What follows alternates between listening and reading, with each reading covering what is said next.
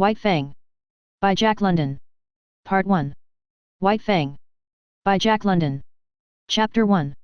The Trail of the Meat. Dark spruce forest frowned on either side the frozen waterway. The trees had been stripped by a recent wind of their white covering of frost, and they seemed to lean towards each other, black and ominous, in the fading light. A vast silence reigned over the land. The land itself was a desolation, lifeless, without movement, so lone and cold that the spirit of it was not even that of sadness. There was a hint in it of laughter, but of a laughter more terrible than any sadness, a laughter that was mirthless as the smile of the Sphinx, a laughter cold as the frost and partaking of the grimness of infallibility. It was the masterful and incommunicable wisdom of eternity laughing at the futility of life and the effort of life. It was the wild, the savage, frozen-hearted Northland wild. But there was life, abroad in the land and defiant. Down the frozen waterway toiled a string of wolfish dogs. Their bristly fur was rimed with frost. Their breath froze in the air as it left their mouths, spouting forth in spumes of vapor that settled upon the hair of their bodies and formed into crystals of frost. Leather harness was on the dogs, and leather traces attached them to a sled which dragged along behind. The sled was without runners. It was made of stout birch bark, and its full surface rested on the snow. The front end of the sled was turned up, like a scroll, in order to force down and under the bore of soft snow that surged like a wave before it. On the sled, securely lashed, was a long and narrow oblong box. There were other things on the sled, blankets, an axe, and a coffee pot and frying pan, but prominent, occupying most of the space, was the long and narrow oblong box. In advance of the dogs, on wide snowshoes, toiled a man. At the rear of the sled toiled a second man. On the sled, in the box, lay a third man whose toil was over, a man whom the wild had conquered and beaten down until he would never move nor struggle again. It is not the way of the wild to like movement. Life is an offense to it, for life is movement, and the wild aims always to destroy movement. It freezes the water to prevent it running to the sea, it drives the sap out of the trees till they are frozen to their mighty hearts, and most ferociously and terribly of all does the wild harry and crush into submission man who is the most restless of life, ever in revolt against the dictum that all movement must in the end come to the cessation of movement. But at front and rear, unawed and indomitable, toiled the two men who were not yet dead. Their bodies were covered with fur and soft tanned leather. Eyelashes and cheeks and lips were so coated with the crystals from their frozen breath that their faces were not discernible. This gave them the seeming of ghostly masks, undertakers in a spectral world at the funeral of some ghost.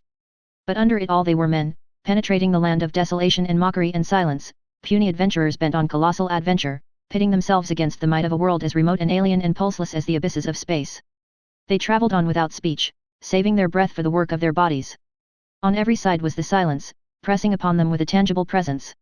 It affected their minds as the many atmospheres of deep water affect the body of the diver. It crushed them with the weight of unending vastness and unalterable decree. It crushed them into the remotest recesses of their own minds, pressing out of them, like juices from the grape, all the false ardors and exaltations and undue self-values of the human soul, until they perceived themselves finite and small, specks and motes, moving with weak cunning and little wisdom amidst the play and interplay of the great blind elements and forces. An hour went by, and a second hour. The pale light of the short sunless day was beginning to fade, when a faint far cry arose on the still air.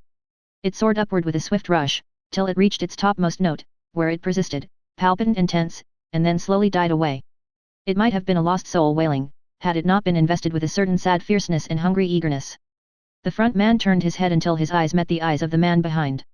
And then, across the narrow oblong box, each nodded to the other. A second cry arose, piercing the silence with needle-like shrillness. Both men located the sound. It was to the rear, somewhere in the snow expanse they had just traversed. A third and answering cry arose, also to the rear and to the left of the second cry. "They're after us, Bill," said the man at the front. His voice sounded hoarse and unreal, and he had spoken with apparent effort. "Meat is scarce," answered his comrade. "I ain't seen a rabbit sign for days." Thereafter they spoke no more, though their ears were keen for the hunting cries that continued to rise behind them. At the fall of darkness they swung the dogs into a cluster of spruce trees on the edge of the waterway and made a camp.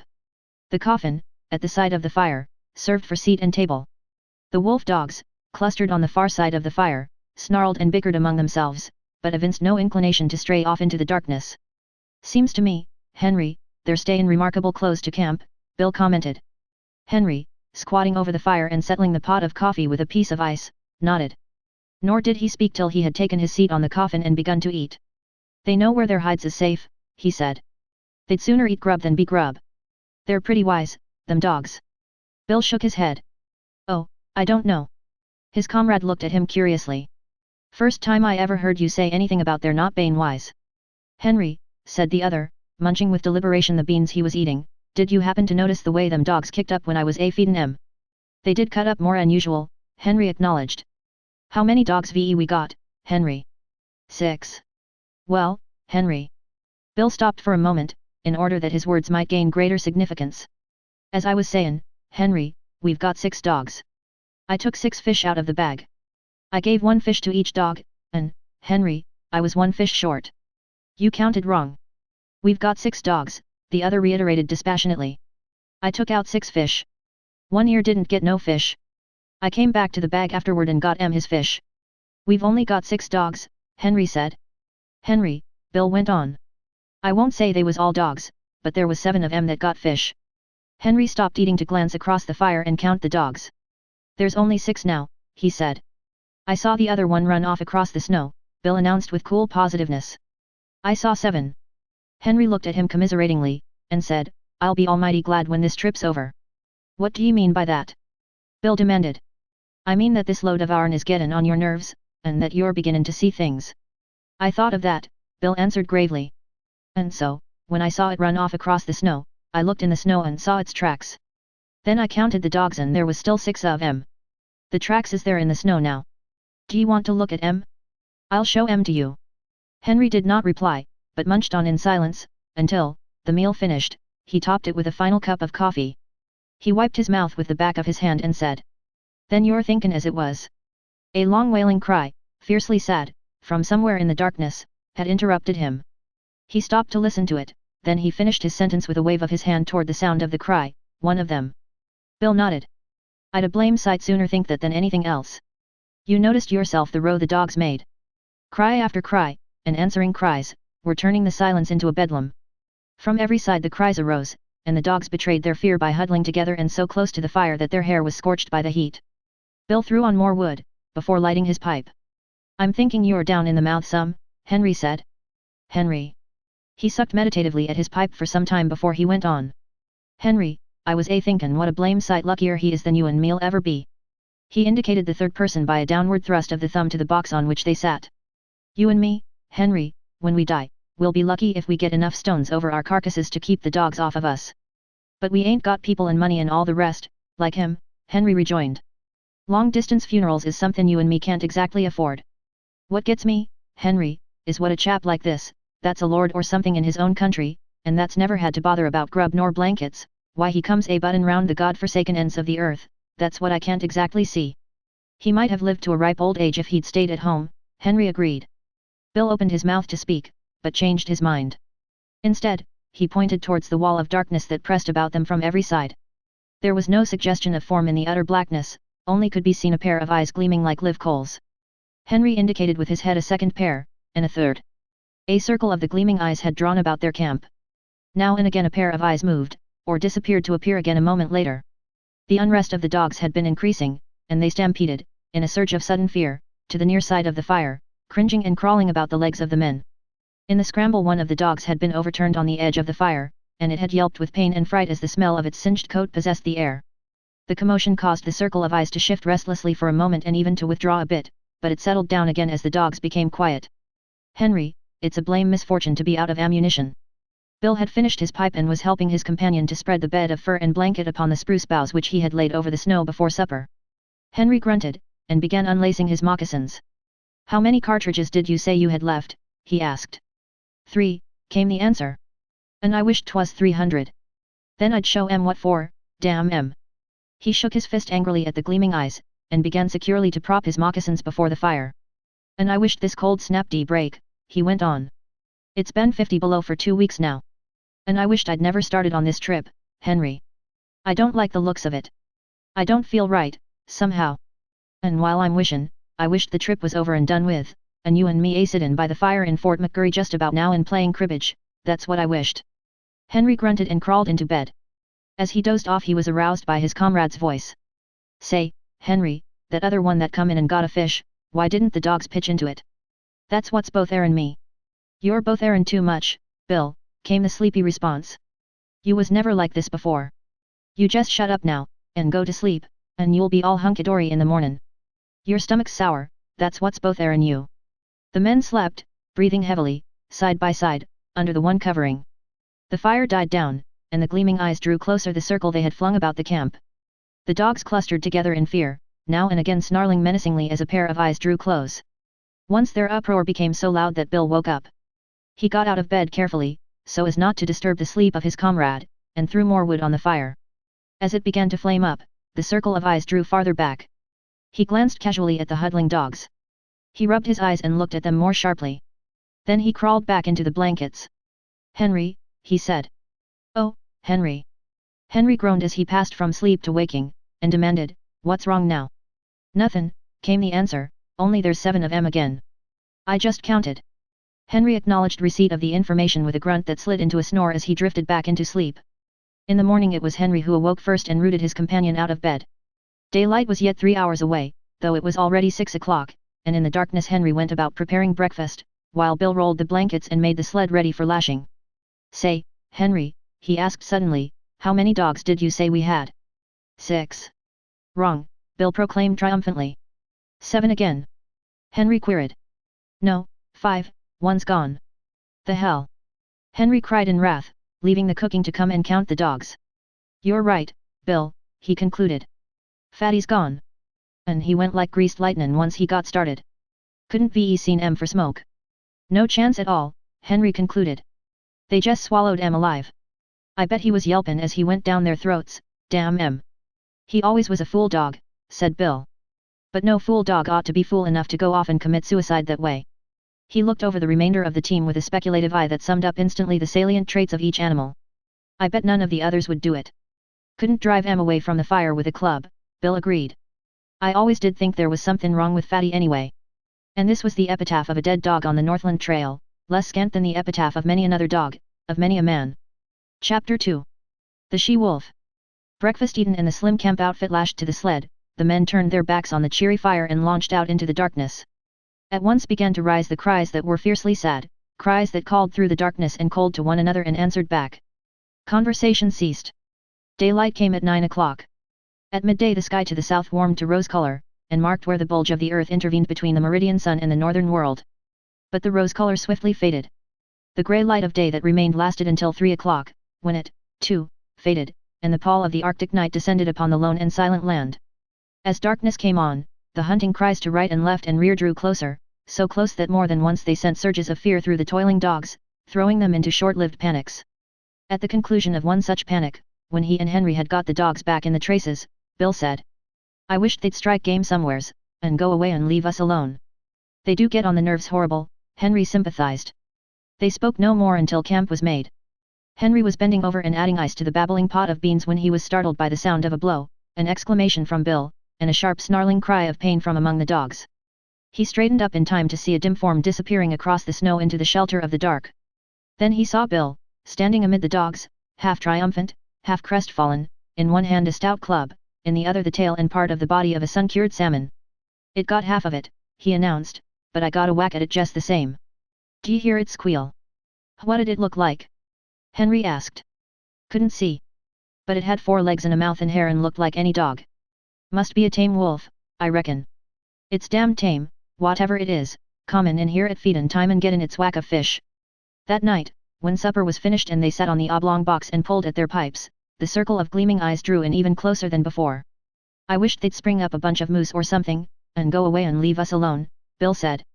Henry grunted with an intonation that was not all sympathy, and for a quarter of an hour they sat on in silence, Henry staring at the fire, and Bill at the circle of eyes that burned in the darkness just beyond the firelight. "I wished we was pullin' into McGurry right now," he began again. "Shut up your wishin' and your croakin'," Henry burst out angrily. "Your stomach's sour. That's what's ailin' you. Swallow a spoonful of sody, and you'll sweeten up wonderful and be more pleasant company." In the morning Henry was aroused by fervid blasphemy that proceeded from the mouth of Bill. Henry propped himself up on an elbow and looked to see his comrade standing among the dogs beside the replenished fire, his arms raised in objurgation, his face distorted with passion.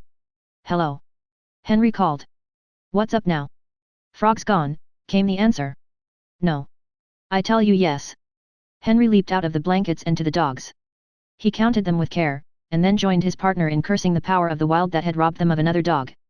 Frog was the strongest dog of the bunch, Bill pronounced finally. "And he was no fool dog neither," Henry added. And so was recorded the second epitaph in 2 days. A gloomy breakfast was eaten, and the 4 remaining dogs were harnessed to the sled. The day was a repetition of the days that had gone before.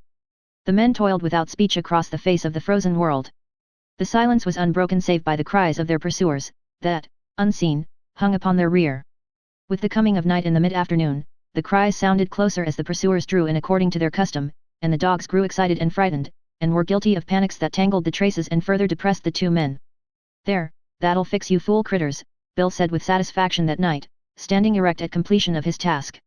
Henry left the cooking to come and see. Not only had his partner tied the dogs up, but he had tied them, after the Indian fashion, with sticks. About the neck of each dog he had fastened a leather thong. To this, and so close to the neck that the dog could not get his teeth to it, he had tied a stout stick 4 or 5 feet in length. The other end of the stick, in turn, was made fast to a stake in the ground by means of a leather thong. The dog was unable to gnaw through the leather at his own end of the stick. The stick prevented him from getting at the leather that fastened the other end. Henry nodded his head approvingly. "It's the only contraption that'll ever hold 1 ear," he said.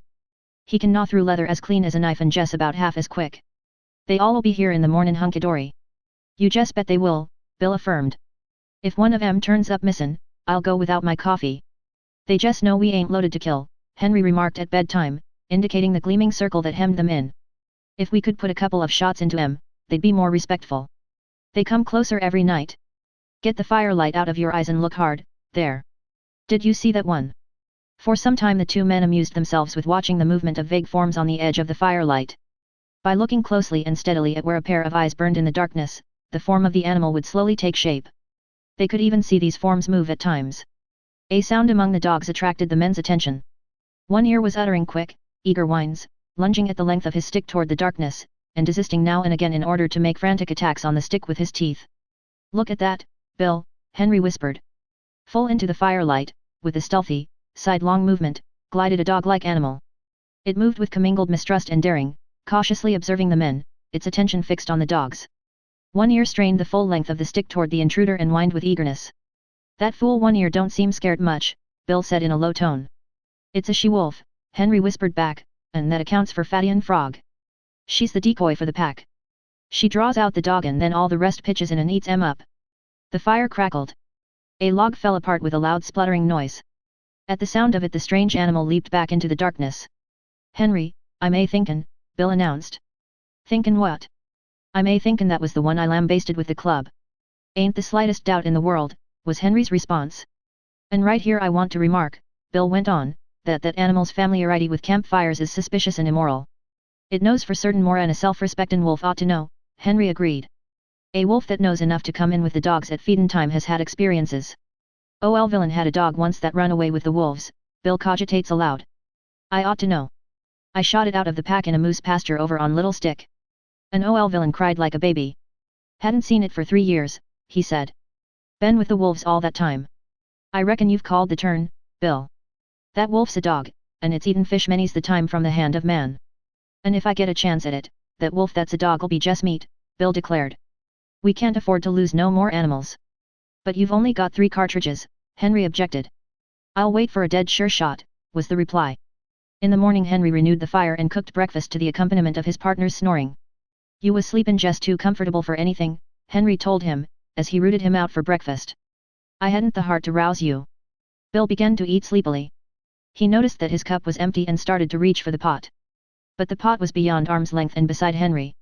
"Say, Henry," he chided gently, "ain't you forgot somethin'?" Henry looked about with great carefulness and shook his head. Bill held up the empty cup. "You don't get no coffee," Henry announced. "Ain't run out?" Bill asked anxiously. "Nope. Ain't thinkin' it'll hurt my digestion." "Nope." A flush of angry blood pervaded Bill's face. "Then it's just warm and anxious I am to be hearin' you explain yourself," he said. "Spanker's gone," Henry answered. Without haste, with the air of one resigned to misfortune, Bill turned his head, and from where he sat counted the dogs. "How'd it happen?" he asked apathetically. Henry shrugged his shoulders. "Don't know. Unless one ear gnawed 'em loose. He couldn't a done it himself, that's sure. The darned cuss." Bill spoke gravely and slowly, with no hint of the anger that was raging within. "Just because he couldn't chew himself loose, he chews Spanker loose. Well, Spanker's troubles is over anyway, I guess he's digested by this time and cavortin' over the landscape in the bellies of 20 different wolves," was Henry's epitaph on this, the latest lost dog. Have some coffee, Bill. But Bill shook his head. Go on, Henry pleaded, elevating the pot. Bill shoved his cup aside. I'll be ding-dong-danged if I do. I said I wouldn't if Airy dog turned up missin', and I won't. It's darn good coffee, Henry said enticingly. But Bill was stubborn, and he ate a dry breakfast washed down with mumbled curses at one ear for the trick he had played. I'll tie 'em up out of reach of each other tonight, Bill said, as they took the trail. They had traveled little more than 100 yards, when Henry, who was in front, bent down and picked up something with which his snowshoe had collided. It was dark, and he could not see it, but he recognized it by the touch. He flung it back, so that it struck the sled and bounced along until it fetched up on Bill's snowshoes. Maybe you'll need that in your business, Henry said. Bill uttered an exclamation. It was all that was left of Spanker, the stick with which he had been tied. They ate 'em hide and all, Bill announced. The stick's as clean as a whistle. They've ate the leather off in both ends. They're damn hungry, Henry, and they'll have you and me guessin' before this trip's over. Henry laughed defiantly. I ain't been trailed this way by wolves before, but I've gone through a whole lot worse and kept my health. Takes more 'n a handful of them pesky critters to do for yours truly, Bill, my son. I don't know, Bill muttered ominously. Well, you'll know all right when we pull into McGurry. I ain't feelin' special enthusiastic, Bill persisted. You're off color, that's what's the matter with you, Henry dogmatized. What you need is quinine, and I'm going to dose you up stiff as soon as we make McGurry. Bill grunted his disagreement with the diagnosis, and lapsed into silence. The day was like all the days. Light came at 9 o'clock. At 12 o'clock the southern horizon was warmed by the unseen sun, and then began the cold grey of afternoon that would merge, 3 hours later, into night.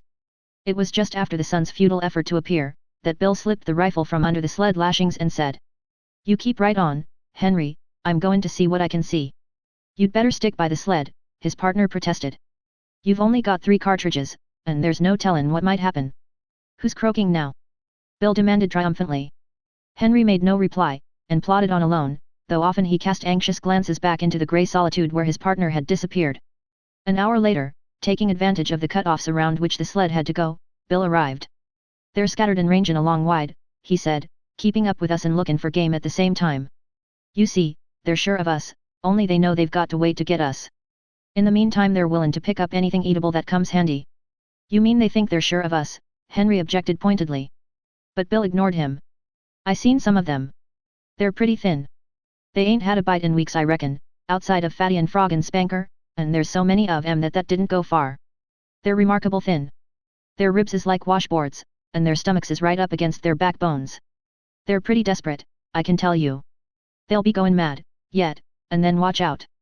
A few minutes later, Henry, who was now traveling behind the sled, emitted a low, warning whistle. Bill turned and looked, then quietly stopped the dogs. To the rear, from around the last bend and plainly into view, on the very trail they had just covered, trotted a furry, slinking form. Its nose was to the trail, and it trotted with a peculiar, sliding, effortless gait. When they halted, it halted, throwing up its head and regarding them steadily with nostrils that twitched as it caught and studied the scent of them. It's the she-wolf, Bill answered. The dogs had lain down in the snow, and he walked past them to join his partner in the sled. Together they watched the strange animal that had pursued them for days and that had already accomplished the destruction of half their dog team. After a searching scrutiny, the animal trotted forward a few steps. This it repeated several times, till it was a short 100 yards away. It paused, head up, close by a clump of spruce trees, and with sight and scent studied the outfit of the watching men. It looked at them in a strangely wistful way, after the manner of a dog, but in its wistfulness there was none of the dog affection. It was a wistfulness bred of hunger, as cruel as its own fangs, as merciless as the frost itself. It was large for a wolf, its gaunt frame advertising the lines of an animal that was among the largest of its kind. Stands pretty close to 2.5 feet at the shoulders, Henry commented. And I'll bet it ain't far from 5 feet long. Kind of strange color for a wolf, was Bill's criticism. I never seen a red wolf before. Looks almost cinnamon to me. The animal was certainly not cinnamon colored. Its coat was the true wolf coat. The dominant color was gray, and yet there was to it a faint reddish hue, a hue that was baffling, that appeared and disappeared, that was more like an illusion of the vision, now gray, distinctly gray, and again giving hints and glints of a vague redness of color not classifiable in terms of ordinary experience. Looks for all the world like a big husky sled dog, Bill said. I wouldn't be as surprised to see it wag its tail. Hello, you husky, he called.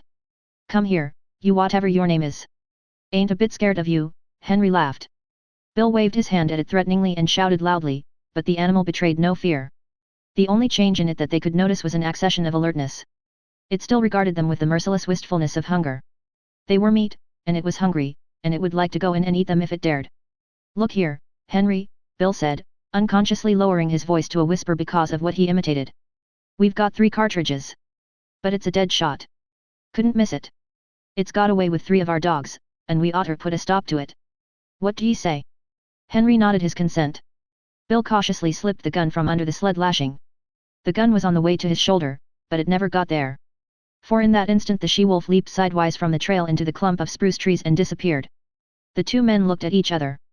Henry whistled long and comprehendingly. "I might have knowed it," Bill chided himself aloud as he replaced the gun. "Of course a wolf that knows enough to come in with the dogs at feedin' time, d'ye know all about shooting irons. I tell you right now, Henry, that critter's the cause of all our trouble. We'd have 6 dogs at the present time, 'stead of 3, if it wasn't for her. And I tell you right now, Henry, I'm goin' to get her. She's too smart to be shot in the open. But I'm goin' to lay for her. I'll bushwhack her as sure as my name is Bill." "You needn't stray off too far in doin' it," his partner admonished. "If that pack ever starts to jump you, them 3 cartridges be with no more 'n 3 whoops in hell. Them animals is damn hungry, and once they start in, they'll sure get you, Bill." They camped early that night. 3 dogs could not drag the sled so fast nor for so long hours as could 6, and they were showing unmistakable signs of playing out. And the men went early to bed, Bill first seeing to it that the dogs were tied out of gnawing reach of one another. But the wolves were growing bolder, and the men were aroused more than once from their sleep. So near did the wolves approach, that the dogs became frantic with terror, and it was necessary to replenish the fire from time to time in order to keep the adventurous marauders at safer distance. "I've heard sailors talk of sharks full o' in a ship," Bill remarked, as he crawled back into the blankets after one such replenishing of the fire. "Well, them wolves is land sharks. They know their business better 'n we do, and they ain't a-holdin' our trail this way for their health. They're goin' to get us. They're sure goin' to get us, Henry. They've half got you a-ready, a-talkin' like that," Henry retorted sharply. "A man's half licked when he says he is. And you're half eaten from the way you're goin' on about it. They've got away with better men than you and me," Bill answered. "Oh, shut up your croakin'. You make me all fired tired." Henry rolled over angrily on his side, but was surprised that Bill made no similar display of temper. This was not Bill's way, for he was easily angered by sharp words. Henry thought long over it before he went to sleep, and as his eyelids fluttered down and he dozed off, the thought in his mind was, "There's no mistaking it, Bill's almighty blue. I'll have to cheer him up tomorrow." Chapter 3. The Hunger Cry. The day began auspiciously. They had lost no dogs during the night, and they swung out upon the trail and into the silence, the darkness and the cold with spirits that were fairly light. Bill seemed to have forgotten his forebodings of the previous night, and even waxed facetious with the dogs when, at midday, they overturned the sled on a bad piece of trail. It was an awkward mix-up. The sled was upside down and jammed between a tree trunk and a huge rock, and they were forced to unharness the dogs in order to straighten out the tangle. The 2 men were bent over the sled and trying to right it, when Henry observed One Ear sidling away. "Here, you, One Ear," he cried, straightening up and turning around on the dog. But One Ear broke into a run across the snow, his traces trailing behind him. And there, out in the snow of their back track, was the she-wolf waiting for him. As he neared her, he became suddenly cautious. He slowed down to an alert and mincing walk and then stopped. He regarded her carefully and dubiously, yet desirefully. She seemed to smile at him, showing her teeth in an ingratiating rather than a menacing way. She moved toward him a few steps, playfully, and then halted. One Ear drew near to her, still alert and cautious, his tail and ears in the air, his head held high. He tried to sniff noses with her, but she retreated playfully and coyly. Every advance on his part was accompanied by a corresponding retreat on her part. Step by step she was luring him away from the security of his human companionship. Once, as though a warning had in vague ways flitted through his intelligence, he turned his head and looked back at the overturned sled, at his teammates, and at the 2 men who were calling to him. But whatever idea was forming in his mind, was dissipated by the she-wolf, who advanced upon him, sniffed noses with him for a fleeting instant, and then resumed her coy retreat before his renewed advances. In the meantime, Bill had bethought himself of the rifle. But it was jammed beneath the overturned sled, and by the time Henry had helped him to right the load, One Ear and the she-wolf were too close together and the distance too great to risk a shot. Too late One Ear learned his mistake. Before they saw the cause, the 2 men saw him turn and start to run back toward them. Then, approaching at right angles to the trail and cutting off his retreat, they saw a dozen wolves, lean and grey, bounding across the snow. On the instant, the she-wolf's coyness and playfulness disappeared. With a snarl she sprang upon One Ear. He thrust her off with his shoulder, and, his retreat cut off and still intent on regaining the sled, he altered his course in an attempt to circle around to it. More wolves were appearing every moment and joining in the chase. The she-wolf was one leap behind One Ear and holding her own. "Where are you goin'?" Henry suddenly demanded, laying his hand on his partner's arm. Bill shook it off. "I won't stand it," he said. "They ain't a-goin' to get any more of our dogs if I can help it." Gun in hand, he plunged into the underbrush that lined the side of the trail. His intention was apparent enough.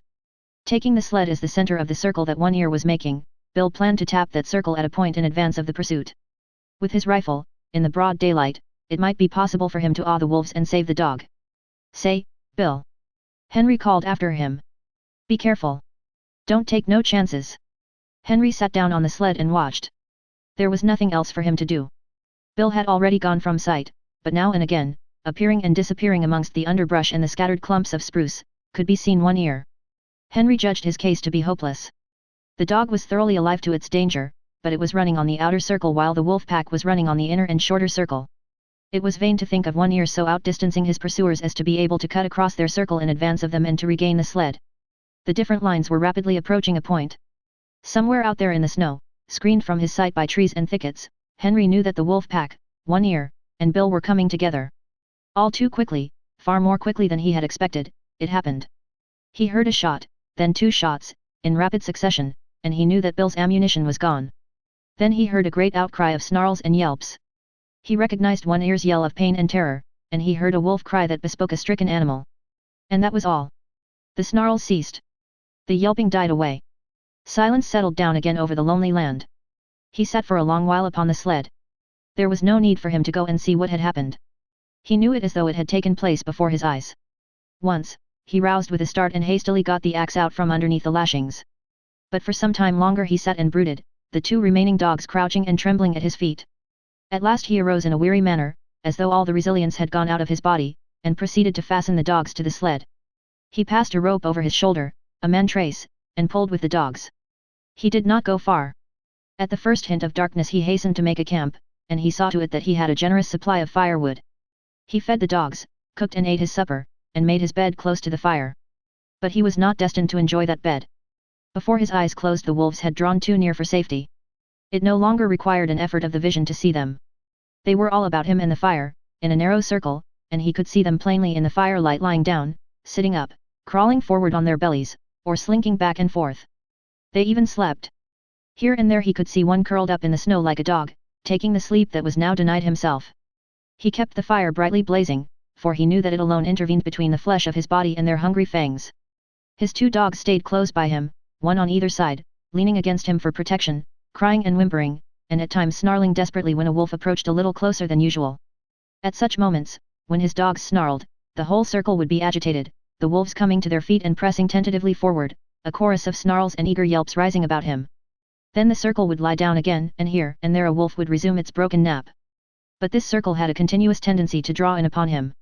Bit by bit, an inch at a time, with here a wolf bellying forward, and there a wolf bellying forward, the circle would narrow until the brutes were almost within springing distance. Then he would seize brands from the fire and hurl them into the pack.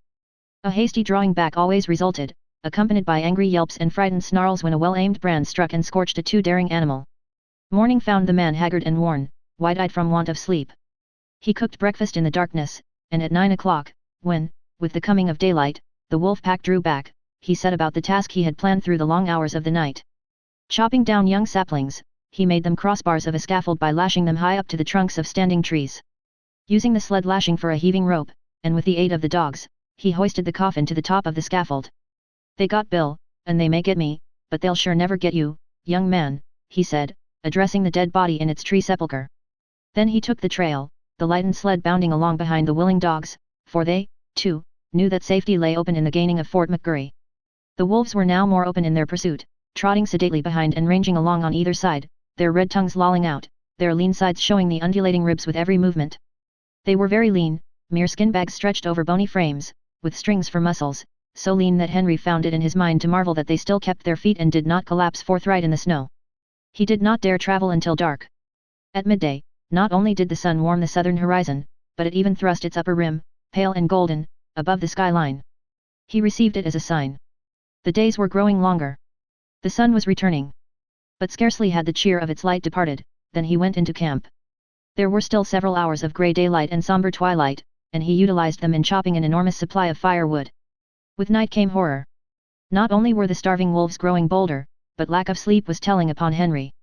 He dozed despite himself, crouching by the fire, the blankets about his shoulders, the axe between his knees, and on either side a dog pressing close against him.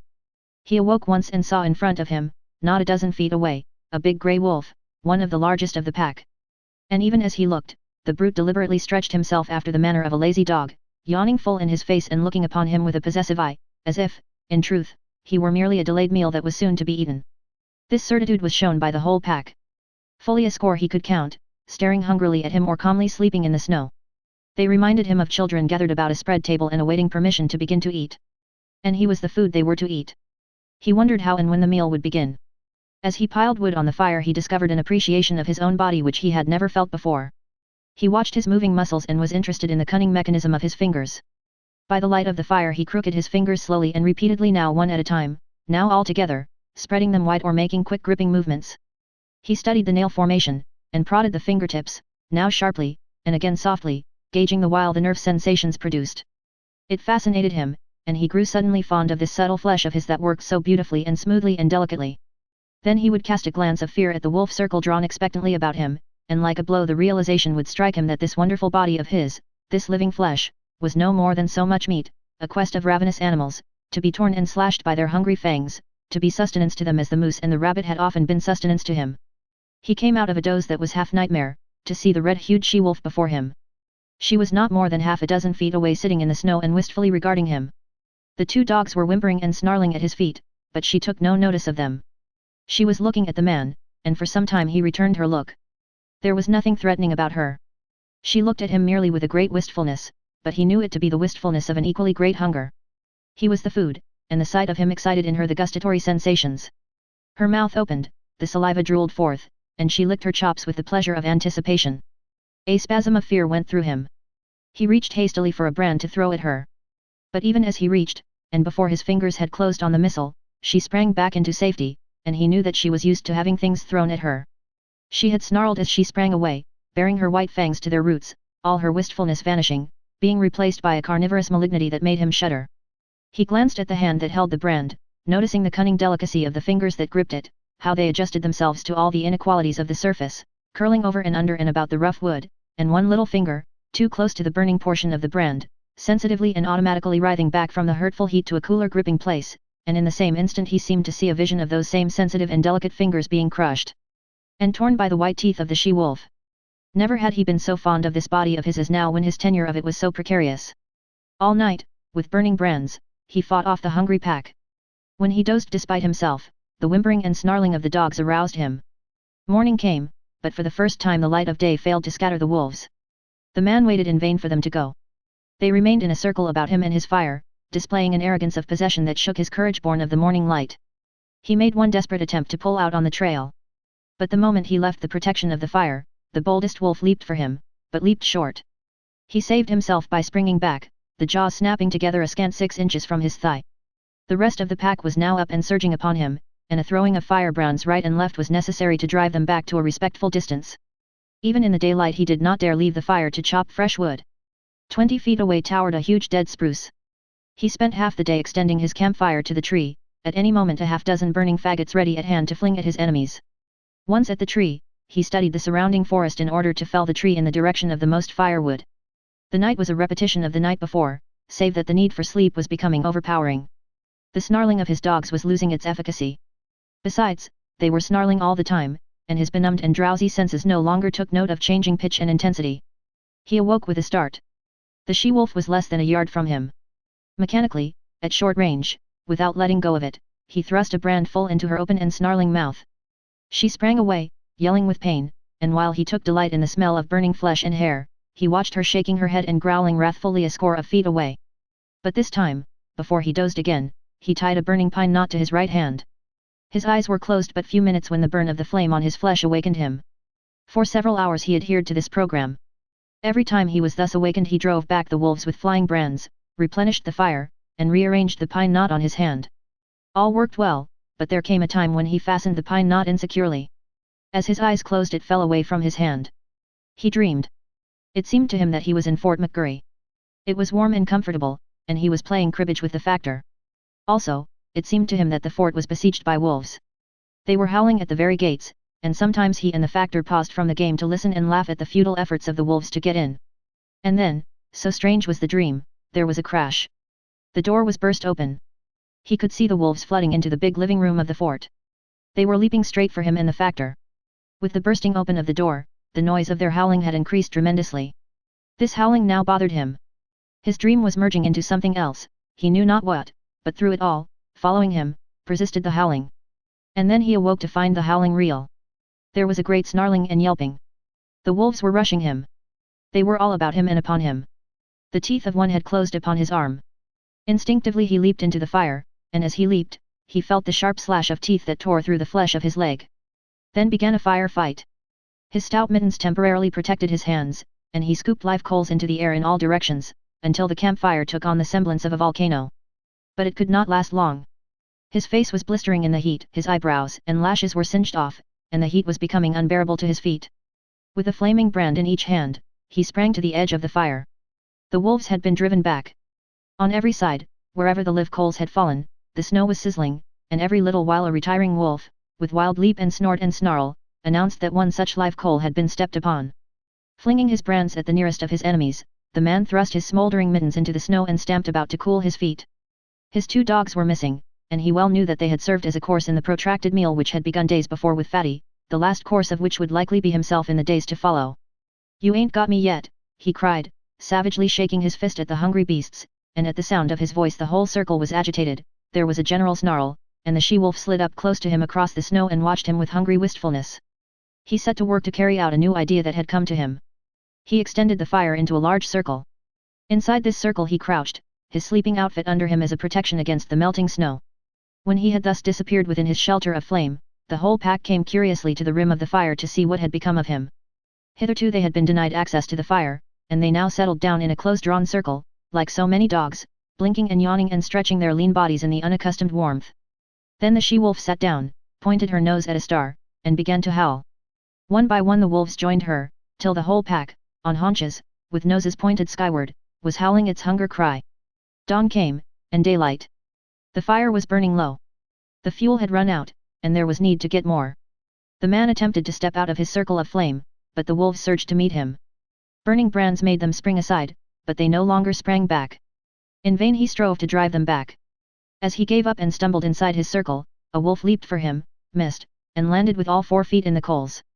It cried out with terror, at the same time snarling, and scrambled back to cool its paws in the snow.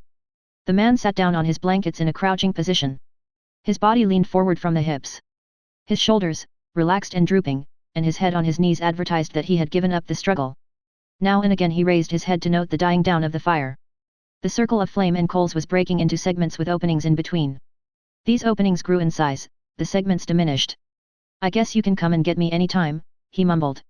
"Anyway, I'm going to sleep." Once he awakened, and in an opening in the circle, directly in front of him, he saw the she-wolf gazing at him. Again he awakened, a little later, though it seemed hours to him. A mysterious change had taken place, so mysterious a change that he was shocked wider awake. Something had happened. He could not understand at first. Then he discovered it. The wolves were gone. Remained only the trampled snow to show how closely they had pressed him. Sleep was welling up and gripping him again, his head was sinking down upon his knees, when he roused with a sudden start.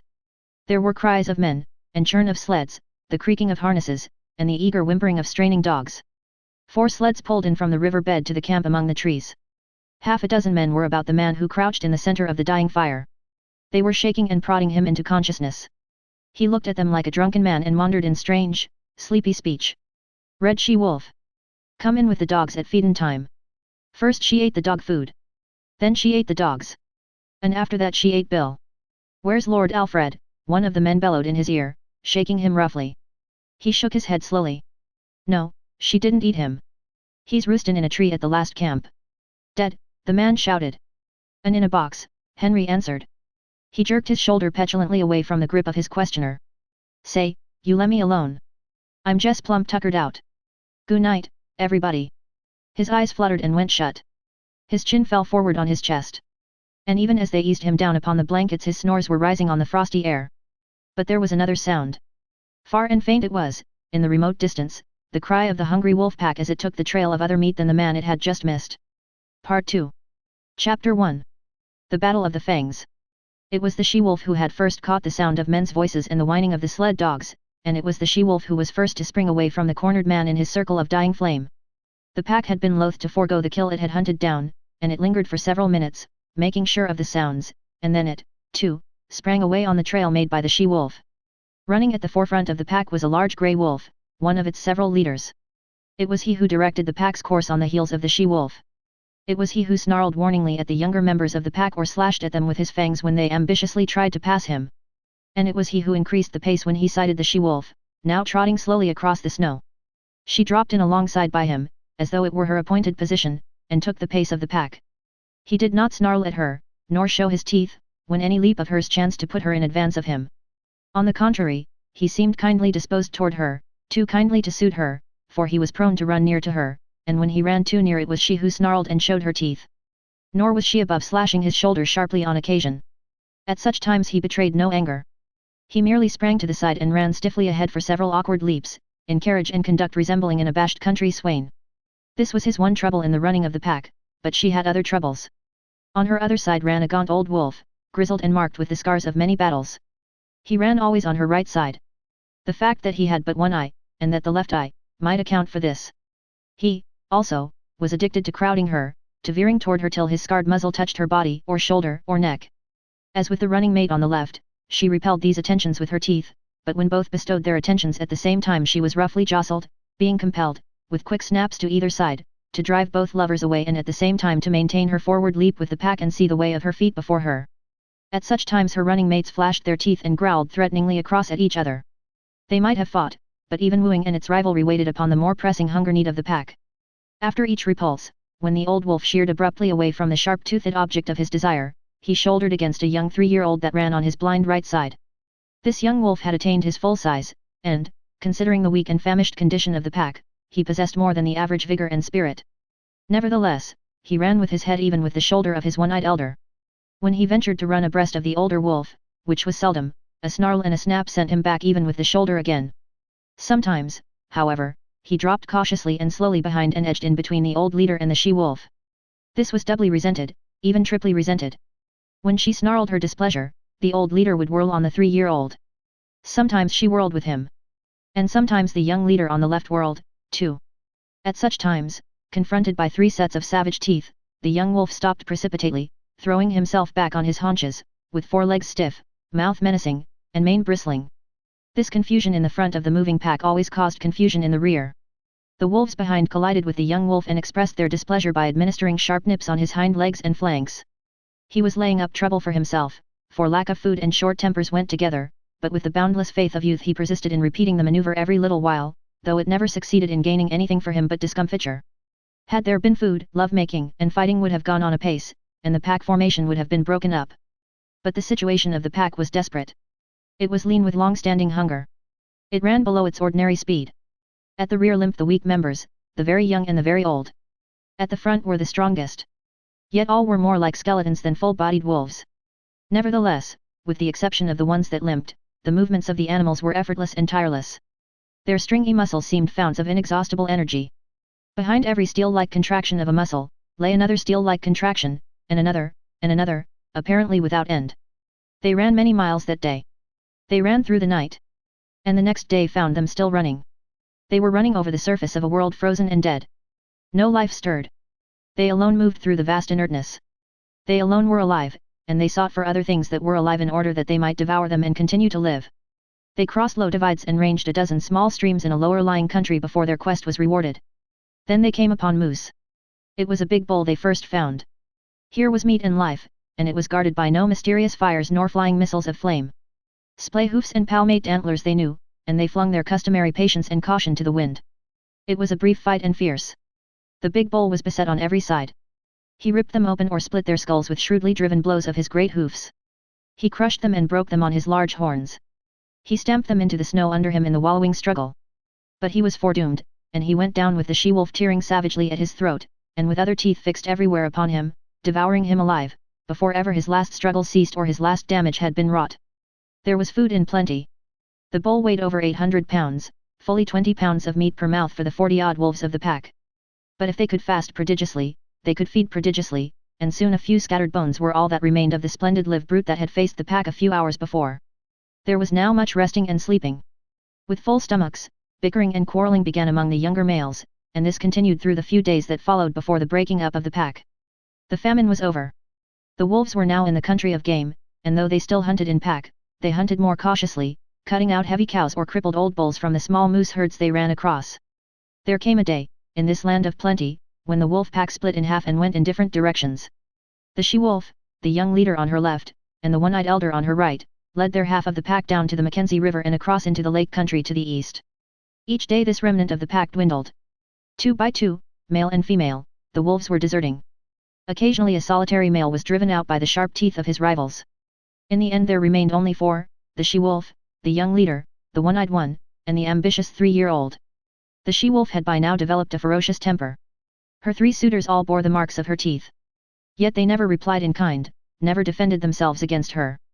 They turned their shoulders to her most savage slashes, and with wagging tails and mincing steps strove to placate her wrath. But if they were all mildness toward her, they were all fierceness toward one another. The 3-year-old grew too ambitious in his fierceness. He caught the one-eyed elder on his blind side and ripped his ear into ribbons. Though the grizzled old fellow could see only on one side, against the youth and vigor of the other he brought into play the wisdom of long years of experience. His lost eye and his scarred muzzle bore evidence to the nature of his experience. He had survived too many battles to be in doubt for a moment about what to do. The battle began fairly, but it did not end fairly. There was no telling what the outcome would have been, for the third wolf joined the elder, and together, old leader and young leader, they attacked the ambitious 3-year-old and proceeded to destroy him. He was beset on either side by the merciless fangs of his erstwhile comrades. Forgotten were the days they had hunted together, the game they had pulled down, the famine they had suffered. That business was a thing of the past. The business of love was at hand, ever a sterner and crueler business than that of food-getting. And in the meanwhile, the she-wolf, the cause of it all, sat down contentedly on her haunches and watched. She was even pleased. This was her day, and it came not often, when manes bristled, and fang smote fang or ripped and tore the yielding flesh, all for the possession of her. And in the business of love the 3-year-old, who had made this his first adventure upon it, yielded up his life. On either side of his body stood his 2 rivals. They were gazing at the she-wolf, who sat smiling in the snow. But the elder leader was wise, very wise, in love even as in battle. The younger leader turned his head to lick a wound on his shoulder. The curve of his neck was turned toward his rival. With his one eye the elder saw the opportunity. He darted in low and closed with his fangs. It was a long, ripping slash, and deep as well. His teeth, in passing, burst the wall of the great vein of the throat. Then he leaped clear.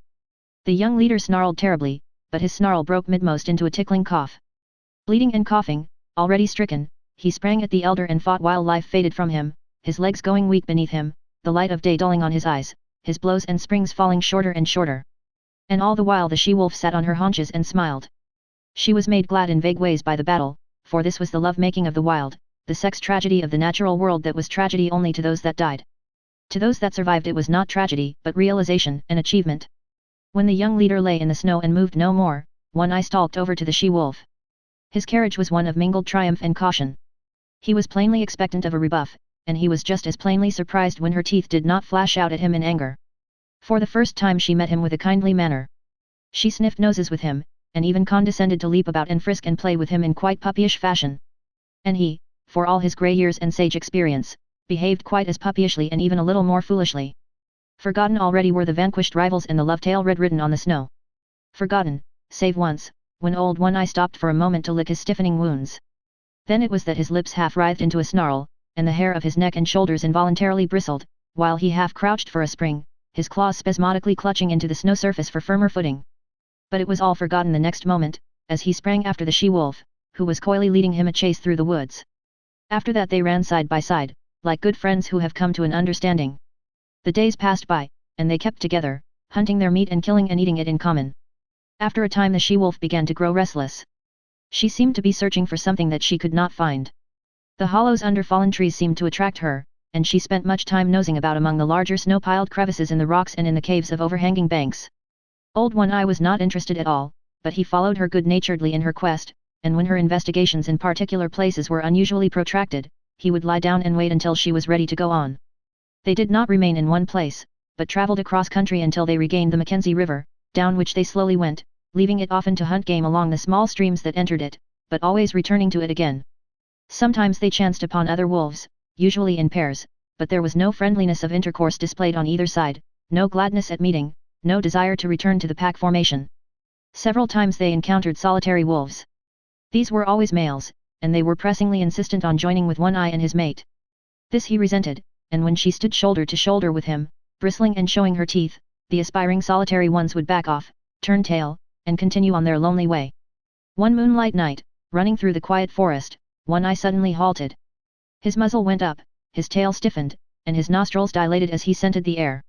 One foot also he held up, after the manner of a dog. He was not satisfied, and he continued to smell the air, striving to understand the message borne upon it to him. One careless sniff had satisfied his mate, and she trotted on to reassure him. Though he followed her, he was still dubious, and he could not forbear an occasional halt in order more carefully to study the warning. She crept out cautiously on the edge of a large open space in the midst of the trees. For some time she stood alone. Then One Eye, creeping and crawling, every sense on the alert, every hair radiating infinite suspicion, joined her. They stood side by side, watching and listening and smelling. To their ears came the sounds of dogs wrangling and scuffling, the guttural cries of men, the sharper voices of scolding women, and once the shrill and plaintive cry of a child. With the exception of the huge bulks of the skin lodges, little could be seen save the flames of the fire, broken by the movements of intervening bodies, and the smoke rising slowly on the quiet air. But to their nostrils came the myriad smells of an Indian camp, carrying a story that was largely incomprehensible to One Eye, but every detail of which the she-wolf knew. She was strangely stirred and sniffed with an increasing delight. But old One Eye was doubtful. He betrayed his apprehension, and started tentatively to go. She turned and touched his neck with her muzzle in a reassuring way, then regarded the camp again. A new wistfulness was in her face, but it was not the wistfulness of hunger. She was thrilling to a desire that urged her to go forward, to be in closer to that fire, to be squabbling with the dogs, and to be avoiding and dodging the stumbling feet of men. One Eye moved impatiently beside her, her unrest came back upon her, and she knew again her pressing need to find the thing for which she searched. She turned and trotted back into the forest, to the great relief of One Eye, who trotted a little to the fore until they were well within the shelter of the trees. As they slid along, noiseless as shadows, in the moonlight, they came upon a runway. Both noses went down to the footprints in the snow. These footprints were very fresh. One Eye ran ahead cautiously, his mate at his heels. The broad pads of their feet were spread wide and in contact with the snow were like velvet. One Eye caught sight of a dim movement of white in the midst of the white. His sliding gait had been deceptively swift, but it was as nothing to the speed at which he now ran. Before him was bounding the faint patch of white he had discovered. They were running along a narrow alley flanked on either side by a growth of young spruce. Through the trees the mouth of the alley could be seen, opening out on a moonlit glade. Old One Eye was rapidly overhauling the fleeing shape of white. Bound by bound he gained. Now he was upon it. One leap more and his teeth would be sinking into it. But that leap was never made. High in the air, and straight up, soared the shape of white, now a struggling snowshoe rabbit that leaped and bounded, executing a fantastic dance there above him in the air and never once returning to earth. One Eye sprang back with a snort of sudden fright, then shrank down to the snow and crouched, snarling threats at this thing of fear he did not understand. But the she-wolf coolly thrust past him. She poised for a moment, then sprang for the dancing rabbit. She, too, soared high, but not so high as the quarry, and her teeth clipped emptily together with a metallic snap. She made another leap, and another. Her mate had slowly relaxed from his crouch and was watching her. He now evinced displeasure at her repeated failures, and himself made a mighty spring upward. His teeth closed upon the rabbit, and he bore it back to earth with him. But at the same time there was a suspicious crackling movement beside him, and his astonished eye saw a young spruce sapling bending down above him to strike him. His jaws let go their grip, and he leaped backward to escape this strange danger, his lips drawn back from his fangs, his throat snarling, every hair bristling with rage and fright. And in that moment the sapling reared its slender length upright and the rabbit soared dancing in the air again. The she-wolf was angry. She sank her fangs into her mate's shoulder in reproof, and he, frightened, unaware of what constituted this new onslaught, struck back ferociously and in still greater fright, ripping down the side of the she-wolf's muzzle. For him to resent such reproof was equally unexpected to her, and she sprang upon him in snarling indignation. Then he discovered his mistake and tried to placate her. But she proceeded to punish him roundly, until he gave over all attempts at placation, and whirled in a circle, his head away from her, his shoulders receiving the punishment of her teeth. In the meantime the rabbit danced above them in the air. The she-wolf sat down in the snow, and old One Eye, now more in fear of his mate than of the mysterious sapling, again sprang for the rabbit. As he sank back with it between his teeth, he kept his eye on the sapling. As before, it followed him back to earth.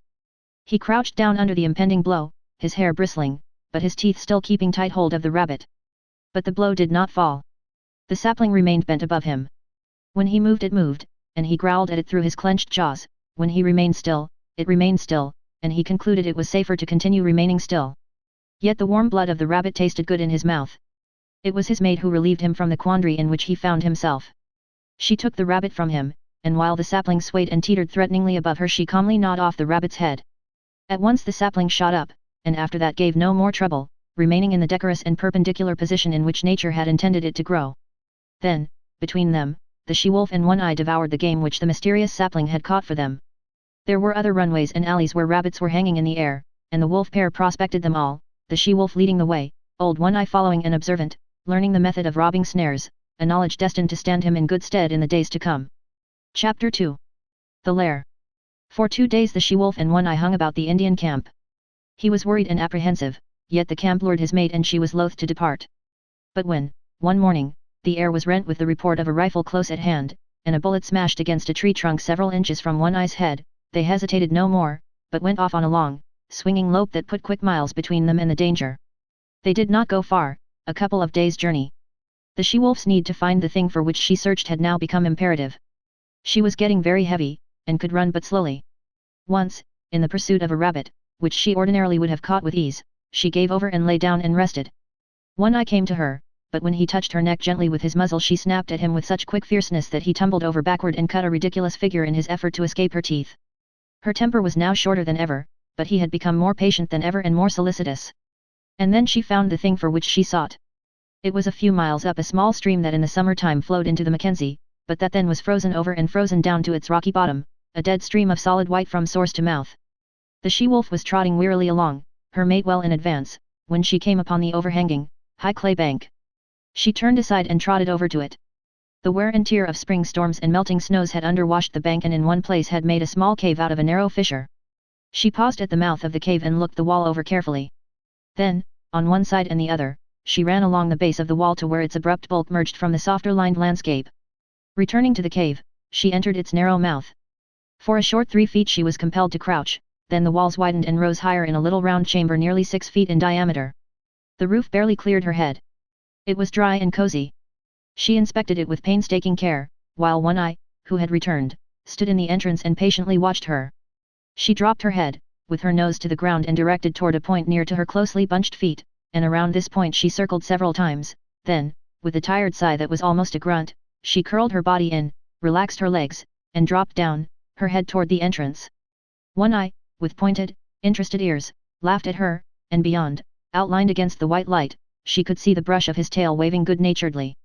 Her own ears, with a snuggling movement, laid their sharp points backward and down against the head for a moment, while her mouth opened and her tongue lolled peaceably out, and in this way she expressed that she was pleased and satisfied. One Eye was hungry. Though he lay down in the entrance and slept, his sleep was fitful. He kept awaking and cocking his ears at the bright world without, where the April sun was blazing across the snow. When he dozed, upon his ears would steal the faint whispers of hidden trickles of running water, and he would rouse and listen intently. The sun had come back, and all the awakening Northland world was calling to him. Life was stirring. The feel of spring was in the air, the feel of growing life under the snow, of sap ascending in the trees, of buds bursting the shackles of the frost. He cast anxious glances at his mate, but she showed no desire to get up. He looked outside, and half a dozen snowbirds fluttered across his field of vision. He started to get up, then looked back to his mate again, and settled down and dozed. A shrill and minute singing stole upon his hearing. Once, and twice, he sleepily brushed his nose with his paw. Then he woke up. There, buzzing in the air at the tip of his nose, was a lone mosquito. It was a full-grown mosquito, one that had lain frozen in a dry log all winter and that had now been thawed out by the sun. He could resist the call of the world no longer. Besides, he was hungry. He crawled over to his mate and tried to persuade her to get up. But she only snarled at him, and he walked out alone into the bright sunshine to find the snow surface soft underfoot and the traveling difficult. He went up the frozen bed of the stream, where the snow, shaded by the trees, was yet hard and crystalline. He was gone 8 hours, and he came back through the darkness hungrier than when he had started. He had found game, but he had not caught it. He had broken through the melting snow crust, and wallowed, while the snowshoe rabbits had schemed along on top lightly as ever.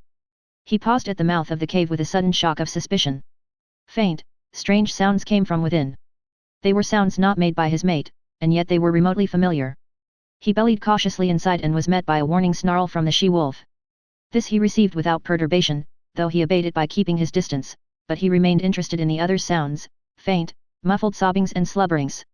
His mate warned him irritably away, and he curled up and slept in the entrance. When morning came and a dim light pervaded the lair, he again sought after the source of the remotely familiar sounds. There was a new note in his mate's warning snarl.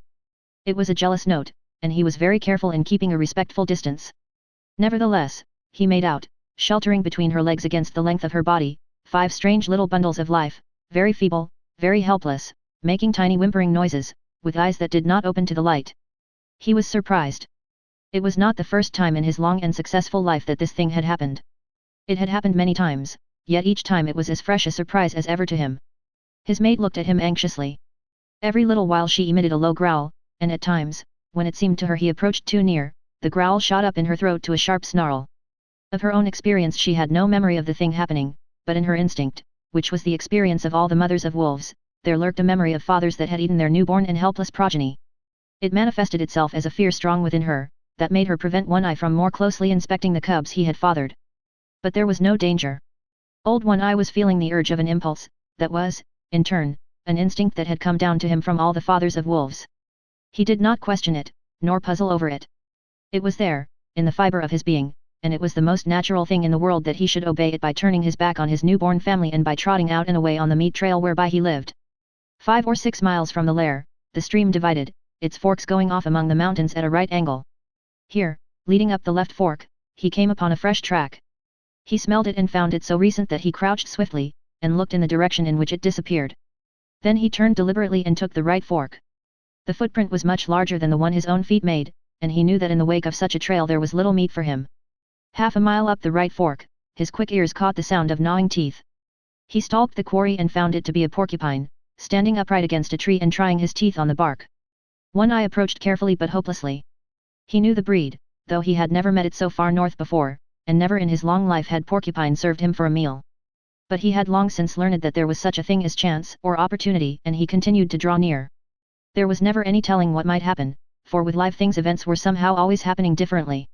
The porcupine rolled itself into a ball, radiating long, sharp needles in all directions that defied attack.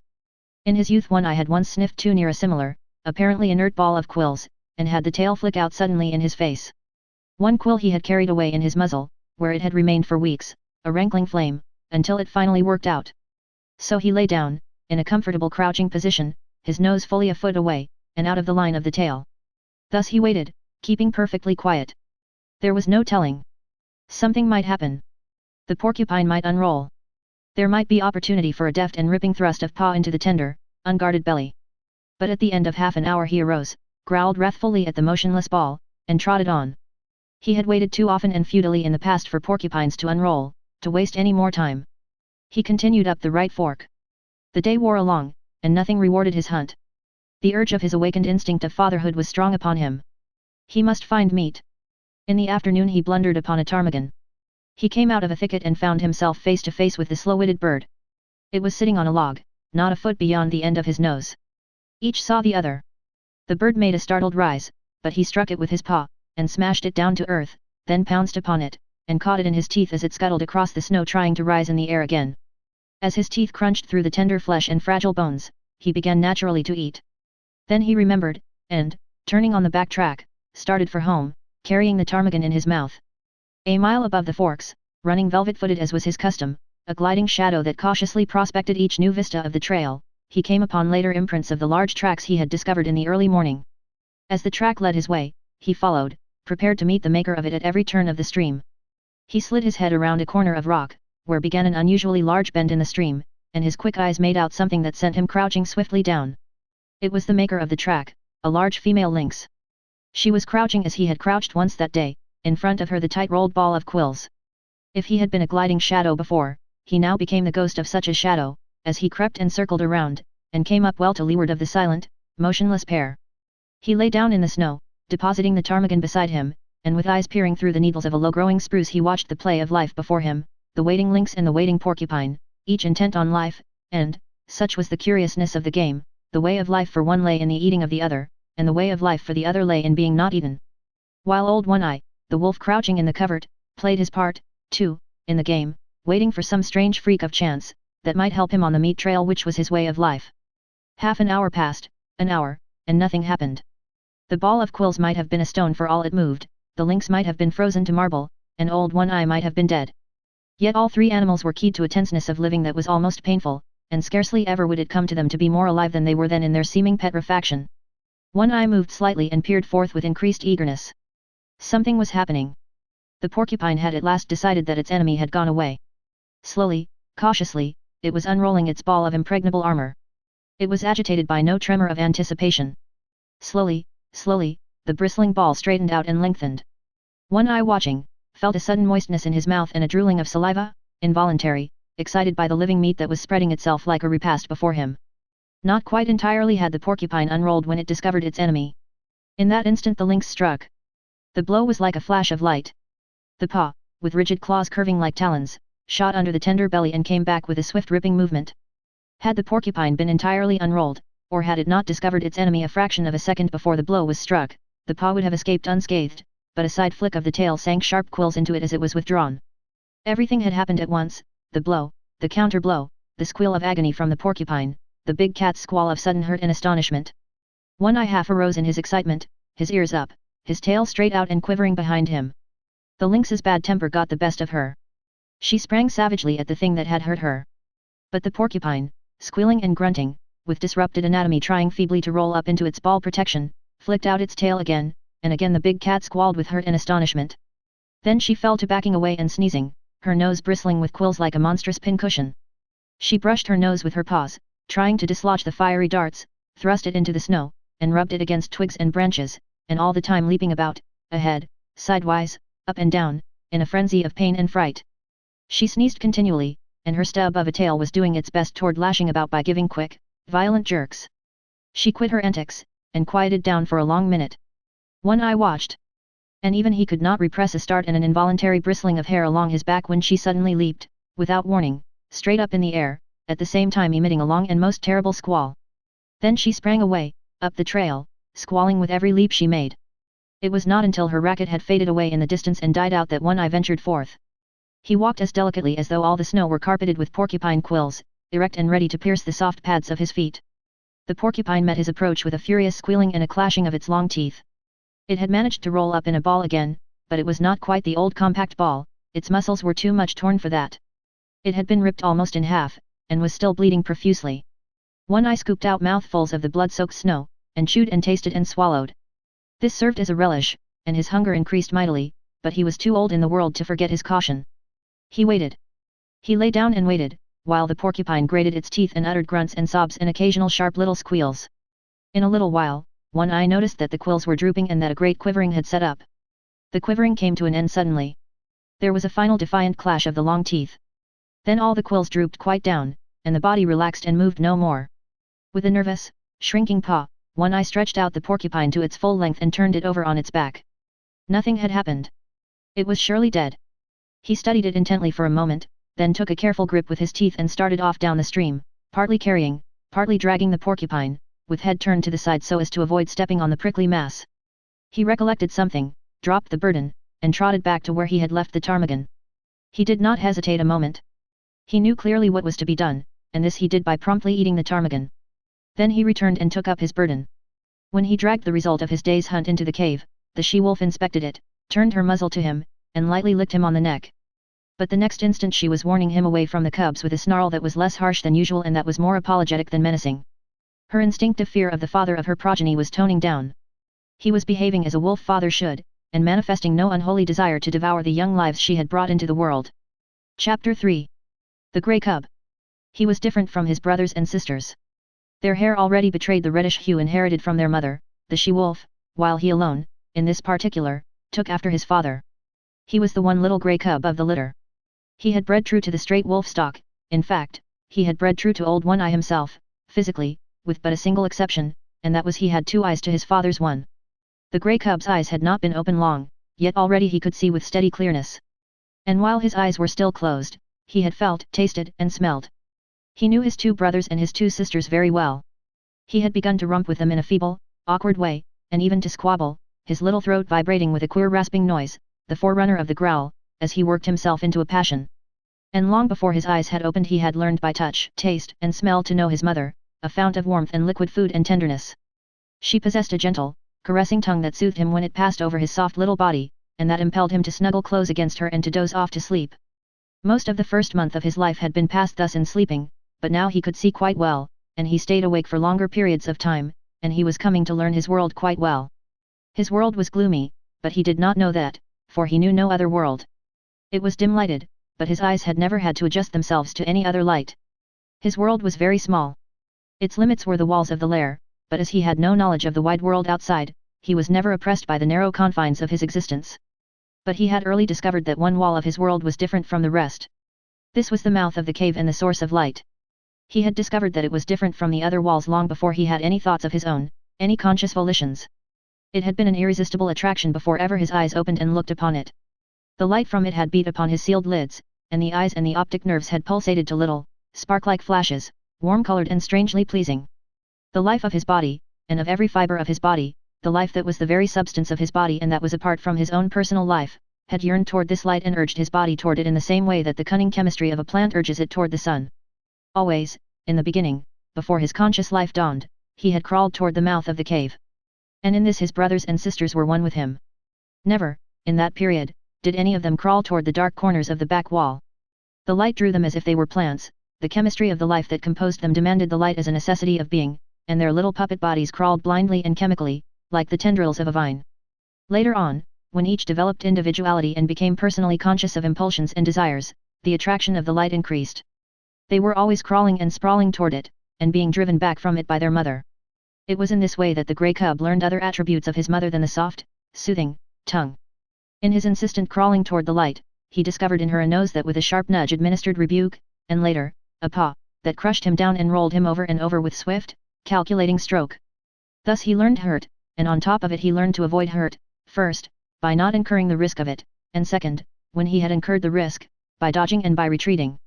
These were conscious actions, and were the results of his first generalizations upon the world. Before that he had recoiled automatically from hurt, as he had crawled automatically toward the light. After that he recoiled from hurt because he knew that it was hurt. He was a fierce little cub. So were his brothers and sisters. It was to be expected. He was a carnivorous animal. He came of a breed of meat killers and meat eaters. His father and mother lived wholly upon meat. The milk he had sucked with his first flickering life, was milk transformed directly from meat, and now, at a month old, when his eyes had been open for but a week, he was beginning himself to eat meat, meat half digested by the she-wolf and disgorged for the 5 growing cubs that already made too great demand upon her breast. But he was, further, the fiercest of the litter. He could make a louder rasping growl than any of them. His tiny rages were much more terrible than theirs. It was he that first learned the trick of rolling a fellow cub over with a cunning paw stroke. And it was he that first gripped another cub by the ear and pulled and tugged and growled through jaws tight clenched. And certainly it was he that caused the mother the most trouble in keeping her litter from the mouth of the cave. The fascination of the light for the grey cub increased from day to day. He was perpetually departing on yard-long adventures toward the cave's entrance, and as perpetually being driven back. Only he did not know it for an entrance. He did not know anything about entrances, passages whereby one goes from one place to another place. He did not know any other place, much less of a way to get there. So to him the entrance of the cave was a wall of light. As the sun was to the outside dweller, this wall was to him the sun of his world. It attracted him as a candle attracts a moth. He was always striving to attain it. The life that was so swiftly expanding within him, urged him continually toward the wall of light. The life that was within him knew that it was the one way out, the way he was predestined to tread. But he himself did not know anything about it. He did not know there was any outside at all. There was one strange thing about this wall of light.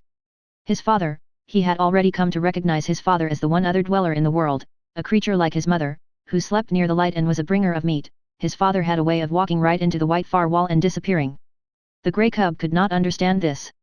Though never permitted by his mother to approach that wall, he had approached the other walls, and encountered hard obstruction on the end of his tender nose. This hurt. And after several such adventures, he left the walls alone.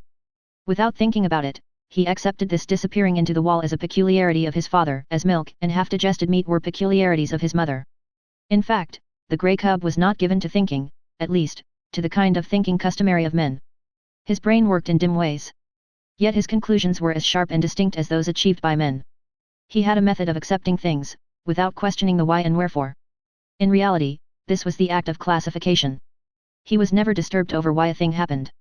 How it happened was sufficient for him.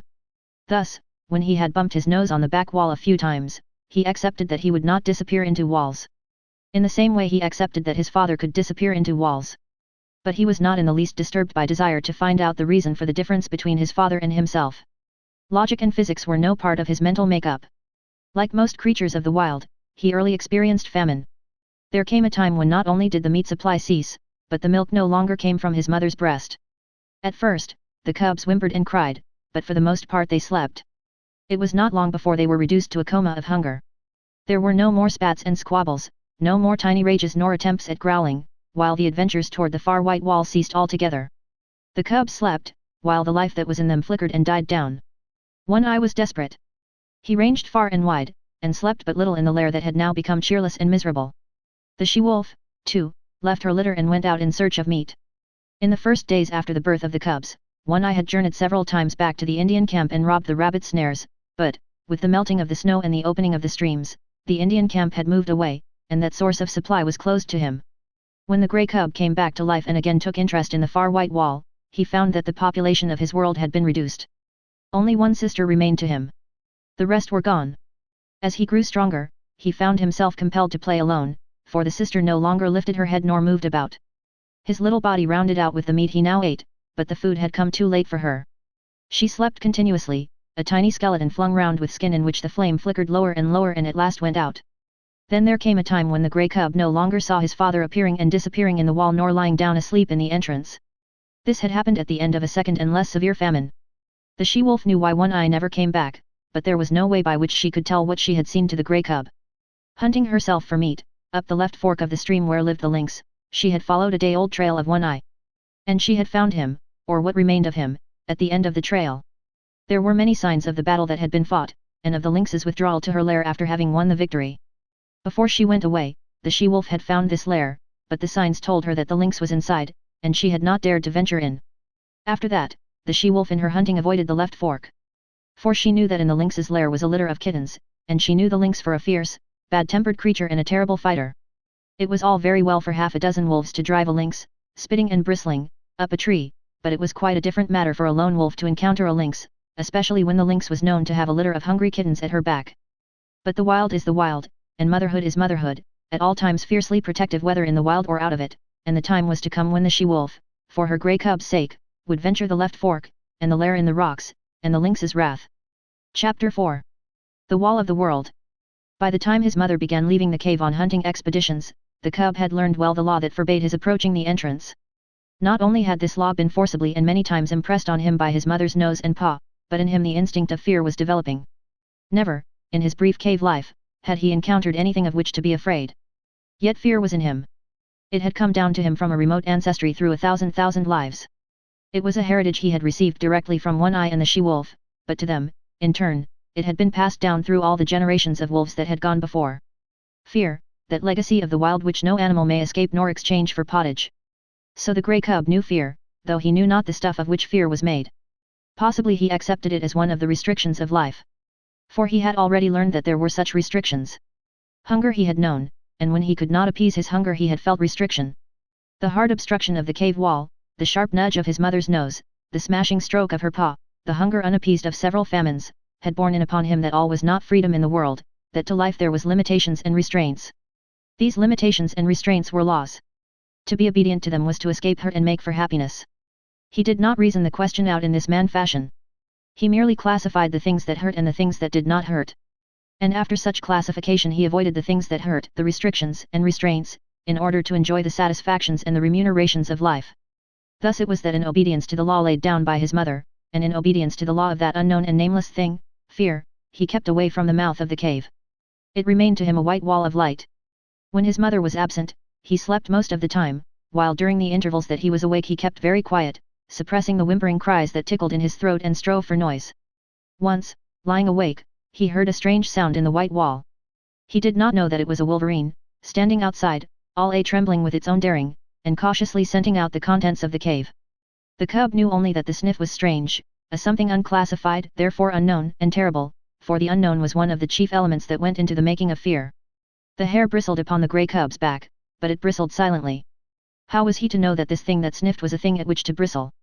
It was not born of any knowledge of his, yet it was the visible expression of the fear that was in him, and for which, in his own life, there was no accounting. But fear was accompanied by another instinct, that of concealment. The cub was in a frenzy of terror, yet he lay without movement or sound, frozen, petrified into immobility, to all appearances dead. His mother, coming home, growled as she smelt the wolverine's track, and bounded into the cave and licked and nozzled him with undue vehemence of affection. And the cub felt that somehow he had escaped a great hurt. But there were other forces at work in the cub, the greatest of which was growth. Instinct and law demanded of him obedience. But growth demanded disobedience. His mother and fear impelled him to keep away from the white wall. Growth is life, and life is forever destined to make for light. So there was no damming up the tide of life that was rising within him, rising with every mouthful of meat he swallowed, with every breath he drew. In the end, one day, fear and obedience were swept away by the rush of life, and the cub straddled and sprawled toward the entrance. Unlike any other wall with which he had had experience, this wall seemed to recede from him as he approached. No hard surface collided with the tender little nose he thrust out tentatively before him. The substance of the wall seemed as permeable and yielding as light. And his condition, in his eyes, had the seeming of form, so he entered into what had been wall to him and bathed in the substance that composed it. It was bewildering. He was sprawling through solidity. And ever the light grew brighter. Fear urged him to go back, but growth drove him on. Suddenly he found himself at the mouth of the cave. The wall, inside which he had thought himself, as suddenly leaped back before him to an immeasurable distance. The light had become painfully bright. He was dazzled by it. Likewise he was made dizzy by this abrupt and tremendous extension of space. Automatically, his eyes were adjusting themselves to the brightness, focusing themselves to meet the increased distance of objects. At first, the wall had leaped beyond his vision. He now saw it again, but it had taken upon itself a remarkable remoteness. Also, its appearance had changed. It was now a variegated wall, composed of the trees that fringed the stream, the opposing mountain that towered above the trees, and the sky that out-towered the mountain. A great fear came upon him. This was more of the terrible unknown. He crouched down on the lip of the cave and gazed out on the world. He was very much afraid. Because it was unknown, it was hostile to him. Therefore the hair stood up on end along his back and his lips wrinkled weakly in an attempt at a ferocious and intimidating snarl. Out of his puniness and fright he challenged and menaced the whole wide world. Nothing happened. He continued to gaze, and in his interest he forgot to snarl. Also, he forgot to be afraid. For the time, fear had been rooted by growth, while growth had assumed the guise of curiosity. He began to notice near objects, an open portion of the stream that flashed in the sun, the blasted pine tree that stood at the base of the slope, and the slope itself, that ran right up to him and ceased 2 feet beneath the lip of the cave on which he crouched. Now the grey cub had lived all his days on a level floor. He had never experienced the hurt of a fall. He did not know what a fall was. So he stepped boldly out upon the air. His hind legs still rested on the cave lip, so he fell forward head downward. The earth struck him a harsh blow on the nose that made him yelp. Then he began rolling down the slope, over and over. He was in a panic of terror. The unknown had caught him at last. It had gripped savagely hold of him and was about to wreak upon him some terrific hurt. Growth was now rooted by fear, and he ki-yi-dee like any frightened puppy. The unknown bore him on he knew not to what frightful hurt, and he yelped and ki-yi-dee unceasingly. This was a different proposition from crouching in frozen fear while the unknown lurked just alongside. Now the unknown had caught tight hold of him. Silence would do no good. Besides, it was not fear, but terror, that convulsed him. But the slope grew more gradual, and its base was grass-covered. Here the cub lost momentum. When at last he came to a stop, he gave one last agonized yell and then a long, whimpering wail. Also, and quite as a matter of course, as though in his life he had already made 1,000 toilets, he proceeded to lick away the dry clay that soiled him. After that he sat up and gazed about him, as might the first man of the earth who landed upon Mars. The cub had broken through the wall of the world, the unknown had let go its hold of him, and here he was without hurt. But the first man on Mars would have experienced less unfamiliarity than did he. Without any antecedent knowledge, without any warning whatever that such existed, he found himself an explorer in a totally new world. Now that the terrible unknown had let go of him, he forgot that the unknown had any terrors. He was aware only of curiosity in all the things about him. He inspected the grass beneath him, the mossberry plant just beyond, and the dead trunk of the blasted pine that stood on the edge of an open space among the trees. A squirrel, running around the base of the trunk, came full upon him, and gave him a great fright. He cowered down and snarled. But the squirrel was as badly scared. It ran up the tree, and from a point of safety chattered back savagely. This helped the cub's courage, and though the woodpecker he next encountered gave him a start, he proceeded confidently on his way. Such was his confidence, that when a moosebird impudently hopped up to him, he reached out at it with a playful paw. The result was a sharp peck on the end of his nose that made him cower down and kee-ee. The noise he made was too much for the moosebird, who sought safety in flight. But the cub was learning. His misty little mind had already made an unconscious classification. There were live things and things not alive. Also, he must watch out for the live things. The things not alive remained always in one place, but the live things moved about, and there was no telling what they might do. The thing to expect of them was the unexpected, and for this he must be prepared. He traveled very clumsily. He ran into sticks and things. A twig that he thought a long way off, would the next instant hit him on the nose or rake along his ribs. There were inequalities of surface. Sometimes he overstepped and stubbed his nose. Quite as often he understepped and stubbed his feet. Then there were the pebbles and stones that turned under him when he trod upon them, and from them he came to know that the things not alive were not all in the same state of stable equilibrium as was his cave, also, that small things not alive were more liable than large things to fall down or turn over. But with every mishap he was learning. The longer he walked, the better he walked. He was adjusting himself. He was learning to calculate his own muscular movements, to know his physical limitations, to measure distances between objects, and between objects and himself. His was the luck of the beginner. Born to be a hunter of meat, though he did not know it, he blundered upon meat just outside his own cave door on his first foray into the world. It was by sheer blundering that he chanced upon the shrewdly hidden ptarmigan nest. He fell into it. He had essayed to walk along the trunk of a fallen pine. The rotten bark gave way under his feet, and with a despairing yelp he pitched down the rounded crescent, smashed through the leafage and stalks of a small bush, and in the heart of the bush, on the ground, fetched up in the midst of 7 ptarmigan chicks. They made noises, and at first he was frightened at them. Then he perceived that they were very little, and he became bolder. They moved. He placed his paw on one, and its movements were accelerated. This was a source of enjoyment to him. He smelled it. He picked it up in his mouth. It struggled and tickled his tongue. At the same time he was made aware of a sensation of hunger. His jaws closed together. There was a crunching of fragile bones, and warm blood ran in his mouth. The taste of it was good. This was meat, the same as his mother gave him, only it was alive between his teeth and therefore better. So he ate the ptarmigan. Nor did he stop till he had devoured the whole brood. Then he licked his chops in quite the same way his mother did, and began to crawl out of the bush. He encountered a feathered whirlwind. He was confused and blinded by the rush of it and the beat of angry wings. He hid his head between his paws and yelped. The blows increased. The mother ptarmigan was in a fury. Then he became angry. He rose up, snarling, striking out with his paws. He sank his tiny teeth into one of the wings and pulled and tugged sturdily. The ptarmigan struggled against him, showering blows upon him with her free wing. It was his first battle. He was elated. He forgot all about the unknown. He no longer was afraid of anything. He was fighting, tearing at a live thing that was striking at him. Also, this live thing was meat. The lust to kill was on him.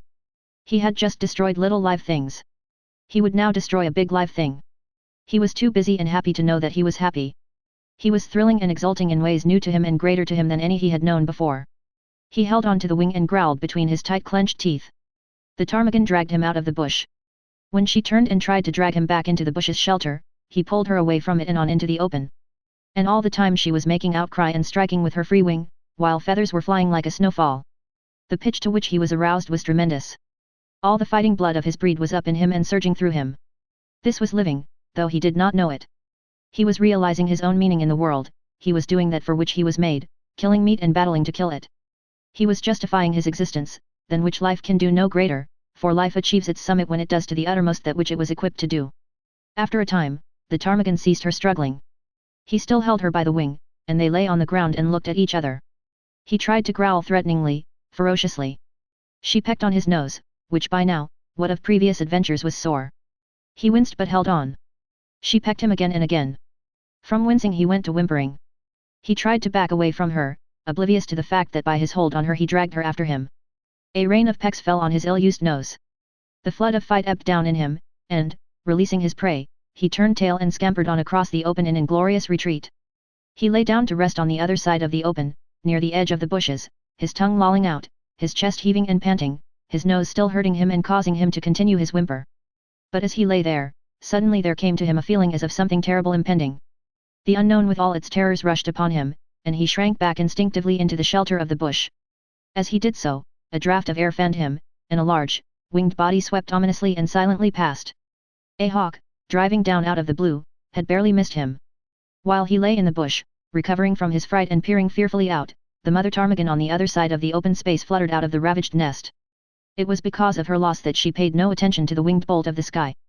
But the cub saw, and it was a warning and a lesson to him, the swift downward swoop of the hawk, the short skim of its body just above the ground, the strike of its talons in the body of the ptarmigan's squawk of agony and fright, and the hawk's rush upward into the blue, carrying the ptarmigan away with it. It was a long time before the cub left its shelter. He had learned much. Live things were meat. They were good to eat. Also, live things when they were large enough, could give hurt. It was better to eat small live things like ptarmigan chicks, and to let alone large live things like ptarmigan hens.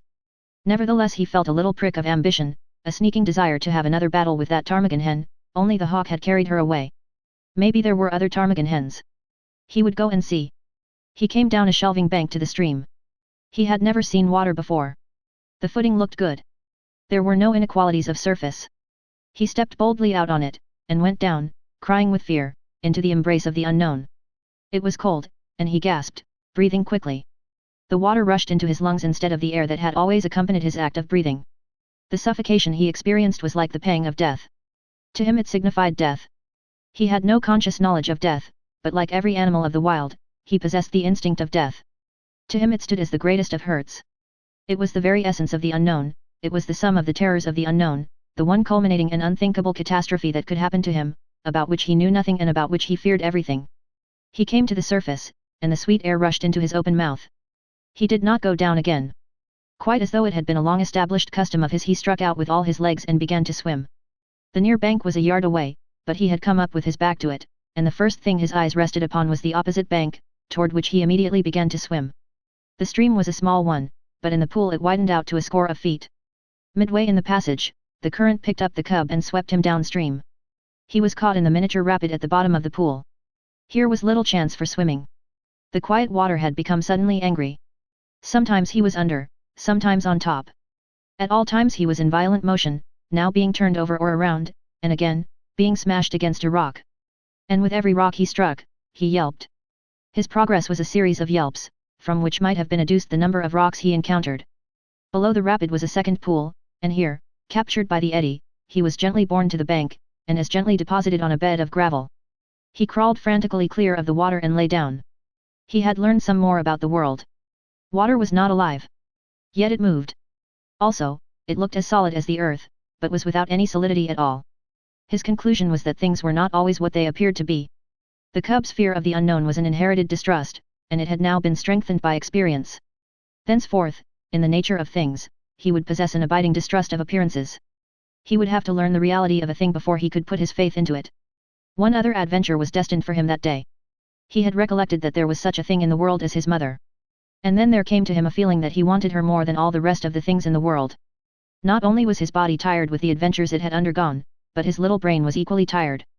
In all the days he had lived it had not worked so hard as on this one day. Furthermore, he was sleepy. So he started out to look for the cave and his mother, feeling at the same time an overwhelming rush of loneliness and helplessness. He was sprawling along between some bushes, when he heard a sharp intimidating cry. There was a flash of yellow before his eyes. He saw a weasel leaping swiftly away from him.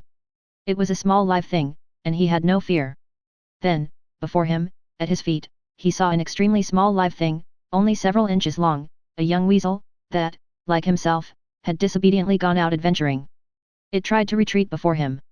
He turned it over with his paw. It made a queer, grating noise. The next moment the flash of yellow reappeared before his eyes. He heard again the intimidating cry, and at the same instant received a sharp blow on the side of the neck and felt the sharp teeth of the mother weasel cut into his flesh. While he yelped and kee-yee and scrambled backward, he saw the mother weasel leap upon her young one and disappear with it into the neighboring thicket.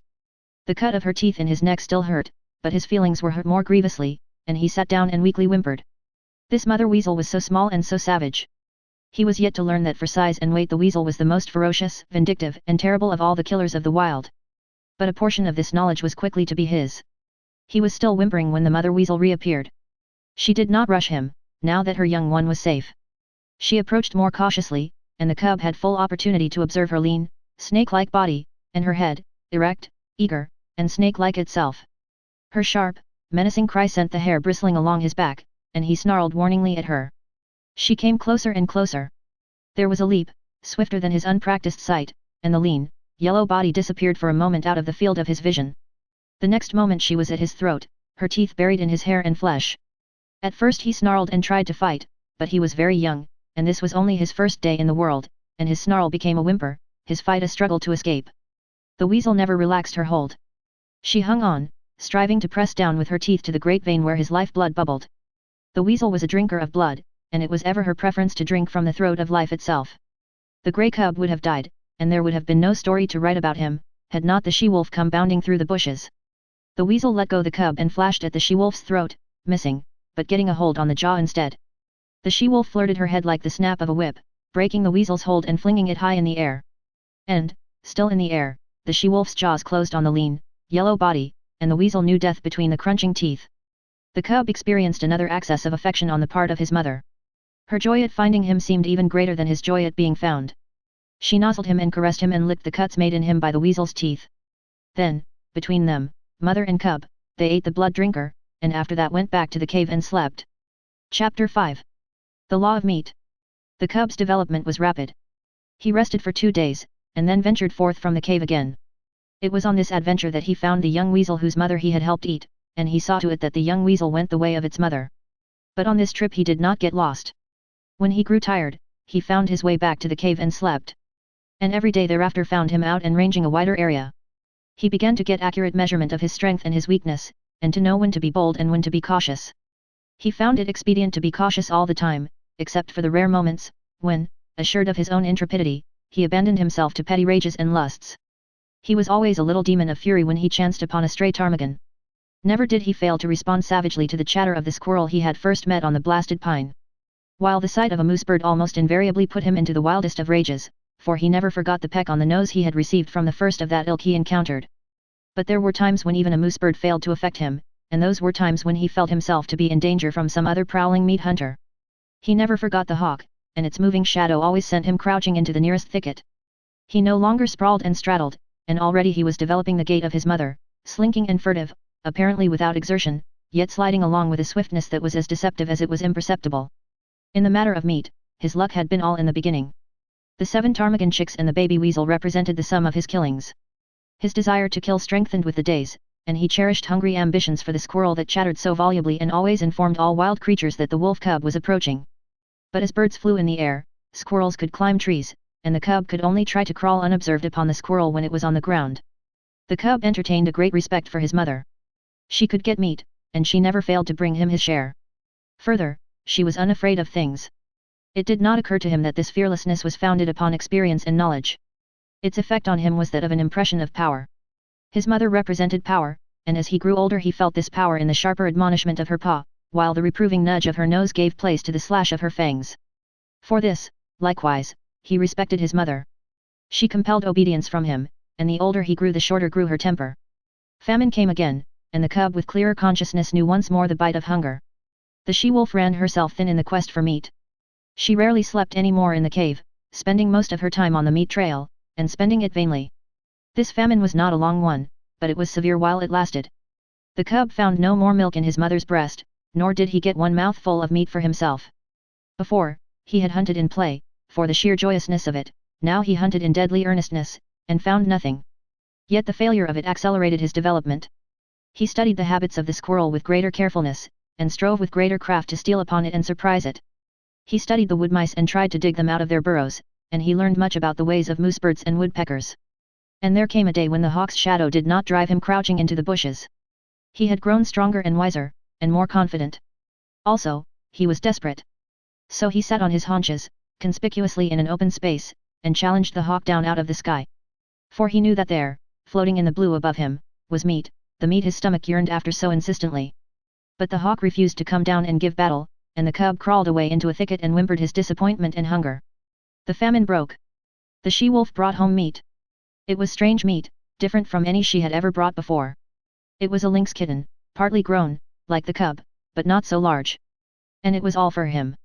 His mother had satisfied her hunger elsewhere, though he did not know that it was the rest of the lynx litter that had gone to satisfy her. Nor did he know the desperateness of her deed. He knew only that the velvet-furred kitten was meat, and he ate and waxed happier with every mouthful. A full stomach conduces to inaction, and the cub lay in the cave, sleeping against his mother's side. He was aroused by her snarling. Never had he heard her snarl so terribly. Possibly in her whole life it was the most terrible snarl she ever gave. There was reason for it, and none knew it better than she. A lynx's lair is not despoiled with impunity. In the full glare of the afternoon light, crouching in the entrance of the cave, the cub saw the lynx mother. The hair rippled up along his back at the sight. Here was fear, and it did not require his instinct to tell him of it. And if sight alone were not sufficient, the cry of rage the intruder gave, beginning with a snarl and rushing abruptly upward into a hoarse screech, was convincing enough in itself. The cub felt the prod of the life that was in him, and stood up and snarled valiantly by his mother's side. But she thrust him ignominiously away and behind her. Because of the low-roofed entrance the lynx could not leap in, and when she made a crawling rush of it the she-wolf sprang upon her and pinned her down. The cub saw little of the battle. There was a tremendous snarling and spitting and screeching. The two animals threshed about, the lynx ripping and tearing with her claws and using her teeth as well, while the she-wolf used her teeth alone. Once, the cub sprang in and sank his teeth into the hind leg of the lynx. He clung on, growling savagely. Though he did not know it, by the weight of his body he clogged the action of the leg and thereby saved his mother much damage. A change in the battle crushed him under both their bodies and wrenched loose his hold. The next moment the two mothers separated, and, before they rushed together again, the lynx lashed out at the cub with a huge forepaw that ripped his shoulder open to the bone and sent him hurtling sidewise against the wall. Then was added to the uproar the cub's shrill yelp of pain and fright. But the fight lasted so long that he had time to cry himself out and to experience a second burst of courage, and the end of the battle found him again clinging to a hind leg and furiously growling between his teeth. The lynx was dead. But the she-wolf was very weak and sick. At first she caressed the cub and licked his wounded shoulder, but the blood she had lost had taken with it her strength, and for all of a day and a night she lay by her dead foe's side, without movement, scarcely breathing. For a week she never left the cave, except for water, and then her movements were slow and painful. At the end of that time the lynx was devoured, while the she-wolf's wounds had healed sufficiently to permit her to take the meat trail again. The cub's shoulder was stiff and sore, and for some time he limped from the terrible slash he had received. But the world now seemed changed. He went about in it with greater confidence, with a feeling of prowess that had not been his in the days before the battle with the lynx. He had looked upon life in a more ferocious aspect, he had fought, he had buried his teeth in the flesh of a foe, and he had survived. And because of all this, he carried himself more boldly, with a touch of defiance that was new in him. He was no longer afraid of minor things, and much of his timidity had vanished, though the unknown never ceased to press upon him with its mysteries and terrors, intangible and ever menacing. He began to accompany his mother on the meat trail, and he saw much of the killing of meat and began to play his part in it. And in his own dim way he learned the law of meat. There were two kinds of life, his own kind and the other kind. His own kind included his mother and himself. The other kind included all live things that moved. But the other kind was divided. One portion was what his own kind killed and ate. This portion was composed of the non-killers and the small killers. The other portion killed and ate his own kind, or was killed and eaten by his own kind. And out of this classification arose the law. The aim of life was meat. Life itself was meat. Life lived on life. There were the eaters and the eaten. The law was, eat or be eaten. He did not formulate the law in clear, set terms and moraliza about it. He did not even think the law, he merely lived the law without thinking about it at all. He saw the law operating around him on every side. He had eaten the ptarmigan chicks. The hawk had eaten the ptarmigan mother. The hawk would also have eaten him. Later, when he had grown more formidable, he wanted to eat the hawk. He had eaten the lynx kitten. The lynx mother would have eaten him had she not herself been killed and eaten. And so it went. The law was being lived about him by all live things, and he himself was part and parcel of the law. He was a killer. His only food was meat, live meat, that ran away swiftly before him, or flew into the air, or climbed trees, or hid in the ground, or faced him and fought with him, or turned the tables and ran after him. Had the cub thought in man fashion, he might have epitomized life as a voracious appetite and the world as a place wherein ranged a multitude of appetites, pursuing and being pursued, hunting and being hunted, eating and being eaten, all in blindness and confusion, with violence and disorder, a chaos of gluttony and slaughter, ruled over by chance, merciless, planless, endless. But the cub did not think in man fashion. He did not look at things with wide vision. He was single-purposed, and entertained but one thought or desire at a time. Besides the law of meat, there were a myriad other and lesser laws for him to learn and obey. The world was filled with surprise. The stir of the life that was in him, the play of his muscles, was an unending happiness. To run down meat was to experience thrills and elations. His rages and battles were pleasures. Terror itself, and the mystery of the unknown, led to his living. And there were easements and satisfactions. To have a full stomach, to doze lazily in the sunshine, such things were remuneration in full for his ardors and toils, while his ardors and toils were in themselves self-remunerative. They were expressions of life, and life is always happy when it is expressing itself. So the cub had no quarrel with his hostile environment. He was very much alive, very happy, and very proud of himself. Part 3. Chapter 1. The Makers of Fire. The cub came upon it suddenly. It was his own fault. He had been careless. He had left the cave and run down to the stream to drink. It might have been that he took no notice because he was heavy with sleep. He had been out all night on the meat trail, and had but just then awakened. And his carelessness might have been due to the familiarity of the trail to the pool. He had traveled it often, and nothing had ever happened on it. He went down past the blasted pine, crossed the open space, and trotted in amongst the trees. Then, at the same instant, he saw and smelt. Before him, sitting silently on their haunches, were 5 live things, the like of which he had never seen before. It was his first glimpse of mankind. But at the sight of him the 5 men did not spring to their feet, nor show their teeth, nor snarl. They did not move, but sat there, silent and ominous. Nor did the cub move. Every instinct of his nature would have impelled him to dash wildly away, had there not suddenly and for the first time arisen in him another and counter instinct. A great awe descended upon him. He was beaten down to movelessness by an overwhelming sense of his own weakness and littleness. Here was mastery and power, something far and away beyond him. The cub had never seen man, yet the instinct concerning man was his. In dim ways he recognized in man the animal that had fought itself to primacy over the other animals of the wild. Not alone out of his own eyes, but out of the eyes of all his ancestors was the cub now looking upon man, out of eyes that had circled in the darkness around countless winter campfires, that had peered from safe distances and from the hearts of thickets at the strange, 2-legged animal that was lord over living things. The spell of the cub's heritage was upon him, the fear and the respect born of the centuries of struggle and the accumulated experience of the generations. The heritage was too compelling for a wolf that was only a cub. Had he been full grown, he would have run away. As it was, he cowered down in a paralysis of fear, already half proffering the submission that his kind had proffered from the first time a wolf came in to sit by man's fire and be made warm. One of the Indians arose and walked over to him and stooped above him. The cub cowered closer to the ground. It was the unknown, objectified at last, in concrete flesh and blood, bending over him and reaching down to seize hold of him. His hair bristled involuntarily, his lips writhed back and his little fangs were bared.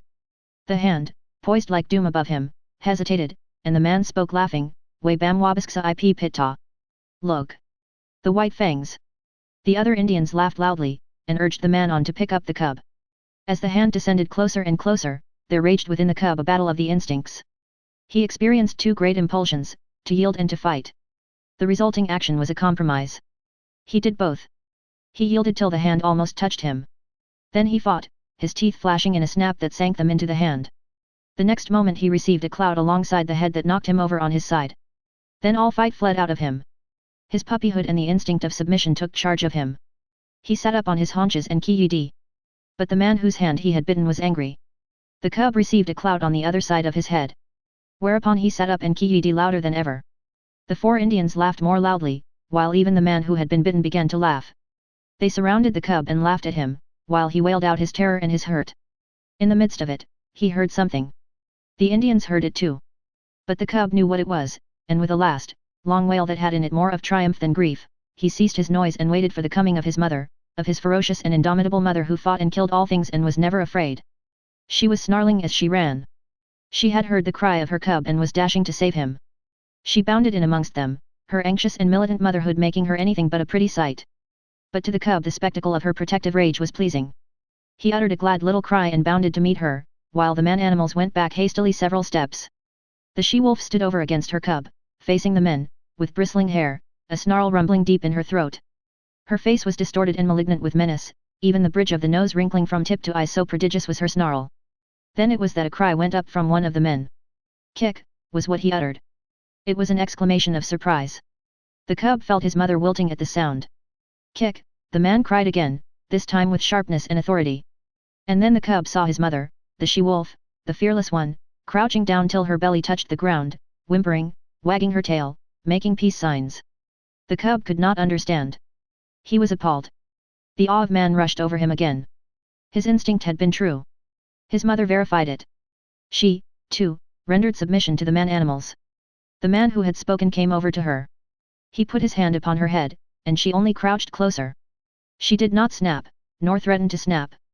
The other men came up, and surrounded her, and felt her, and pawed her, which actions she made no attempt to resent. They were greatly excited, and made many noises with their mouths. These noises were not indication of danger, the cub decided, as he crouched near his mother, still bristling from time to time but doing his best to submit. "It is not strange," an Indian was saying. "Her father was a wolf. It is true, her mother was a dog, but did not my brother tie her out in the woods all of 3 nights in the mating season? Therefore was the father of Kick a wolf. It is a year, Grey Beaver, since she ran away," spoke a second Indian. "It is not strange, Salmon Tongue," Grey Beaver answered. "It was the time of the famine, and there was no meat for the dogs. She has lived with the wolves," said a third Indian. "So it would seem, 3 eagles," Grey Beaver answered, laying his hand on the cub, "and this be the sign of it." The cub snarled a little at the touch of the hand, and the hand flew back to administer a clout. Whereupon the cub covered its fangs, and sank down submissively, while the hand, returning, rubbed behind his ears, and up and down his back. "This be the sign of it," Grey Beaver went on. "It is plain that his mother is Kick. But his father was a wolf. Wherefore is there in him little dog and much wolf? His fangs be white, and White Fang shall be his name. I have spoken. He is my dog. For was not Kick my brother's dog? And is not my brother dead?" The cub, who had thus received a name in the world, lay and watched. For a time the man-animals continued to make their mouth noises. Then Grey Beaver took a knife from a sheath that hung around his neck, and went into the thicket and cut a stick. White Fang watched him. He notched the stick at each end, and in the notches fastened strings of rawhide. One string he tied around the throat of Kick. Then he led her to a small pine, around which he tied the other string. White Fang followed and lay down beside her. Salmon Tongue's hand reached out to him and rolled him over on his back. Kick looked on anxiously. White Fang felt fear mounting in him again. He could not quite suppress a snarl, but he made no offer to snap. The hand, with fingers crooked and spread apart, rubbed his stomach in a playful way and rolled him from side to side. It was ridiculous and ungainly, lying there on his back with legs sprawling in the air. Besides, it was a position of such utter helplessness that White Fang's whole nature revolted against it. He could do nothing to defend himself. If this man-animal intended harm, White Fang knew that he could not escape it. How could he spring away with his 4 legs in the air above him? Yet submission made him master his fear, and he only growled softly. This growl he could not suppress, nor did the man-animal resent it by giving him a blow on the head. And furthermore, such was the strangeness of it, White Fang experienced an unaccountable sensation of pleasure as the hand rubbed back and forth. When he was rolled on his side he ceased to growl, when the fingers pressed and prodded at the base of his ears the pleasurable sensation increased, and when, with a final rub and scratch, the man left him alone and went away, all fear had died out of White Fang. He was to know fear many times in his dealing with man, yet it was a token of the fearless companionship with man that was ultimately to be his. After a time, White Fang heard strange noises approaching. He was quick in his classification, for he knew them at once for man-animal noises. A few minutes later the remainder of the tribe, strung out as it was on the march, trailed in.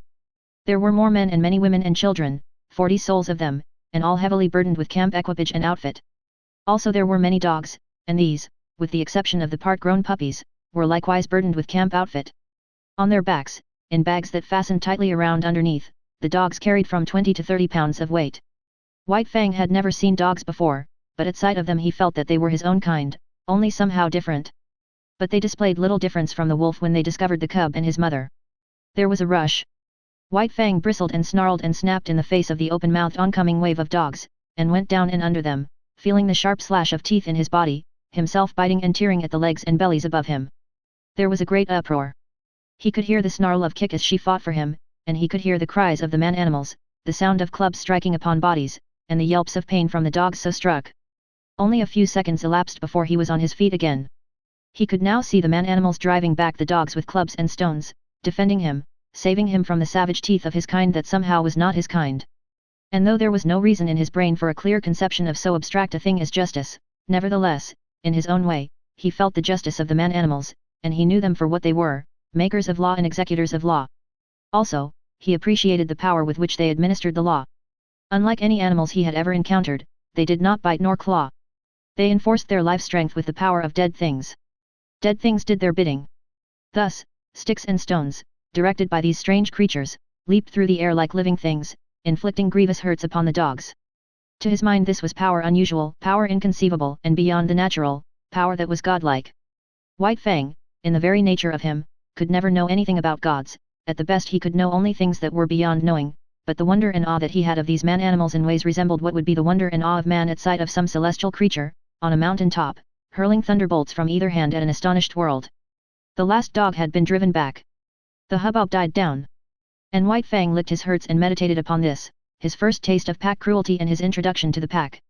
He had never dreamed that his own kind consisted of more than one eye, his mother and himself. They had constituted a kind apart, and here, abruptly, he had discovered many more creatures apparently of his own kind. And there was a subconscious resentment that these, his kind, at first sight had pitched upon him and tried to destroy him. In the same way he resented his mother being tied with a stick, even though it was done by the superior man-animals. It savored of the trap, of bondage. Yet of the trap and of bondage he knew nothing. Freedom to roam and run and lie down at will, had been his heritage, and here it was being infringed upon. His mother's movements were restricted to the length of a stick, and by the length of that same stick was he restricted, for he had not yet got beyond the need of his mother's side. He did not like it. Nor did he like it when the man-animals arose and went on with their march, for a tiny man-animal took the other end of the stick and led Kick captive behind him, and behind Kick followed White Fang, greatly perturbed and worried by this new adventure he had entered upon. They went down the valley of the stream, far beyond White Fang's widest ranging, until they came to the end of the valley, where the stream ran into the Mackenzie River. Here, where canoes were cached on poles high in the air and where stood fish racks for the drying of fish, camp was made, and White Fang looked on with wondering eyes. The superiority of these man-animals increased with every moment. There was their mastery over all these sharp-fanged dogs. It breathed of power. But greater than that, to the wolf cub, was their mastery over things not alive, their capacity to communicate motion to unmoving things, their capacity to change the very face of the world. It was this last that especially affected him. The elevation of frames of poles caught his eye, yet this in itself was not so remarkable, being done by the same creatures that flung sticks and stones to great distances. But when the frames of poles were made into teepees by being covered with cloth and skins, White Fang was astounded. It was the colossal bulk of them that impressed him. They arose around him, on every side, like some monstrous quick-growing form of life. They occupied nearly the whole circumference of his field of vision. He was afraid of them. They loomed ominously above him, and when the breeze stirred them into huge movements, he cowered down in fear, keeping his eyes warily upon them, and prepared to spring away if they attempted to precipitate themselves upon him. But in a short while his fear of the teepees passed away. He saw the women and children passing in and out of them without harm, and he saw the dogs trying often to get into them, and being driven away with sharp words and flying stones. After a time, he left Kick's side and crawled cautiously toward the wall of the nearest teepee. It was the curiosity of growth that urged him on, the necessity of learning and living and doing that brings experience. The last few inches to the wall of the teepee were crawled with painful slowness and precaution. The day's events had prepared him for the unknown to manifest itself in most stupendous and unthinkable ways. At last his nose touched the canvas. He waited. Nothing happened. Then he smelled the strange fabric, saturated with the man smell. He closed on the canvas with his teeth and gave a gentle tug. Nothing happened, though the adjacent portions of the teepee moved. He tugged harder. There was a greater movement. It was delightful. He tugged still harder, and repeatedly, until the whole teepee was in motion. Then the sharp cry of a squaw inside sent him scampering back to Kick. But after that he was afraid no more of the looming bulks of the teepees. A moment later he was straying away again from his mother. Her stick was tied to a peg in the ground and she could not follow him. A part-grown puppy, somewhat larger and older than he, came toward him slowly, with ostentatious and belligerent importance. The puppy's name, as White Fang was afterward to hear him called, was Lip Lip. He had had experience in puppy fights and was already something of a bully. Lip Lip was White Fang's own kind, and, being only a puppy, did not seem dangerous, so White Fang prepared to meet him in a friendly spirit. But when the stranger's walk became stiff-legged and his lips lifted clear of his teeth, White Fang stiffened too, and answered with lifted lips. They half-circled about each other, tentatively, snarling and bristling. This lasted several minutes, and White Fang was beginning to enjoy it, as a sort of game. But suddenly, with remarkable swiftness, Lip Lip leaped in, delivering a slashing snap, and leaped away again. The snap had taken effect on the shoulder that had been hurt by the lynx and that was still sore deep down near the bone. The surprise and hurt of it brought a yelp out of White Fang, but the next moment, in a rush of anger, he was upon Lip Lip and snapping viciously. But Lip Lip had lived his life in camp and had fought many puppy fights. 3 times, 4 times, and half a dozen times, his sharp little teeth scored on the newcomer, until White Fang, yelping shamelessly, fled to the protection of his mother. It was the first of the many fights he was to have with Lip Lip, for they were enemies from the start, born so, with natures destined perpetually to clash. Kick licked White Fang soothingly with her tongue, and tried to prevail upon him to remain with her. But his curiosity was rampant, and several minutes later he was venturing forth on a new quest. He came upon one of the man-animals, Grey Beaver, who was squatting on his hams and doing something with sticks and dry moss spread before him on the ground. White Fang came near to him and watched. Grey Beaver made mouth noises which White Fang interpreted as not hostile, so he came still nearer. Women and children were carrying more sticks and branches to Grey Beaver. It was evidently an affair of moment. White Fang came in until he touched Grey Beaver's knee, so curious was he, and already forgetful that this was a terrible man-animal. Suddenly he saw a strange thing like mist beginning to arise from the sticks and moss beneath Grey Beaver's hands. Then, amongst the sticks themselves, appeared a live thing, twisting and turning, of a color like the color of the sun in the sky. White Fang knew nothing about fire. It drew him as the light, in the mouth of the cave had drawn him in his early puppyhood. He crawled the several steps toward the flame. He heard Grey Beaver chuckle above him, and he knew the sound was not hostile. Then his nose touched the flame, and at the same instant his little tongue went out to it. For a moment he was paralyzed. The unknown, lurking in the midst of the sticks and moss, was savagely clutching him by the nose. He scrambled backward, bursting out in an astonished explosion of keys. At the sound, Kik leaped snarling to the end of her stick, and there raged terribly because she could not come to his aid. But Grey Beaver laughed loudly, and slapped his thighs, and told the happening to all the rest of the camp, till everybody was laughing uproariously. But White Fang sat on his haunches and Kiyidi, a forlorn and pitiable little figure in the midst of the man-animals. It was the worst hurt he had ever known. Both nose and tongue had been scorched by the live thing, sun-colored, that had grown up under Grey Beaver's hands. He cried interminably, and every fresh wail was greeted by bursts of laughter on the part of the man-animals. He tried to soothe his nose with his tongue, but the tongue was burnt too, and the two hurts coming together produced greater hurt, whereupon he cried more hopelessly and helplessly than ever. And then shame came to him. He knew laughter and the meaning of it. It is not given us to know how some animals know laughter, and know when they are being laughed at, but it was this same way that White Fang knew it. And he felt shame that the man-animals should be laughing at him. He turned and fled away, not from the hurt of the fire, but from the laughter that sank even deeper, and hurt in the spirit of him. And he fled to Kik, raging at the end of her stick like an animal gone mad, to Kik, the one creature in the world who was not laughing at him. Twilight drew down and night came on, and White Fang lay by his mother's side. His nose and tongue still hurt, but he was perplexed by a greater trouble. He was homesick. He felt a vacancy in him, a need for the hush and quietude of the stream and the cave in the cliff. Life had become too populous. There were so many of the man-animals, men, women, and children, all making noises and irritations. And there were the dogs, ever squabbling and bickering, bursting into uproars and creating confusions. The restful loneliness of the only life he had known was gone. Here the very air was palpitant with life. It hummed and buzzed unceasingly. Continually changing its intensity and abruptly variant in pitch, it impinged on his nerves and senses, made him nervous and restless and worried him with a perpetual imminence of happening. He watched the man-animals coming and going and moving about the camp. In fashion distantly resembling the way men look upon the gods they create, so looked White Fang upon the man-animals before him. They were superior creatures, of a verity, gods. To his dim comprehension they were as much wonder-workers as gods are to men.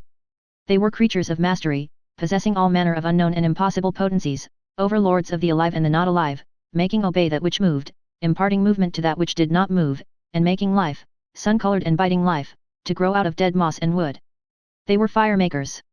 They were gods. Chapter 2. The Bondage. The days were thronged with experience for White Fang. During the time that Kik was tied by the stick, he ran about over all the camp, inquiring, investigating, learning. He quickly came to know much of the ways of the man-animals, but familiarity did not breed contempt. The more he came to know them, the more they vindicated their superiority, the more they displayed their mysterious powers, the greater loomed their godlikeness. To man has been given the grief, often, of seeing his gods overthrown and his altars crumbling, but to the wolf and the wild dog that have come in to crouch at man's feet, this grief has never come. Unlike man, whose gods are of the unseen and the overguessed, vapors and mists of fancy eluding the garmenture of reality, wandering wraiths of desired goodness and power, intangible outcroppings of self into the realm of spirit. Unlike man, the wolf and the wild dog that have come into the fire find their gods in the living flesh, solid to the touch, occupying earth space and requiring time for the accomplishment of their ends and their existence. No effort of faith is necessary to believe in such a god, no effort of will can possibly induce disbelief in such a god. There is no getting away from it. There it stands, on its two hind legs, club in hand, immensely potential, passionate and wrathful and loving, God and mystery and power all wrapped up and around by flesh that bleeds when it is torn and that is good to eat like any flesh. And so it was with White Fang. The man-animals were gods unmistakable and unscapable.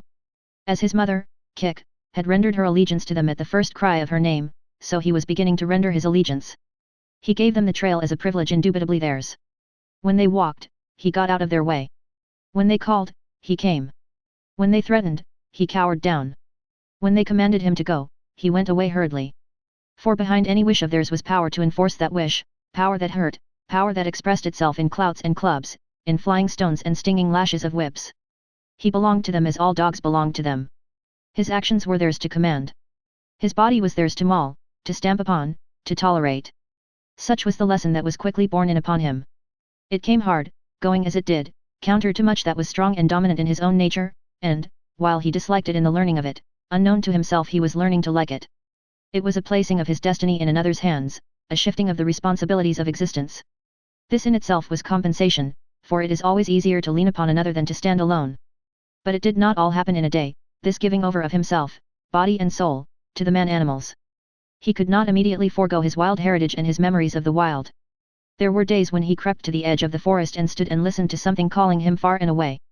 And always he returned, restless and uncomfortable, to whimper softly and wistfully at Kik's side and to lick her face with eager, questioning tongue. White Fang learned rapidly the ways of the camp. He knew the injustice and greediness of the older dogs when meat or fish was thrown out to be eaten. He came to know that men were more just, children more cruel, and women more kindly and more likely to toss him a bit of meat or bone. And after 2 or 3 painful adventures with the mothers of part-grown puppies, he came into the knowledge that it was always good policy to let such mothers alone, to keep away from them as far as possible, and to avoid them when he saw them coming. But the bane of his life was Lip Lip. Larger, older, and stronger, Lip Lip had selected White Fang for his special object of persecution. White Fang fought willingly enough, but he was outclassed. His enemy was too big. Lip Lip became a nightmare to him.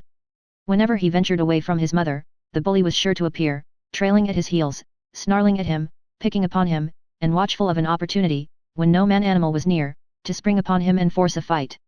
As Lip Lip invariably won, he enjoyed it hugely. It became his chief delight in life, as it became White Fang's chief torment. But the effect upon White Fang was not to cow him. Though he suffered most of the damage and was always defeated, his spirit remained unsubdued. Yet a bad effect was produced. He became malignant and morose. His temper had been savage by birth, but it became more savage under this unending persecution. The genial, playful, puppyish side of him found little expression. He never played and gambled about with the other puppies of the camp. Lip Lip would not permit it. The moment White Fang appeared near them, Lip Lip was upon him, bullying and hectoring him, or fighting with him until he had driven him away. The effect of all this was to rob White Fang of much of his puppyhood and to make him in his comportment older than his age. Denied the outlet, through play, of his energies, he recoiled upon himself and developed his mental processes. He became cunning, he had idle time in which to devote himself to thoughts of trickery. Prevented from obtaining his share of meat and fish when a general feed was given to the camp dogs, he became a clever thief. He had to forage for himself, and he foraged well, though he was oft times a plague to the squaws in consequence. He learned to sneak about camp, to be crafty, to know what was going on everywhere, to see and to hear everything and to reason accordingly, and successfully to devise ways and means of avoiding his implacable persecutor. It was early in the days of his persecution that he played his first really big crafty game and got therefrom his first taste of revenge. As Kik, when with the wolves, had lured out to destruction dogs from the camps of men, so White Fang, in manner somewhat similar, lured Lip Lip into Kik's avenging jaws. Retreating before Lip Lip, White Fang made an indirect flight that led in and out and around the various teepees of the camp. He was a good runner, swifter than any puppy of his size, and swifter than Lip Lip. But he did not run his best in this chase. He barely held his own, one leap ahead of his pursuer. Lip Lip, excited by the chase and by the persistent nearness of his victim, forgot caution and locality. When he remembered locality, it was too late. Dashing at top speed around a teepee, he ran full tilt into Kik lying at the end of her stick. He gave one yelp of consternation, and then her punishing jaws closed upon him. She was tied, but he could not get away from her easily. She rolled him off his legs so that he could not run, while she repeatedly ripped and slashed him with her fangs. When at last he succeeded in rolling clear of her, he crawled to his feet, badly disheveled, hurt both in body and in spirit. His hair was standing out all over him in tufts where her teeth had mauled. He stood where he had arisen, opened his mouth, and broke out the long, heartbroken puppy wail. But even this he was not allowed to complete. In the middle of it, White Fang, rushing in, sank his teeth into Lip Lip's hind leg. There was no fight left in Lip Lip, and he ran away shamelessly, his victim hot on his heels and worrying him all the way back to his own teepee. Here the squaws came to his aid, and White Fang, transformed into a raging demon, was finally driven off only by a fusillade of stones. Came the day when Grey Beaver, deciding that the liability of her running away was past, released Kik. White Fang was delighted with his mother's freedom, He accompanied her joyfully about the camp, and, so long as he remained close by her side, Lip Lip kept a respectful distance. White Fang even bristled up to him and walked stiff-legged, but Lip Lip ignored the challenge. He was no fool himself, and whatever vengeance he desired to wreak, he could wait until he caught White Fang alone. Later on that day, Kik and White Fang strayed into the edge of the woods next to the camp. He had led his mother there, step by step, and now when she stopped, he tried to inveigle her farther. The stream, the lair, and the quiet woods were calling to him, and he wanted her to come. He ran on a few steps, stopped, and looked back. She had not moved. He whined pleadingly, and scurried playfully in and out of the underbrush. He ran back to her, licked her face, and ran on again. And still she did not move. He stopped and regarded her, all of an intentness and eagerness, physically expressed, that slowly faded out of him as she turned her head and gazed back at the camp. There was something calling to him out there in the open. His mother heard it too. But she heard also that other and louder call, the call of the fire and of man, the call which has been given alone of all animals to the wolf to answer, to the wolf and the wild dog, who are brothers. Kik turned and slowly trotted back toward camp. Stronger than the physical restraint of the stick was the clutch of the camp upon her. Unseen and occultly, the gods still gripped with their power and would not let her go. White Fang sat down in the shadow of a birch and whimpered softly. There was a strong smell of pine, and subtle wood fragrances filled the air, reminding him of his old life of freedom before the days of his bondage. But he was still only a part-grown puppy, and stronger than the call either of man or of the wild was the call of his mother. All the hours of his short life he had depended upon her. The time was yet to come for independence. So he arose and trotted forlornly back to camp, pausing once, and twice, to sit down and whimper and to listen to the call that still sounded in the depths of the forest. In the wild the time of a mother with her young is short, but under the dominion of man it is sometimes even shorter. Thus it was with White Fang. Grey Beaver was in the debt of 3 eagles. 3 Eagles was going away on a trip up the Mackenzie to the Great Slave Lake. A strip of scarlet cloth, a bearskin, 20 cartridges, and Kik, went to pay the debt. White Fang saw his mother taken aboard 3 Eagles' canoe, and tried to follow her. A blow from 3 Eagles knocked him backward to the land. The canoe shoved off. He sprang into the water and swam after it, deaf to the sharp cries of Grey Beaver to return.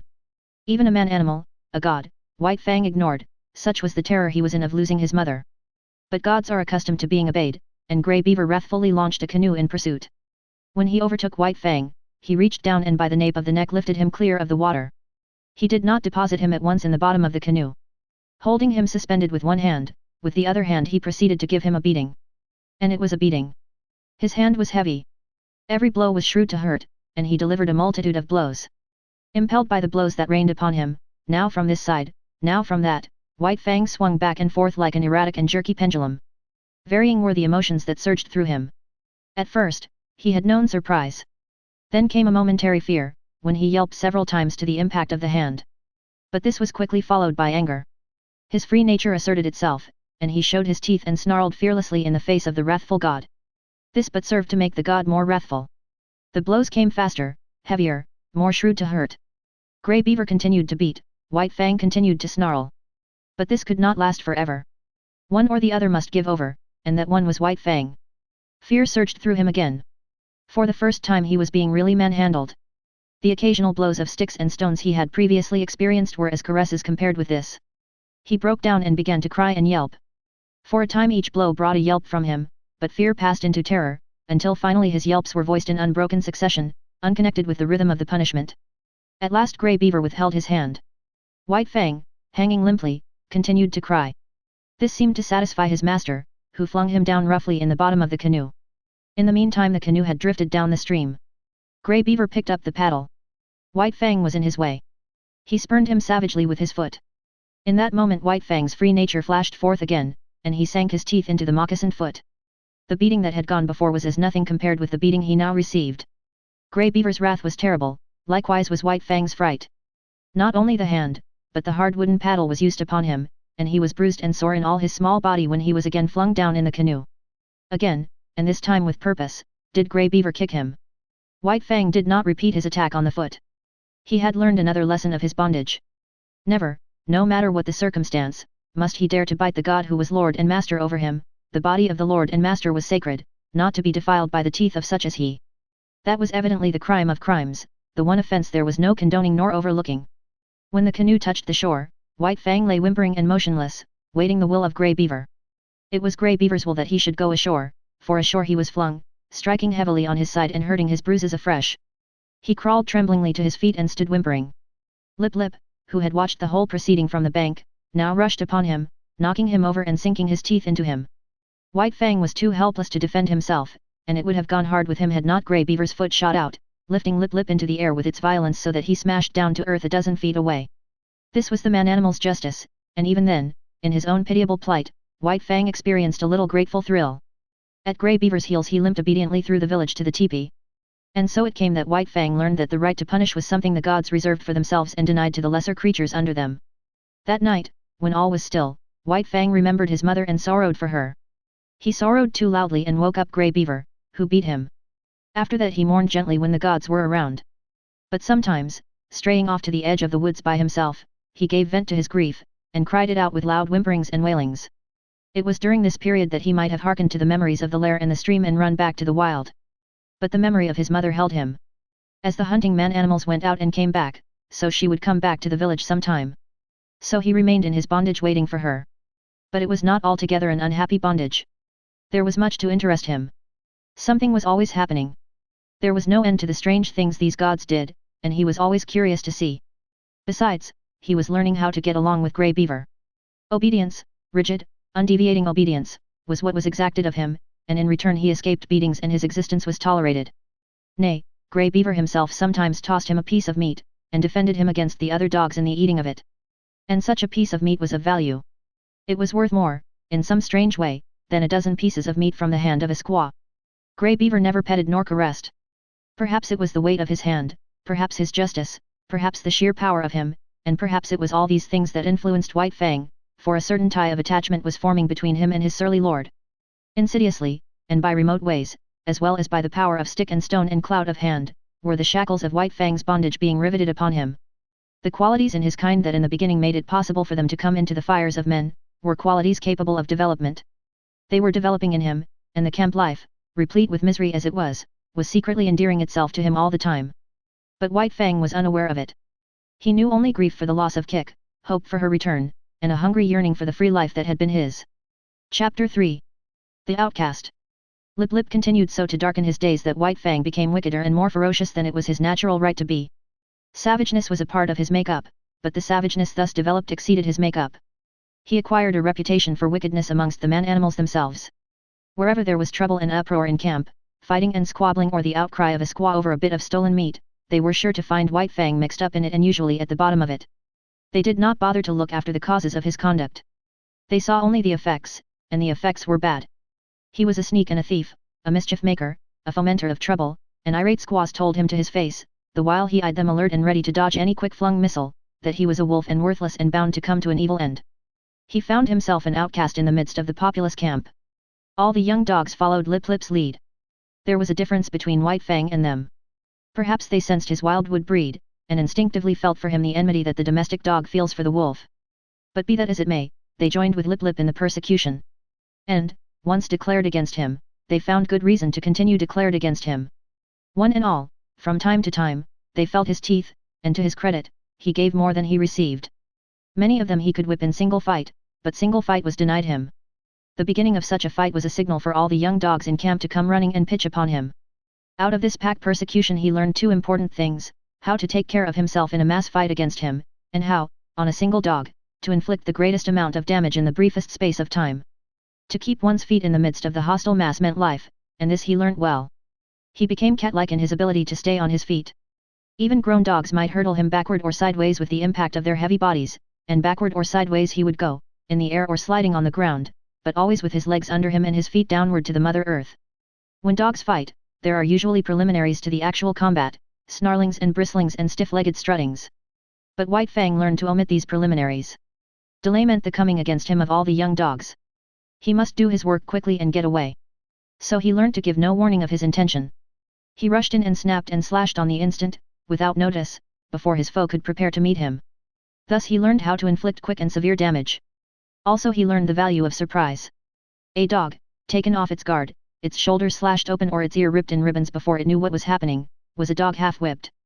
Furthermore, it was remarkably easy to overthrow a dog taken by surprise, while a dog, thus overthrown, invariably exposed for a moment the soft underside of its neck, the vulnerable point at which to strike for its life. White Fang knew this point. It was a knowledge bequeathed to him directly from the hunting generation of wolves. So it was that White Fang's method when he took the offensive, was, first to find a young dog alone, second, to surprise it and knock it off its feet, and third, to drive in with his teeth at the soft throat. Being but partly grown, his jaws had not yet become large enough nor strong enough to make his throat attack deadly, but many a young dog went around camp with a lacerated throat in token of White Fang's intention. And one day, catching one of his enemies alone on the edge of the woods, he managed, by repeatedly overthrowing him and attacking the throat, to cut the great vein and let out the life. There was a great row that night. He had been observed, the news had been carried to the dead dog's master, the squaws remembered all the instances of stolen meat, and Grey Beaver was beset by many angry voices. But he resolutely held the door of his teepee, inside which he had placed the culprit, and refused to permit the vengeance for which his tribe's people clamored. White Fang became hated by man and dog. During this period of his development he never knew a moment's security. The tooth of every dog was against him, the hand of every man. He was greeted with snarls by his kind, with curses and stones by his gods. He lived tensely. He was always keyed up, alert for attack, wary of being attacked, with an eye for sudden and unexpected missiles, prepared to act precipitately and coolly, to leap in with a flash of teeth, or to leap away with a menacing snarl. As for snarling, he could snarl more terribly than any dog, young or old, in camp. The intent of the snarl is to warn or frighten, and judgment is required to know when it should be used. White Fang knew how to make it and when to make it. Into his snarl he incorporated all that was vicious, malignant, and horrible. With nose serrated by continuous spasms, hair bristling in recurrent waves, tongue whipping out like a red snake and whipping back again, ears flattened down, eyes gleaming hatred, lips wrinkled back, and fangs exposed and dripping, he could compel a pause on the part of almost any assailant. A temporary pause, when taken off his guard, gave him the vital moment in which to think and determine his action. But often a pause so gained lengthened out until it evolved into a complete cessation from the attack. And before more than one of the grown dogs, White Fang's snarl enabled him to beat an honorable retreat.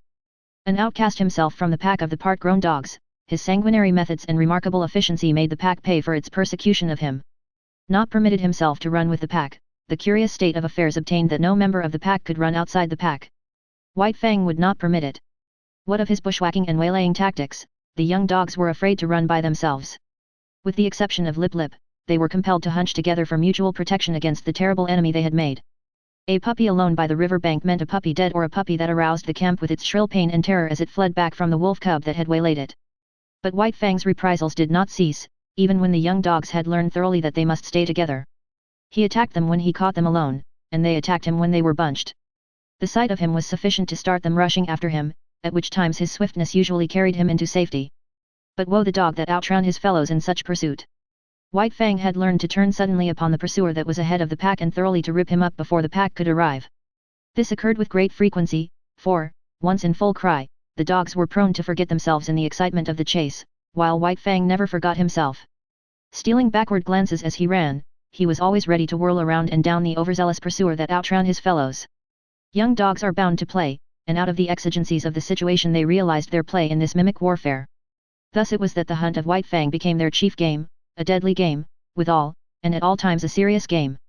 He, on the other hand, being the fastest-footed, was unafraid to venture anywhere. During the period that he waited vainly for his mother to come back, he led the pack many a wild chase through the adjacent woods. But the pack invariably lost him. Its noise and outcry warned him of its presence, while he ran alone, velvet-footed, silently, a moving shadow among the trees after the manner of his father and mother before him. Further, he was more directly connected with the wild than they, and he knew more of its secrets and stratagems. A favorite trick of his was to lose his trail in running water and then lie quietly in a nearby thicket while their baffled cries arose around him.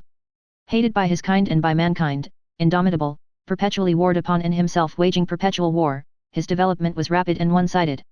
This was no soil for kindliness and affection to blossom in. Of such things he had not the faintest glimmering. The code he learned was to obey the strong and to oppress the weak. Grey Beaver was a god, and strong. Therefore White Fang obeyed him. But the dog younger or smaller than himself was weak, a thing to be destroyed. His development was in the direction of power. In order to face the constant danger of hurt and even of destruction, his predatory and protective faculties were unduly developed. He became quicker of movement than the other dogs, swifter of foot, craftier, deadlier, more lithe, more lean with iron-like muscle and sinew, more enduring, more cruel, more ferocious, and more intelligent. He had to become all these things, else he would not have held his own nor survived the hostile environment in which he found himself. Chapter 4. The Trail of the Gods.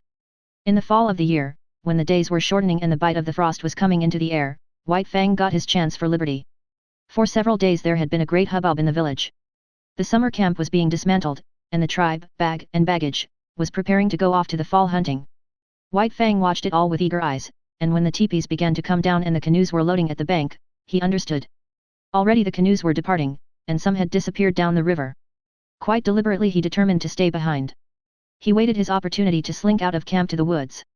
Here, in the running stream where ice was beginning to form, he hid his trail. Then he crawled into the heart of a dense thicket and waited. The time passed by, and he slept intermittently for hours. Then he was aroused by Grey Beaver's voice calling him by name. There were other voices. White Fang could hear Grey Beaver's squaw taking part in the search, and MIT saw, who was Grey Beaver's son. White Fang trembled with fear, and though the impulse came to crawl out of his hiding place, he resisted it. After a time the voices died away, and some time after that he crept out to enjoy the success of his undertaking. Darkness was coming on, and for a while he played about among the trees, pleasuring in his freedom. Then, and quite suddenly, he became aware of loneliness. He sat down to consider, listening to the silence of the forest and perturbed by it. That nothing moved nor sounded, seemed ominous. He felt the lurking of danger, unseen and unguessed. He was suspicious of the looming bulks of the trees and of the dark shadows that might conceal all manner of perilous things. Then it was cold. Here was no warm side of a teepee against which to snuggle. The frost was in his feet, and he kept lifting first one forefoot and then the other. He curved his bushy tail around to cover them, and at the same time he saw a vision. There was nothing strange about it. Upon his inward sight was impressed a succession of memory pictures. He saw the camp again, the teepees, and the blaze of the fires. He heard the shrill voices of the women, the gruff basses of the men, and the snarling of the dogs. He was hungry, and he remembered pieces of meat and fish that had been thrown him. Here was no meat, nothing but a threatening and inedible silence. His bondage had softened him. Irresponsibility had weakened him. He had forgotten how to shift for himself. The night yawned about him. His senses, accustomed to the hum and bustle of the camp, used to the continuous impact of sights and sounds, were now left idle. There was nothing to do, nothing to see nor hear. They strained to catch some interruption of the silence and immobility of nature. They were appalled by inaction and by the feel of something terrible impending. He gave a great start of fright. A colossal and formless something was rushing across the field of his vision. It was a tree shadow flung by the moon, from whose face the clouds had been brushed away. Reassured, he whimpered softly, then he suppressed the whimper for fear that it might attract the attention of the lurking dangers. A tree, contracting in the cool of the night, made a loud noise. It was directly above him. He yelped in his fright. A panic seized him, and he ran madly toward the village. He knew an overpowering desire for the protection and companionship of man. In his nostrils was the smell of the camp smoke. In his ears the camp sounds and cries were ringing loud. He passed out of the forest and into the moonlit open where were no shadows nor darknesses. But no village greeted his eyes. He had forgotten. The village had gone away. His wild flight ceased abruptly. There was no place to which to flee. He slunk forlornly through the deserted camp, smelling the rubbish heaps and the discarded rags and tags of the gods. He would have been glad for the rattle of stones about him, flung by an angry squaw, glad for the hand of Grey Beaver descending upon him in wrath, while he would have welcomed with delight Lip Lip and the whole snarling, cowardly pack. He came to where Grey Beaver's teepee had stood. In the center of the space it had occupied, he sat down. He pointed his nose at the moon. His throat was afflicted by rigid spasms, his mouth opened, and in a heartbroken cry bubbled up his loneliness and fear, his grief for Kik, all his past sorrows and miseries as well as his apprehension of sufferings and dangers to come. It was the long wolf howl, full-throated and mournful, the first howl he had ever uttered. The coming of daylight dispelled his fears but increased his loneliness. The naked earth, which so shortly before had been so populous, thrust his loneliness more forcibly upon him. It did not take him long to make up his mind. He plunged into the forest and followed the river bank down the stream. All day he ran. He did not rest. He seemed made to run on forever. His iron-like body ignored fatigue. And even after fatigue came, his heritage of endurance braced him to endless endeavor and enabled him to drive his complaining body onward. Where the river swung in against precipitous bluffs, he climbed the high mountains behind. Rivers and streams that entered the main river he forded or swam. Often he took to the rim ice that was beginning to form, and more than once he crashed through and struggled for life in the icy current. Always he was on the lookout for the trail of the gods where it might leave the river and proceed inland. White Fang was intelligent beyond the average of his kind, yet his mental vision was not wide enough to embrace the other bank of the Mackenzie. What if the trail of the gods led out on that side? It never entered his head.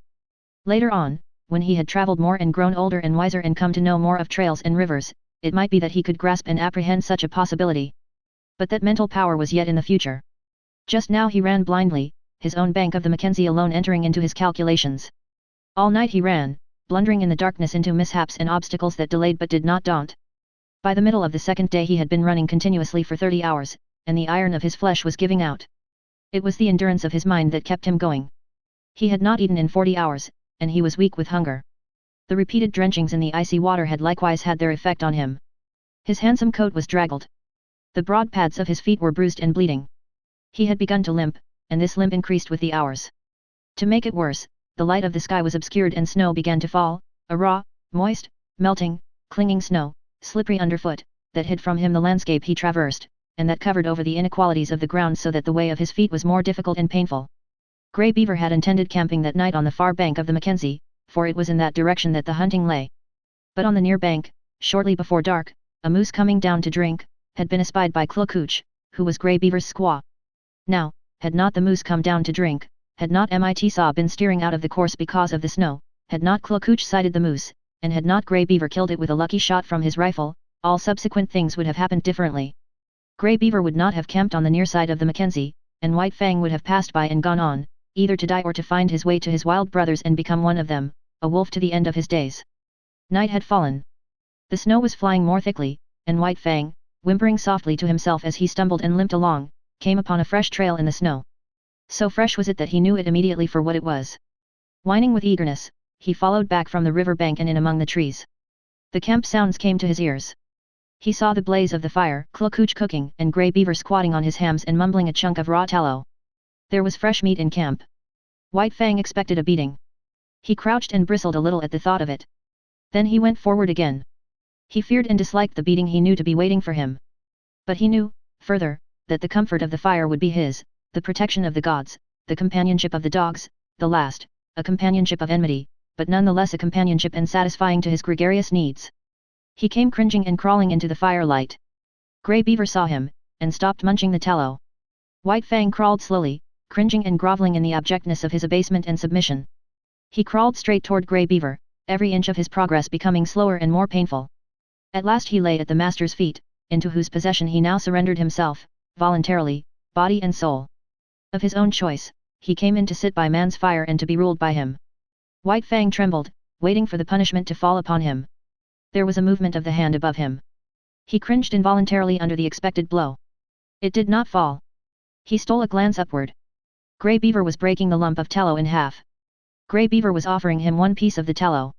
Very gently and somewhat suspiciously, he first smelled the tallow and then proceeded to eat it. Grey Beaver ordered meat to be brought to him, and guarded him from the other dogs while he ate. After that, grateful and content, White Fang lay at Grey Beaver's feet, gazing at the fire that warmed him, blinking and dozing, secure in the knowledge that the morrow would find him, not wandering forlorn through bleak forest stretches, but in the camp of the man-animals, with the gods to whom he had given himself and upon whom he was now dependent. Chapter 5. The Covenant. When December was well along, Grey Beaver went on a journey up the Mackenzie. Mit Saw and Klooch went with him. One sled he drove himself, drawn by dogs he had traded for or borrowed. A second and smaller sled was driven by Mit Saw, and to this was harnessed a team of puppies. It was more of a toy affair than anything else, yet it was the delight of Mit Saw, who felt that he was beginning to do a man's work in the world. Also, he was learning to drive dogs and to train dogs, while the puppies themselves were being broken into the harness. Furthermore, the sled was of some service, for it carried nearly 200 pounds of outfit and food. White Fang had seen the camp dogs toiling in the harness, so that he did not resent overmuch the first placing of the harness upon himself. About his neck was put a moss-stuffed collar, which was connected by two pulling traces to a strap that passed around his chest and over his back. It was to this that was fastened the long rope by which he pulled at the sled. There were 7 puppies in the team. The others had been born earlier in the year and were 9 and 10 months old, while White Fang was only 8 months old. Each dog was fastened to the sled by a single rope. No 2 ropes were of the same length, while the difference in length between any 2 ropes was at least that of a dog's body. Every rope was brought to a ring at the front end of the sled. The sled itself was without runners, being a birch bark toboggan, with upturned forward end to keep it from plowing under the snow. This construction enabled the weight of the sled and load to be distributed over the largest snow surface, for the snow was crystal powder and very soft. Observing the same principle of widest distribution of weight, the dogs at the ends of their ropes radiated fan fashion from the nose of the sled, so that no dog trod in another's footsteps. There was, furthermore, another virtue in the fan formation. The ropes of varying length prevented the dogs attacking from the rear those that ran in front of them. For a dog to attack another, it would have to turn upon one at a shorter rope. In which case it would find itself face to face with the dog attacked, and also it would find itself facing the whip of the driver. But the most peculiar virtue of all lay in the fact that the dog that strove to attack one in front of him must pull the sled faster, and that the faster the sled traveled, the faster could the dog attacked run away. Thus, the dog behind could never catch up with the one in front. The faster he ran, the faster ran the one he was after, and the faster ran all the dogs. Incidentally, the sled went faster, and thus, by cunning indirection, did man increase his mastery over the beasts. Mit-Sa resembled his father, much of whose grey wisdom he possessed. In the past he had observed Lip Lip's persecution of White Fang, but at that time Lip Lip was another man's dog, and Mit-Sa had never dared more than to shy an occasional stone at him. But now Lip Lip was his dog, and he proceeded to wreak his vengeance on him by putting him at the end of the longest rope. This made Lip Lip the leader, and was apparently an honor. But in reality it took away from him all honor, and instead of being bully and master of the pack, he now found himself hated and persecuted by the pack. Because he ran at the end of the longest rope, the dogs had always the view of him running away before them. All that they saw of him was his bushy tail and fleeing hind legs, a view far less ferocious and intimidating than his bristling mane and gleaming fangs. Also, dogs being so constituted in their mental ways, the sight of him running away gave desire to run after him and a feeling that he ran away from them. The moment the sled started, the team took after Lip Lip in a chase that extended throughout the day. At first he had been prone to turn upon his pursuers, jealous of his dignity and wrathful, but at such times Mit-Sa would throw the stinging lash of the 30-foot caribou gut whip into his face and compel him to turn tail and run on. Lip Lip might face the pack, but he could not face that whip, and all that was left him to do was to keep his long rope taut in his flanks ahead of the teeth of his mates. But a still greater cunning lurked in the recesses of the Indian mind. To give point to unending pursuit of the leader, Mit-Sa favored him over the other dogs. These favors aroused in them jealousy and hatred. In their presence Mit-Sa would give him meat and would give it to him only. This was maddening to them. They would rage around just outside the throwing distance of the whip, while Lip Lip devoured the meat and Mit-Sa protected him. And when there was no meat to give, Mit-Sa would keep the team at a distance and make believe to give meat to Lip Lip. White Fang took kindly to the work. He had traveled a greater distance than the other dogs in the yielding of himself to the rule of the gods, and he had learned more thoroughly the futility of opposing their will. In addition, the persecution he had suffered from the pack had made the pack less to him in the scheme of things, and man more. He had not learned to be dependent on his kind for companionship. Besides, kick was well nigh forgotten, and the chief outlet of expression that remained to him was in the allegiance he tendered the gods he had accepted as masters. So he worked hard, learned discipline, and was obedient. Faithfulness and willingness characterized his toil. These are essential traits of the wolf and the wild dog when they have become domesticated, and these traits White Fang possessed in unusual measure. A companionship did exist between White Fang and the other dogs, but it was one of warfare and enmity. He had never learned to play with them. He knew only how to fight, and fight with them he did, returning to them 100-fold the snaps and slashes they had given him in the days when Lip Lip was leader of the pack. But Lip Lip was no longer leader, except when he fled away before his mates at the end of his rope, the sled bounding along behind. In camp he kept close to Mit-Sa or Grey Beaver or Klukooch. He did not dare venture away from the gods, for now the fangs of all dogs were against him, and he tasted to the dregs the persecution that had been White Fang's.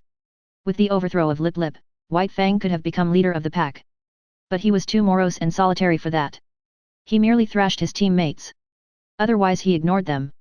They got out of his way when he came along, nor did the boldest of them ever dare to rob him of his meat. On the contrary, they devoured their own meat hurriedly, for fear that he would take it away from them. White Fang knew the law well, to oppress the weak and obey the strong. He ate his share of meat as rapidly as he could. And then woe the dog that had not yet finished. A snarl and a flash of fangs, and that dog would wail his indignation to the uncomforting stars while White Fang finished his portion for him. Every little while, however, one dog or another would flame up in revolt and be promptly subdued. Thus White Fang was kept in training. He was jealous of the isolation in which he kept himself in the midst of the pack, and he fought often to maintain it. But such fights were of brief duration. He was too quick for the others. They were slashed open and bleeding before they knew what had happened, were whipped almost before they had begun to fight. As rigid as the sled discipline of the gods, was the discipline maintained by White Fang amongst his fellows. He never allowed them any latitude. He compelled them to an unremitting respect for him. They might do as they pleased amongst themselves. That was no concern of his. But it was his concern that they leave him alone in his isolation, get out of his way when he elected to walk among them, and at all times acknowledge his mastery over them. A hint of stiff-leggedness on their part, a lifted lip or a bristle of hair, and he would be upon them, merciless and cruel, swiftly convincing them of the error of their way. He was a monstrous tyrant. His mastery was rigid as steel. He oppressed the weak with a vengeance. Not for nothing had he been exposed to the pitiless struggles for life in the day of his cubhood, when his mother and he, alone and unaided, held their own and survived in the ferocious environment of the wild. And not for nothing had he learned to walk softly when superior strength went by. He oppressed the weak, but he respected the strong. And in the course of the long journey with Grey Beaver he walked softly indeed amongst the full-grown dogs in the camps of the strange man-animals they encountered. The months passed by. Still continued the journey of Grey Beaver. White Fang's strength was developed by the long hours on trail and the steady toil at the sled, and it would have seemed that his mental development was well nigh complete. He had come to know quite thoroughly the world in which he lived. His outlook was bleak and materialistic. The world as he saw it was a fierce and brutal world, a world without warmth, a world in which caresses and affection and the bright sweetnesses of the spirit did not exist. He had no affection for Grey Beaver. True, he was a god, but a most savage god. White Fang was glad to acknowledge his lordship, but it was a lordship based upon superior intelligence and brute strength. There was something in the fiber of White Fang's being that made his lordship a thing to be desired, else he would not have come back from the wild when he did to tender his allegiance. There were deeps in his nature which had never been sounded. A kind word, a caressing touch of the hand, on the part of Grey Beaver, might have sounded these deeps, but Grey Beaver did not caress, nor speak kind words. It was not his way. His primacy was savage, and savagely he ruled, administering justice with a club, punishing transgression with the pain of a blow, and rewarding merit, not by kindness, but by withholding a blow. So White Fang knew nothing of the heaven a man's hand might contain for him. Besides, he did not like the hands of the man-animals. He was suspicious of them. It was true that they sometimes gave meat, but more often they gave hurt. Hands were things to keep away from. They hurled stones, wielded sticks and clubs and whips, administered slaps and clouts, and, when they touched him, were cunning to hurt with pinch and twist and wrench. In strange villages he had encountered the hands of the children and learned that they were cruel to hurt. Also, he had once nearly had an eye poked out by a toddling papoose. From these experiences he became suspicious of all children. He could not tolerate them. When they came near with their ominous hands, he got up. It was in a village at the Great Slave Lake, that, in the course of resenting the evil of the hands of the man-animals, he came to modify the law that he had learned from Grey Beaver, namely, that the unpardonable crime was to bite one of the gods. In this village, after the custom of all dogs in all villages, White Fang went foraging, for food. A boy was chopping frozen moose meat with an axe, and the chips were flying in the snow. White Fang, sliding by in quest of meat, stopped and began to eat the chips. He observed the boy lay down the axe and take up a stout club. White Fang sprang clear, just in time to escape the descending blow. The boy pursued him, and he, a stranger in the village, fled between two teepees to find himself cornered against a high earth bank. There was no escape for White Fang. The only way out was between the two teepees, and this the boy guarded. Holding his club prepared to strike, he drew in on his cornered quarry. White Fang was furious. He faced the boy, bristling and snarling, his sense of justice outraged. He knew the law of forage. All the wastage of meat, such as the frozen chips, belonged to the dog that found it. He had done no wrong, broken no law, yet here was this boy preparing to give him a beating. White Fang scarcely knew what happened. He did it in a surge of rage. And he did it so quickly that the boy did not know either. All the boy knew was that he had in some unaccountable way been overturned into the snow, and that his club hand had been ripped wide open by White Fang's teeth. But White Fang knew that he had broken the law of the gods. He had driven his teeth into the sacred flesh of one of them, and could expect nothing but a most terrible punishment. He fled away to Grey Beaver, behind whose protecting legs he crouched when the bitten boy and the boy's family came, demanding vengeance. But they went away with vengeance unsatisfied. Grey Beaver defended White Fang. So did Mit Saw and Klukooch. White Fang, listening to the wordy war and watching the angry gestures, knew that his act was justified. And so it came that he learned there were gods and gods. There were his gods, and there were other gods, and between them there was a difference. Justice or injustice, it was all the same, he must take all things from the hands of his own gods. But he was not compelled to take injustice from the other gods. It was his privilege to resent it with his teeth. And this also was a law of the gods. Before the day was out, White Fang was to learn more about this law. Mit Saw, alone, gathering firewood in the forest, encountered the boy that had been bitten. With him were other boys. Hot words passed. Then all the boys attacked Mit Saw. It was going hard with him. Blows were raining upon him from all sides. White Fang looked on at first. This was an affair of the gods, and no concern of his. Then he realized that this was Mit Saw, one of his own particular gods, who was being maltreated. It was no reasoned impulse that made White Fang do what he then did. A mad rush of anger sent him leaping in amongst the combatants. 5 minutes later the landscape was covered with fleeing boys, many of whom dripped blood upon the snow in token that White Fang's teeth had not been idle. When Mit Sa told the story in camp, Grey Beaver ordered meat to be given to White Fang. He ordered much meat to be given, and White Fang, gorged and sleepy by the fire, knew that the law had received its verification. It was in line with these experiences that White Fang came to learn the law of property and the duty of the defense of property. From the protection of his god's body to the protection of his god's possessions was a step, and this step he made. What was his god's was to be defended against all the world, even to the extent of biting other gods. Not only was such an act sacrilegious in its nature, but it was fraught with peril. The gods were all powerful, and a dog was no match against them, yet White Fang learned to face them, fiercely belligerent and unafraid. Duty rose above fear, and thieving gods learned to leave Grey Beaver's property alone. One thing, in this connection, White Fang quickly learned, and that was that a thieving god was usually a cowardly god and prone to run away at the sounding of the alarm. Also, he learned that but brief time elapsed between his sounding of the alarm and Grey Beaver coming to his aid. He came to know that it was not fear of him that drove the thief away, but fear of Grey Beaver. White Fang did not give the alarm by barking. He never barked. His method was to drive straight at the intruder, and to sink his teeth in if he could. Because he was morose and solitary, having nothing to do with the other dogs, he was unusually fitted to guard his master's property, and in this he was encouraged and trained by Grey Beaver. One result of this was to make White Fang more ferocious and indomitable, and more solitary. The months went by, binding stronger and stronger the covenant between dog and man. This was the ancient covenant that the first wolf that came in from the wild entered into with man. And, like all succeeding wolves and wild dogs that had done likewise, White Fang worked the covenant out for himself. The terms were simple. For the possession of a flesh and blood god, he exchanged his own liberty. Food and fire, protection and companionship, were some of the things he received from the god. In return, he guarded the god's property, defended his body, worked for him, and obeyed him.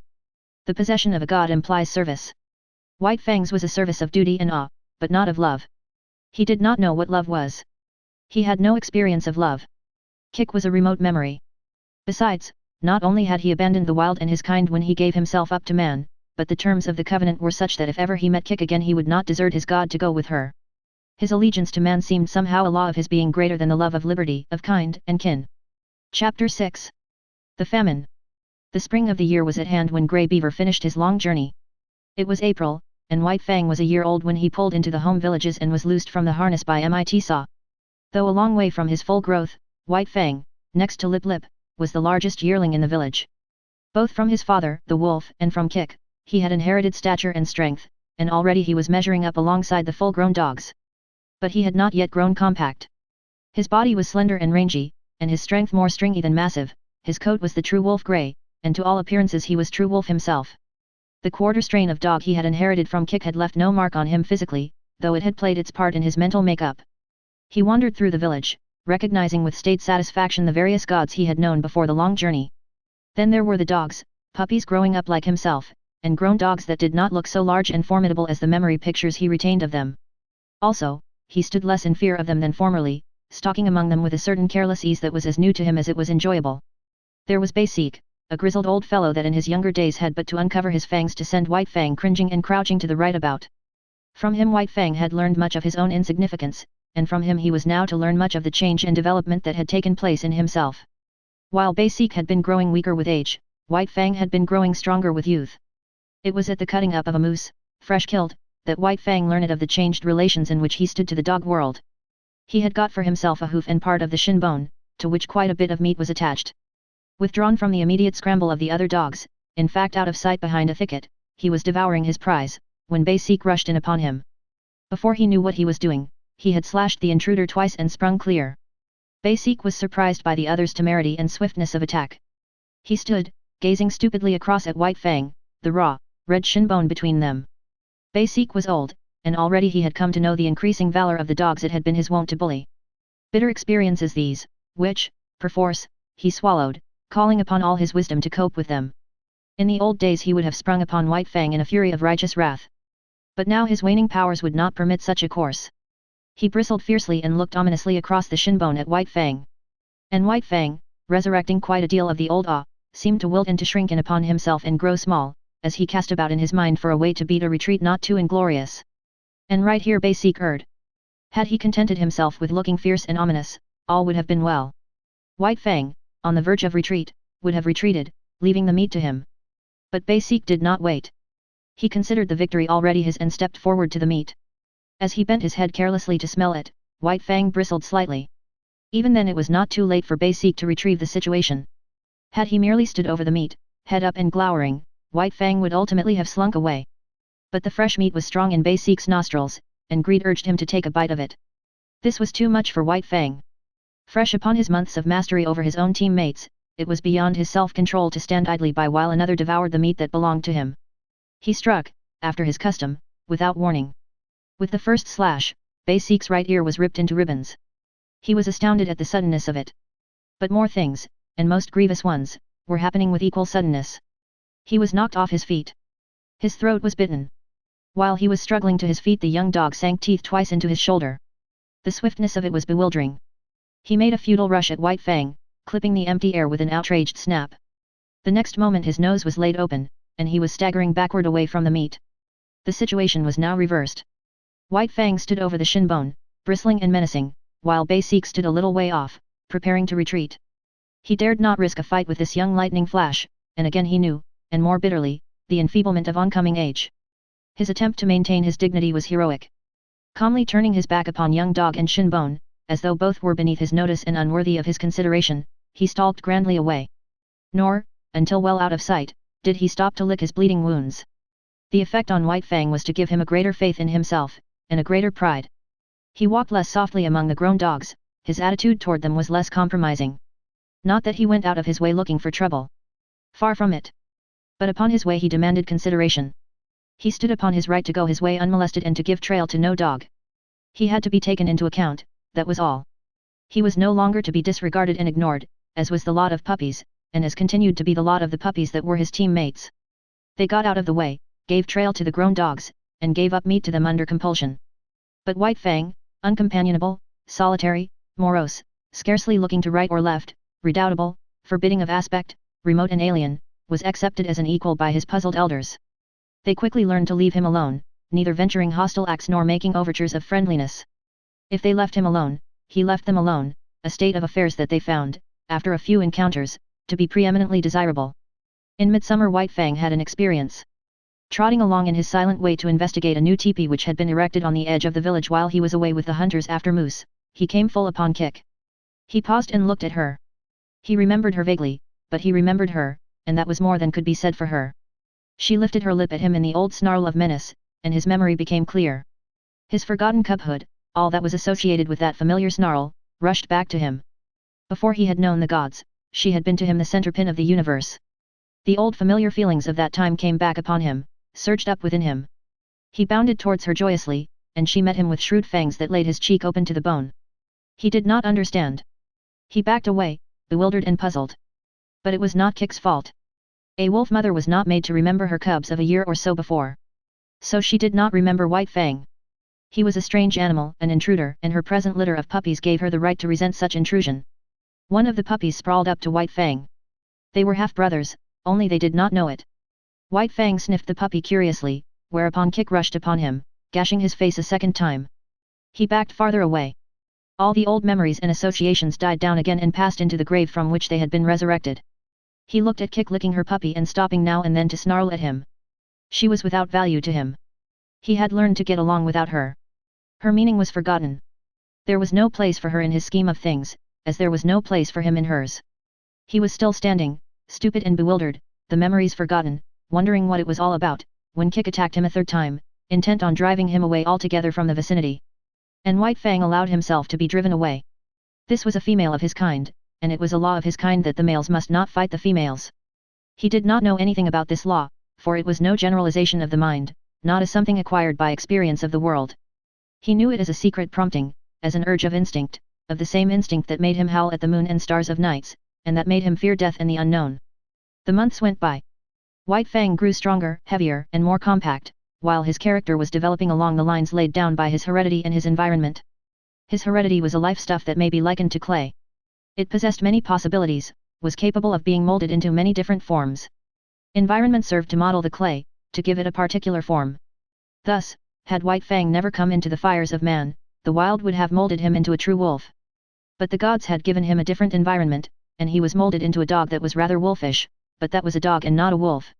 And so, according to the clay of his nature and the pressure of his surroundings, his character was being molded into a certain particular shape. There was no escaping it. He was becoming more morose, more uncompanionable, more solitary, more ferocious, while the dogs were learning more and more that it was better to be at peace with him than at war, and Grey Beaver was coming to prize him more greatly with the passage of each day. White Fang, seeming to sum up strength in all his qualities, nevertheless suffered from one besetting weakness. He could not stand being laughed at. The laughter of men was a hateful thing. They might laugh among themselves about anything they pleased except himself, and he did not mind. But the moment laughter was turned upon him he would fly into a most terrible rage. Grave, dignified, somber, a laugh made him frantic to ridiculousness. It so outraged him and upset him that for hours he would behave like a demon. And woe to the dog that at such times ran foul of him. He knew the law too well to take it out of Grey Beaver. Behind Grey Beaver were a club and Godhead. But behind the dogs there was nothing but space, and into this space they flew when White Fang came on the scene, made mad by laughter. In the 3rd year of his life there came a great famine to the Mackenzie Indians. In the summer the fish failed. In the winter the caribou forsook their accustomed track. Moose were scarce, the rabbits almost disappeared, hunting and preying animals perished. Denied their usual food supply, weakened by hunger, they fell upon and devoured one another. Only the strong survived. White Fang's gods were always hunting animals. The old and the weak of them died of hunger. There was wailing in the village, where the women and children went without in order that what little they had might go into the bellies of the lean and hollow-eyed hunters who trod the forest in the vain pursuit of meat.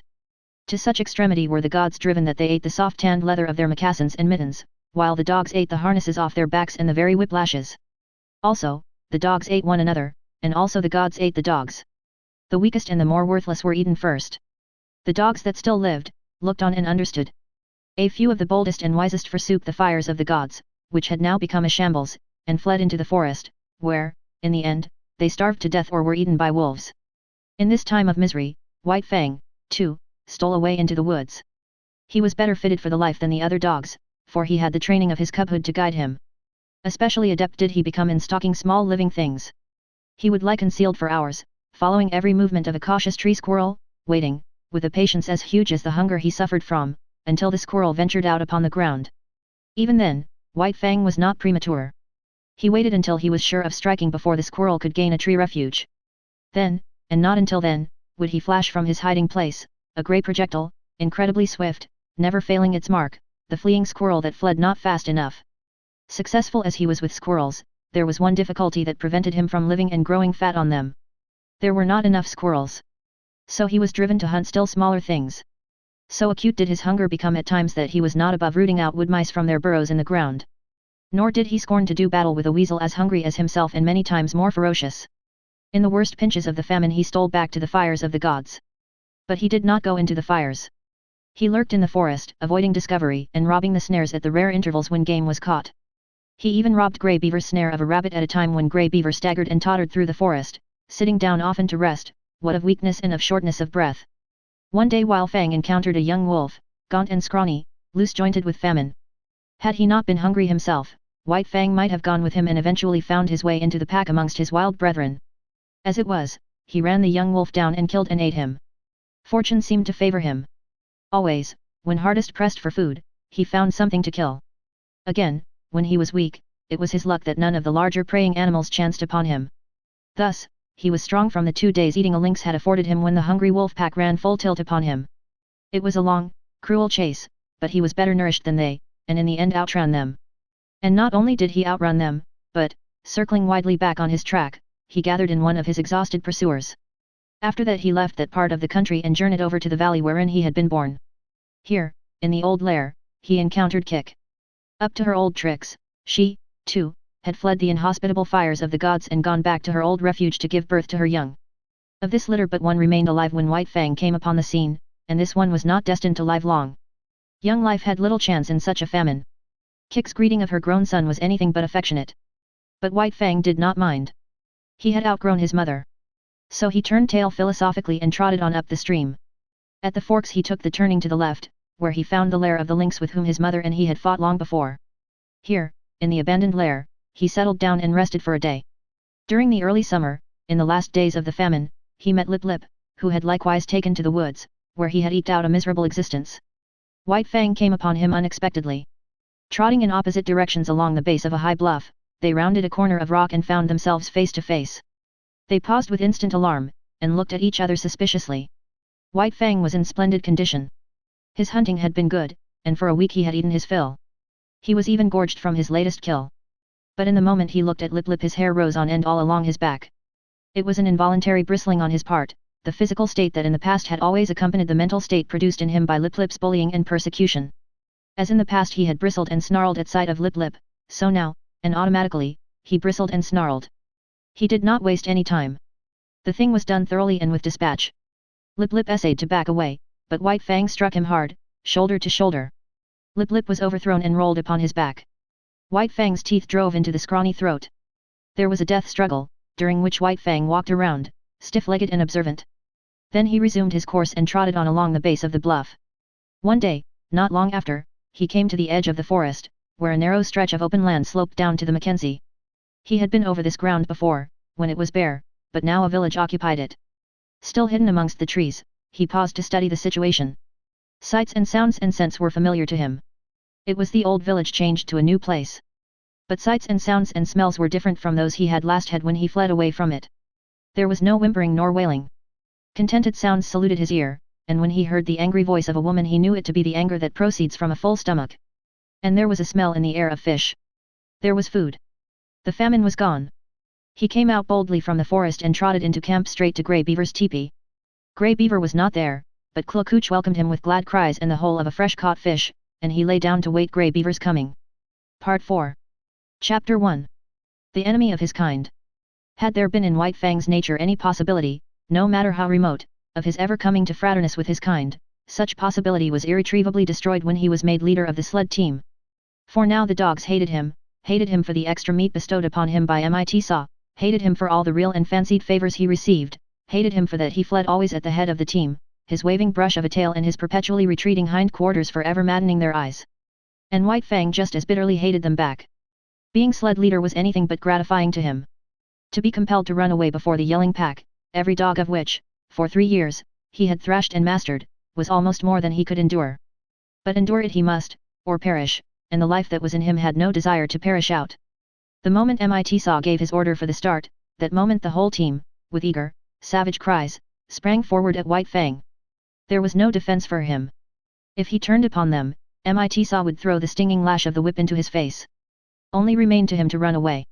He could not encounter that howling horde with his tail and hind quarters.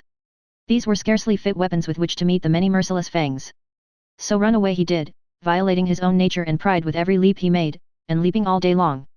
One cannot violate the promptings of one's nature without having that nature recoil upon itself. Such a recoil is like that of a hair, made to grow out from the body, turning unnaturally upon the direction of its growth and growing into the body, a rankling, festering thing of hurt.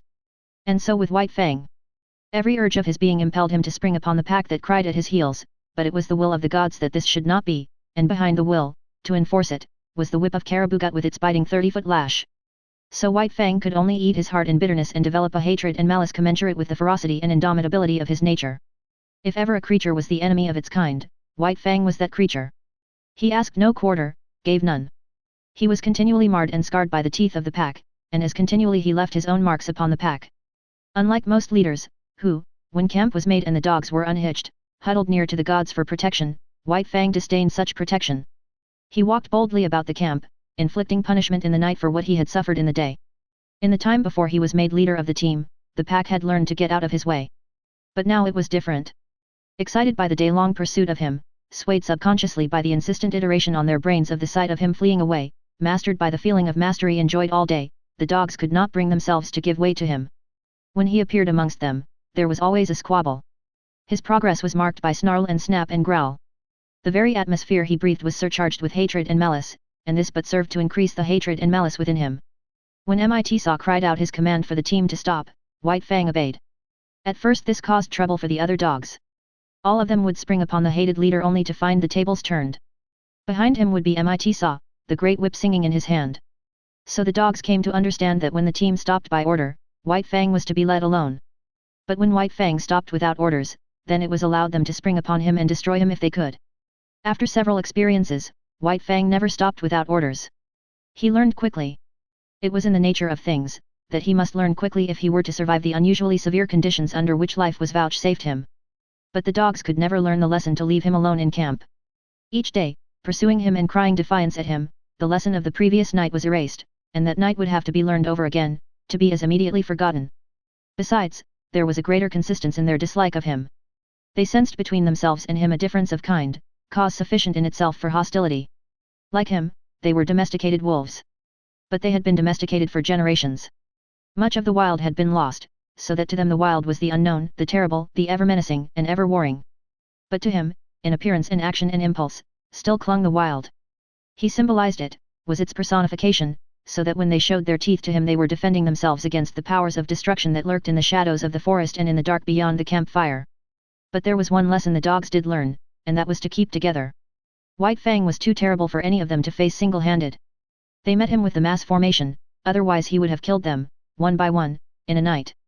As it was, he never had a chance to kill them. He might roll a dog off its feet, but the pack would be upon him before he could follow up and deliver the deadly throat stroke. At the first hint of conflict, the whole team drew together and faced him. The dogs had quarrels among themselves, but these were forgotten when trouble was brewing with White Fang. On the other hand, try as they would, they could not kill White Fang. He was too quick for them, too formidable, too wise. He avoided tight places and always backed out of it when they bade fair to surround him. While, as for getting him off his feet, there was no dog among them capable of doing the trick. His feet clung to the earth with the same tenacity that he clung to life. For that matter, life and footing were synonymous in this unending warfare with the pack, and none knew it better than White Fang. So he became the enemy of his kind, domesticated wolves that they were, softened by the fires of man, weakened in the sheltering shadow of man's strength. White Fang was bitter and implacable. The clay of him was so molded. He declared a vendetta against all dogs. And so terribly did he live this vendetta that Grey Beaver, fierce savage himself, could not but marvel at White Fang's ferocity. Never, he swore, had there been the like of this animal, and the Indians in strange villages swore likewise when they considered the tale of his killings amongst their dogs. When White Fang was nearly 5 years old, Grey Beaver took him on another great journey, and long remembered was the havoc he worked amongst the dogs of the many villages along the Mackenzie, across the Rockies, and down the Porcupine to the Yukon. He revelled in the vengeance he wreaked upon his kind. They were ordinary, unsuspecting dogs. They were not prepared for his swiftness and directness, for his attack without warning. They did not know him for what he was, a lightning flash of slaughter. They bristled up to him, stiff-legged and challenging, while he, wasting no time on elaborate preliminaries, snapping into action like a steel spring, was at their throats and destroying them before they knew what was happening and while they were yet in the throes of surprise. He became an adept at fighting. He economized. He never wasted his strength, never tussled. He was in too quickly for that, and, if he missed, was out again too quickly. The dislike of the wolf for close quarters was his to an unusual degree. He could not endure a prolonged contact with another body. It smacked of danger. It made him frantic. He must be away, free, on his own legs, touching no living thing. It was the wild still clinging to him, asserting itself through him. This feeling had been accentuated by the Ishmaelite life he had led from his puppyhood.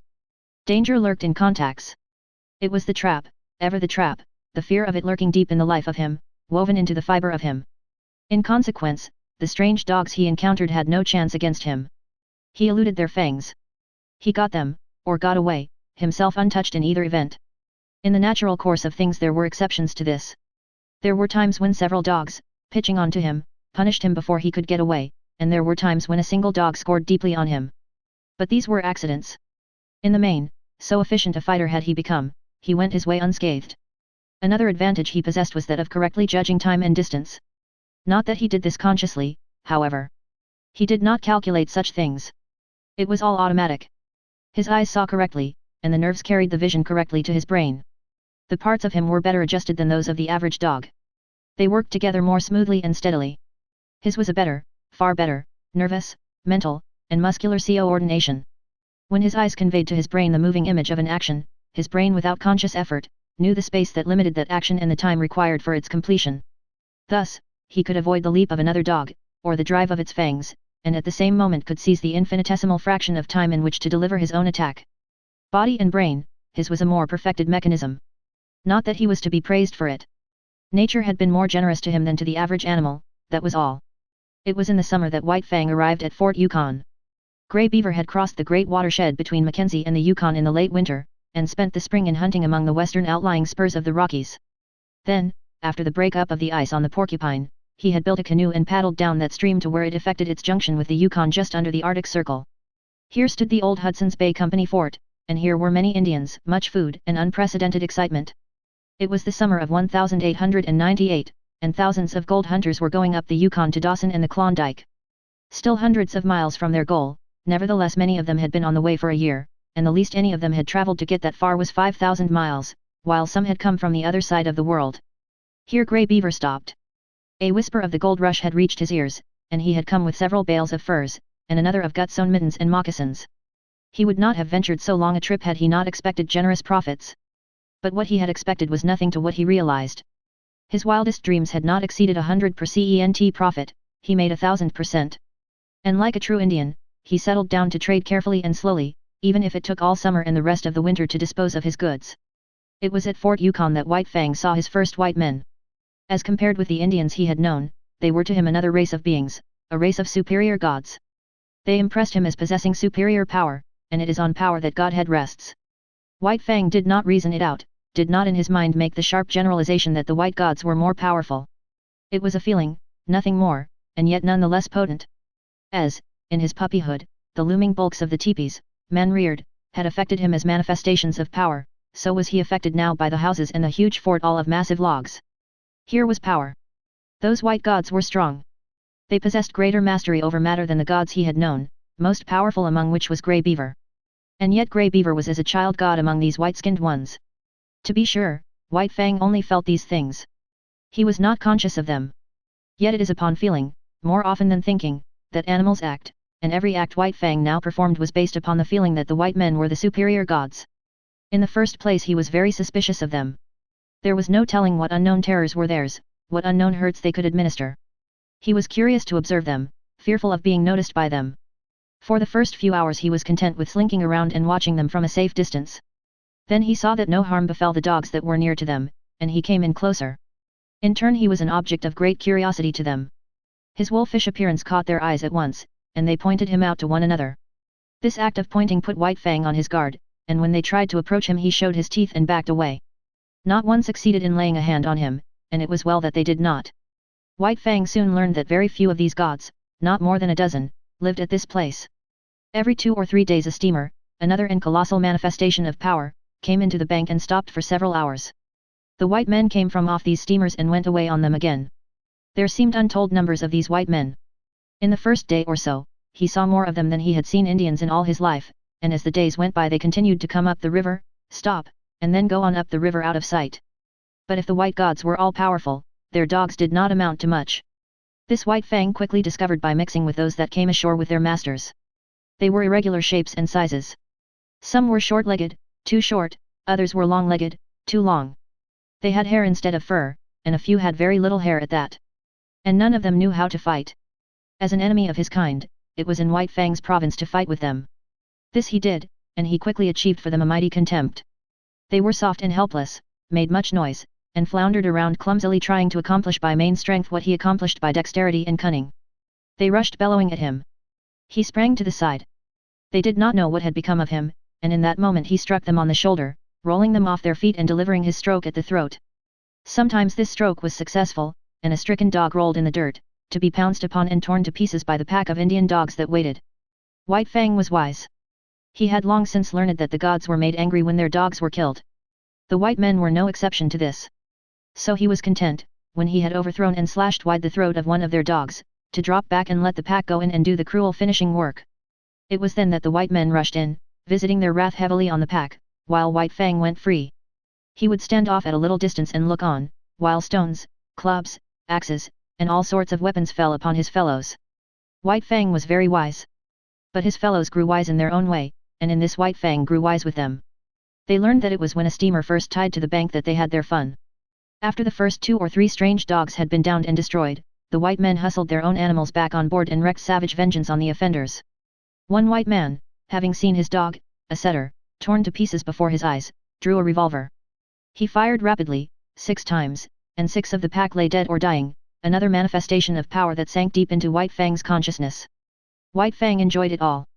He did not love his kind, and he was shrewd enough to escape hurt himself. At first, the killing of the white men's dogs had been a diversion. After a time it became his occupation. There was no work for him to do. Grey Beaver was busy trading and getting wealthy. So White Fang hung around the landing with the disreputable gang of Indian dogs, waiting for steamers. With the arrival of a steamer the fun began. After a few minutes, by the time the white men had got over their surprise, the gang scattered. The fun was over until the next steamer should arrive. But it can scarcely be said that White Fang was a member of the gang.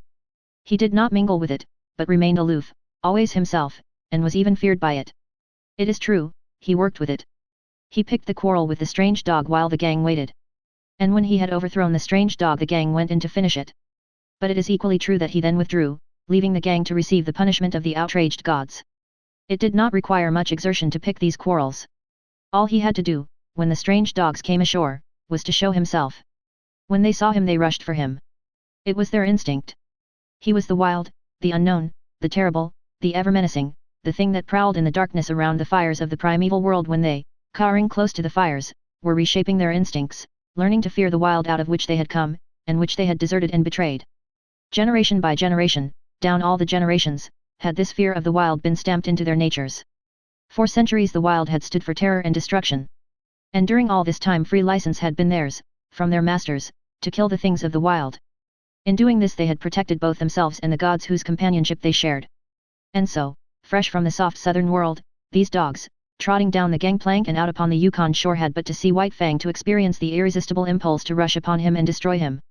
They might be town-reared dogs, but the instinctive fear of the wild was theirs just the same. Not alone with their own eyes did they see the wolfish creature in the clear light of day, standing before them. They saw him with the eyes of their ancestors, and by their inherited memory they knew White Fang for the wolf, and they remembered the ancient feud. All of which served to make White Fang's days enjoyable. If the sight of him drove these strange dogs upon him, so much the better for him, so much the worse for them. They looked upon him as legitimate prey, and as legitimate prey he looked upon them.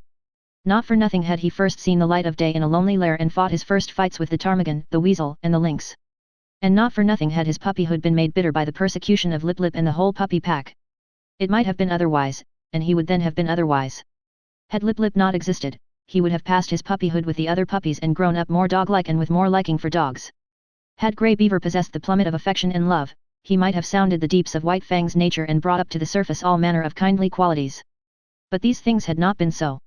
The clay of White Fang had been molded until he became what he was, morose and lonely, unloving and ferocious, the enemy of all his kind. Chapter 2. The Mad God. A small number of white men lived in Fort Yukon. These men had been long in the country. They called themselves sourdoughs, and took great pride in so classifying themselves. For other men, new in the land, they felt nothing but disdain. The men who came ashore from the steamers were newcomers. They were known as Chechaquas, and they always wilted at the application of the name. They made their bread with baking powder. This was the invidious distinction between them and the sourdoughs, who, forsooth, made their bread from sourdough because they had no baking powder. All of which is neither here nor there. The men in the fort disdained the newcomers and enjoyed seeing them come to grief. Especially did they enjoy the havoc worked amongst the newcomers' dogs by White Fang and his disreputable gang. When a steamer arrived, the men of the fort made it a point always to come down to the bank and see the fun. They looked forward to it with as much anticipation as did the Indian dogs, while they were not slow to appreciate the savage and crafty part played by White Fang. But there was one man amongst them who particularly enjoyed the sport. He would come running at the first sound of a steamboat's whistle, and when the last fight was over and White Fang and the pack had scattered, he would return slowly to the fort, his face heavy with regret. Sometimes, when a soft Southland dog went down, shrieking its death cry under the fangs of the pack, this man would be unable to contain himself, and would leap into the air and cry out with delight. And always he had a sharp and covetous eye for White Fang. This man was called Beauty by the other men of the fort. No one knew his first name, and in general he was known in the country as Beauty Smith. But he was anything save a beauty. To antithesis was due his naming. He was preeminently unbeautiful. Nature had been niggardly with him. He was a small man to begin with, and upon his meager frame was deposited an even more strikingly meager head. Its apex might be likened to a point. In fact, in his boyhood, before he had been named Beauty by his fellows, he had been called Pinhead. Backward, from the apex, his head slanted down to his neck and forward it slanted uncompromisingly to meet a low and remarkably wide forehead. Beginning here, as though regretting her parsimony, nature had spread his features with a lavish hand. His eyes were large, and between them was the distance of two eyes. His face, in relation to the rest of him, was prodigious. In order to discover the necessary area, nature had given him an enormous prognathous jaw. It was wide and heavy, and protruded outward and down until it seemed to rest on his chest. Possibly this appearance was due to the weariness of the slender neck, unable properly to support so great a burden. This jaw gave the impression of ferocious determination. But something lacked. Perhaps it was from excess. Perhaps the jaw was too large. At any rate, it was a lie. Beauty Smith was known far and wide as the weakest of weak-kneed and sniveling cowards. To complete his description, his teeth were large and yellow, while the two eye teeth, larger than their fellows, showed under his lean lips like fangs. His eyes were yellow and muddy, as though nature had run short on pigments and squeezed together the dregs of all her tubes. It was the same with his hair, sparse and irregular of growth, muddy yellow and dirty yellow, rising on his head and sprouting out of his face in unexpected tufts and bunches, in appearance like clumped and wind-blown grain. In short, Beauty Smith was a monstrosity, and the blame of it lay elsewhere. He was not responsible. The clay of him had been so molded in the making. He did the cooking for the other men in the fort, the dishwashing and the drudgery. They did not despise him.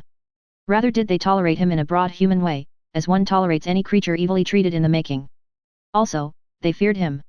His cowardly rages made them dread a shot in the back or poison in their coffee.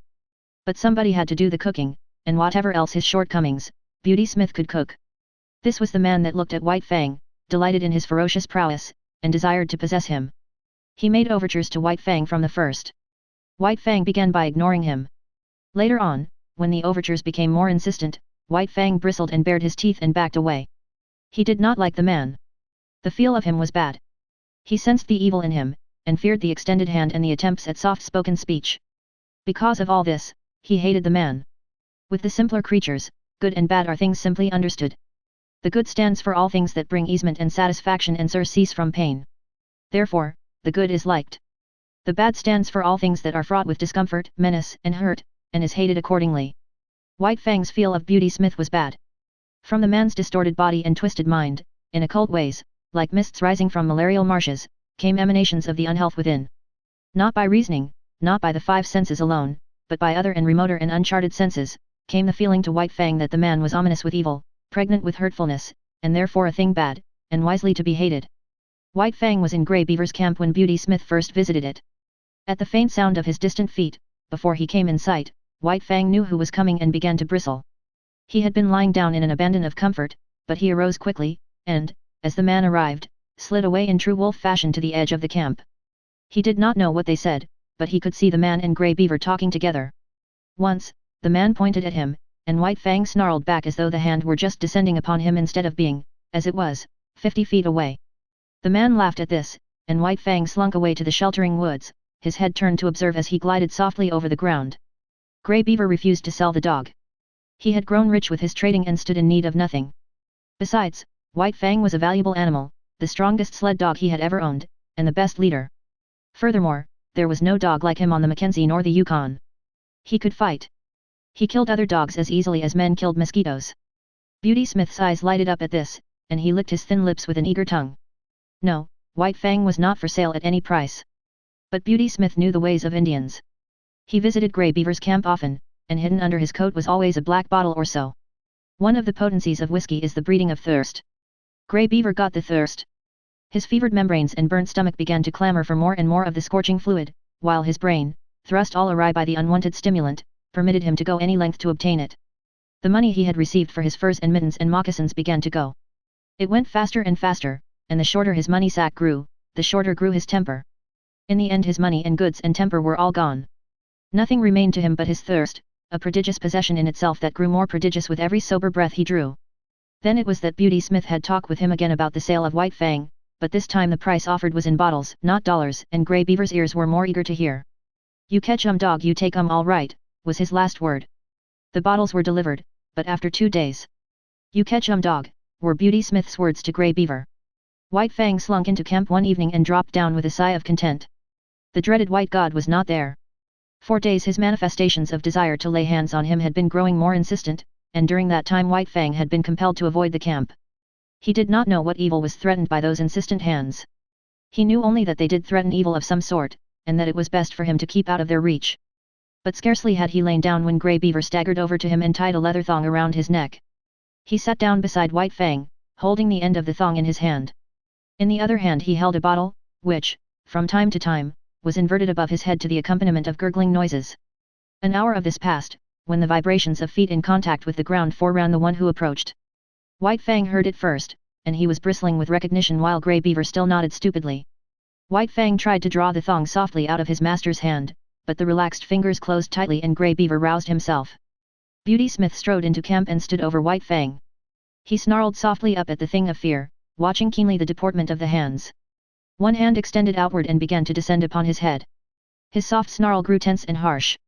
The hand continued slowly to descend, while he crouched beneath it, eyeing it malignantly, his snarl growing shorter and shorter as, with quickening breath, it approached its culmination. Suddenly he snapped, striking with his fangs like a snake. The hand was jerked back, and the teeth came together emptily with a sharp click. Beauty Smith was frightened and angry. Grey Beaver clout White Fang alongside the head, so that he cowered down close to the earth in respectful obedience. White Fang's suspicious eyes followed every movement. He saw Beauty Smith go away and return with a stout club. Then the end of the thong was given over to him by Grey Beaver. Beauty Smith started to walk away. The thong grew taut. White Fang resisted it. Grey Beaver clouted him right and left to make him get up and follow. He obeyed, but with a rush, hurling himself upon the stranger who was dragging him away. Beauty Smith did not jump away. He had been waiting for this. He swung the club smartly, stopping the rush midway and smashing White Fang down upon the ground. Grey Beaver laughed and nodded approval. Beauty Smith tightened the thong again, and White Fang crawled limply and dizzily to his feet. He did not rush a second time. One smash from the club was sufficient to convince him that the White God knew how to handle it, and he was too wise to fight the inevitable. So he followed morosely at Beauty Smith's heels, his tail between his legs, yet snarling softly under his breath. But Beauty Smith kept a wary eye on him, and the club was held always ready to strike. At the fort Beauty Smith left him securely tied and went into bed. White Fang waited an hour. Then he applied his teeth to the thong, and in the space of 10 seconds was free. He had wasted no time with his teeth. There had been no useless gnawing. The thong was cut across, diagonally, almost as clean as though done by a knife. White Fang looked up at the fort, at the same time bristling and growling. Then he turned and trotted back to Grey Beaver's camp. He owed no allegiance to this strange and terrible god. He had given himself to Grey Beaver, and to Grey Beaver he considered he still belonged. But what had occurred before was repeated, with a difference. Grey Beaver again made him fast with a thong, and in the morning turned him over to Beauty Smith. And here was where the difference came in. Beauty Smith gave him a beating. Tied securely, White Fang could only rage futilely and endure the punishment. Club and whip were both used upon him, and he experienced the worst beating he had ever received in his life. Even the big beating given him in his puppyhood by Grey Beaver was mild compared with this. Beauty Smith enjoyed the task. He delighted in it. He gloated over his victim, and his eyes flamed dully, as he swung the whip or club and listened to White Fang's cries of pain and to his helpless bellows and snarls. For Beauty Smith was cruel in the way that cowards are cruel. Cringing and snivelling himself before the blows or angry speech of a man, he revenged himself, in turn, upon creatures weaker than he. All life likes power, and Beauty Smith was no exception. Denied the expression of power amongst his own kind, he fell back upon the lesser creatures and there vindicated the life that was in him. But Beauty Smith had not created himself, and no blame was to be attached to him. He had come into the world with a twisted body and a brute intelligence. This had constituted the clay of him, and it had not been kindly molded by the world. White Fang knew why he was being beaten. When Grey Beaver tied the thong around his neck, and passed the end of the thong into Beauty Smith's keeping, White Fang knew that it was his God's will for him to go with Beauty Smith. And when Beauty Smith left him tied outside the fort, he knew that it was Beauty Smith's will that he should remain there. Therefore, he had disobeyed the will of both the gods, and earned the consequent punishment. He had seen dogs change owners in the past, and he had seen the runaways beaten as he was being beaten. He was wise, and yet in the nature of him there were forces greater than wisdom. One of these was fidelity. He did not love Grey Beaver, yet, even in the face of his will and his anger, he was faithful to him. He could not help it. This faithfulness was a quality of the clay that composed him. It was the quality that was peculiarly the possession of his kind, the quality that set apart his species from all other species, the quality that has enabled the wolf and the wild dog to come in from the open and be the companions of man. After the beating, White Fang was dragged back to the fort. But this time Beauty Smith left him tied with a stick. One does not give up a god easily, and so with White Fang. Grey Beaver was his own particular god, and, in spite of Grey Beaver's will, White Fang still clung to him and would not give him up. Grey Beaver had betrayed and forsaken him, but that had no effect upon him. Not for nothing had he surrendered himself body and soul to Grey Beaver. There had been no reservation on White Fang's part, and the bond was not to be broken easily. So, in the night, when the men in the fort were asleep, White Fang applied his teeth to the stick that held him. The wood was seasoned and dry, and it was tied so closely to his neck that he could scarcely get his teeth to it. It was only by the severest muscular exertion and neck arching that he succeeded in getting the wood between his teeth, and barely between his teeth at that, and it was only by the exercise of an immense patience, extending through many hours, that he succeeded in gnawing through the stick. This was something that dogs were not supposed to do. It was unprecedented. But White Fang did it, trotting away from the fort in the early morning, with the end of the stick hanging to his neck. He was wise. But had he been merely wise he would not have gone back to Grey Beaver who had already twice betrayed him. But there was his faithfulness, and he went back to be betrayed yet a third time. Again he yielded to the tying of a thong around his neck by Grey Beaver, and again Beauty Smith came to claim him. And this time he was beaten even more severely than before. Grey Beaver looked on stolidly while the white man wielded the whip. He gave no protection. It was no longer his dog. When the beating was over, White Fang was sick. A soft Southland dog would have died under it, but not he. His school of life had been sterner, and he was himself of sterner stuff. He had too great vitality. His clutch on life was too strong. But he was very sick. At first he was unable to drag himself along, and Beauty Smith had to wait half an hour for him. And then, blind and reeling, he followed at Beauty Smith's heels back to the fort. But now he was tied with a chain that defied his teeth, and he strove in vain, by lunging, to draw the staple from the timber into which it was driven. After a few days, sober and bankrupt, Grey Beaver departed up the Porcupine on his long journey to the Mackenzie. White Fang remained on the Yukon, the property of a man more than half mad and all brute. But what is a dog to know in its consciousness of madness? To White Fang, Beauty Smith was a veritable, if terrible, god.